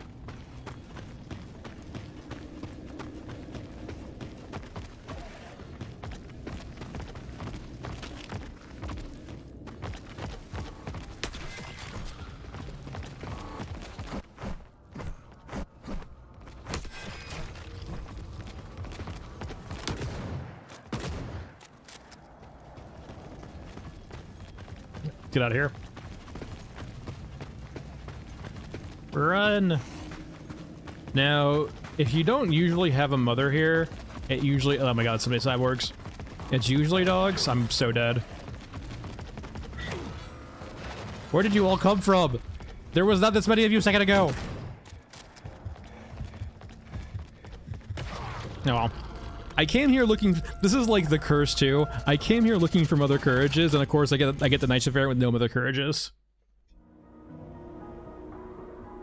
For sure, Deemer. Like the biggest thing I would like to see with the extras right now, Deemer, is like the actual palette inside. It'd be cool for it to actually have like an animation too, where it like ejects the pilot under like catastrophic damage. That would be super immersive.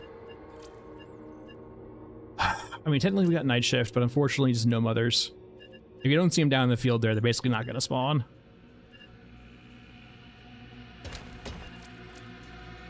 Let me actually get, yeah, select weapon. Let's bring some 5.56.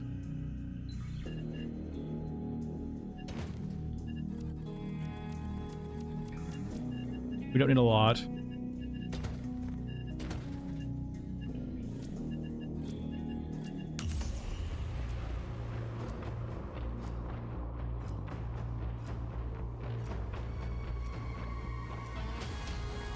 I think like that's like the big thing they were alluding to also in regards to like their Q&A just they just did, is that they have like a lot of models already ready. It's just more probably about the rigging for animations and so on and so forth. They're just getting the animations done and all the polish done, and then the implementation in game done too.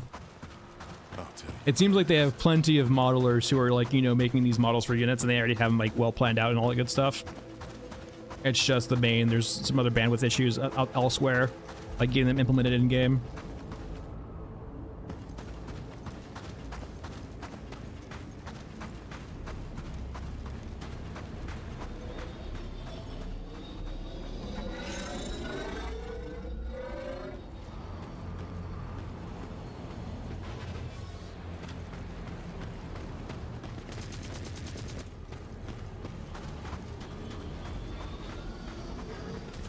All right, Rat King.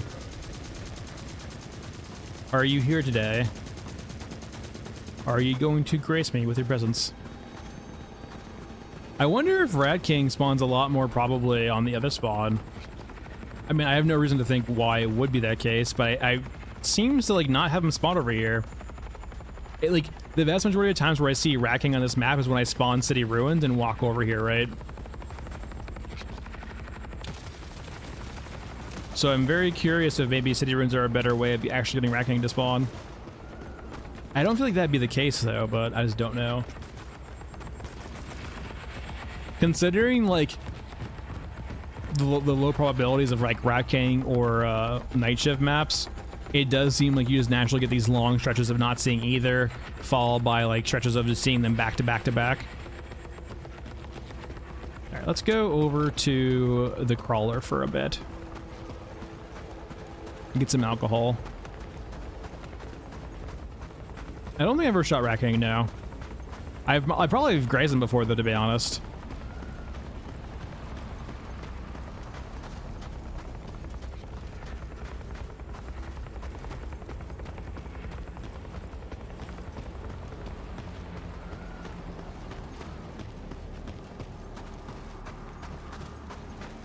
No, I would really like to see more European units though. Like, I think the biggest thing though is like Eruska and Eurasia, they both have interesting units so far. Europa only has like their core infantry, right? I would love to see more interesting infantry or more interesting units for Europa.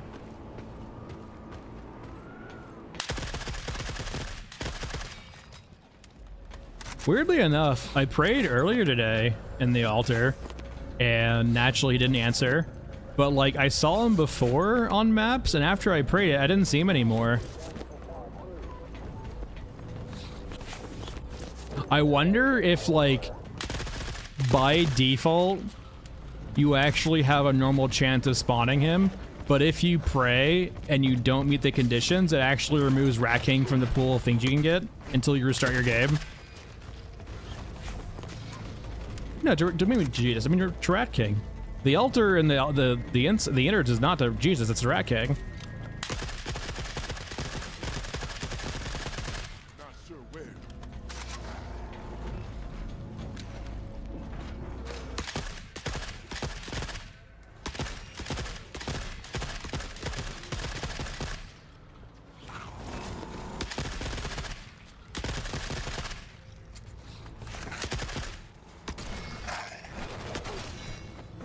I don't think it can.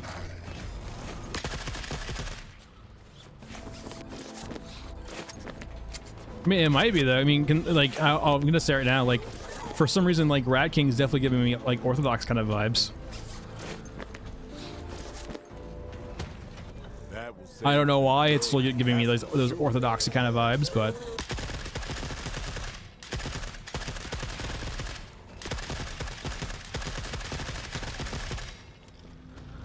I will say too, I would imagine the rack plus 8 turrets would be probably pretty cool in here actually.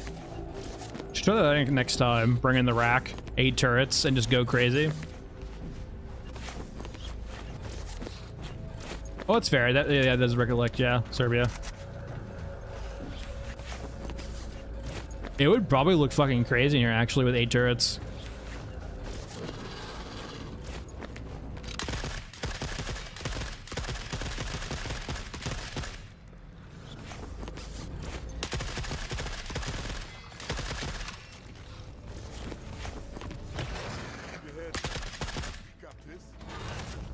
You can probably layer them a bit too. So like, yeah, you can probably put like 1 here, 2 here, and then 3 and 4. You could probably layer them. You might be able to actually fit 7 turrets in here in this hallway. You know, little turrets, 20 mil turrets that no one ever uses because they're usually awful.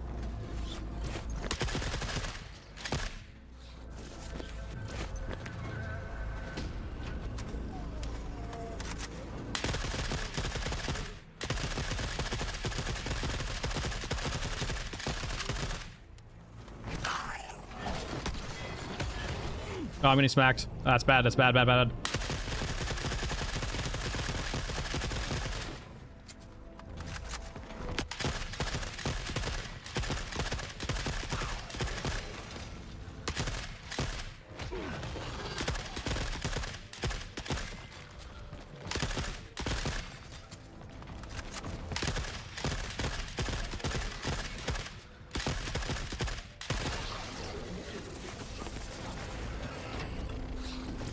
The small medkits are so slow. It's terrifying. Are we full actually, by the way? Feels like we shouldn't be this full this quickly. I guess we're not using upgraded. Actually, none of this tracks. We're not using upgraded the rack. That tracks. No, but yeah, the turret in the game, right? You have these turrets you can buy. They're 20 mil turrets. They're not very good, but like in CQB, they actually can be pretty good. Especially on cyborgs. That's definitely a thought I should definitely do later. I mean, next stream.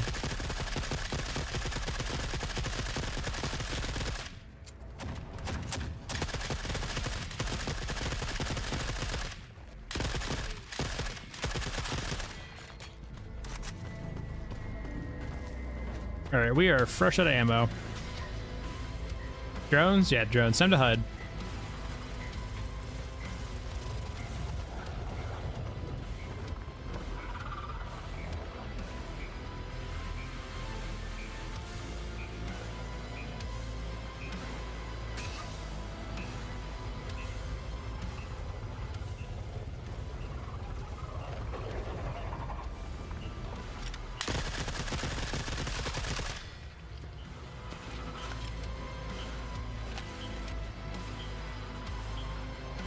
And yeah, the only problem with Nexus though is it's like, I guess you could maybe do the top of the staircase. We're already dead. You need some way of like protecting them from long lines of fire, because they just get demolished by RPKs if they stand out in the open. But if you do like the top of the staircase form, that could probably work. They like go on top of the staircase and get demolished by them. All right. So that's going to be it for today, everyone. Thank you for watching. So this week is Thanksgiving week for America.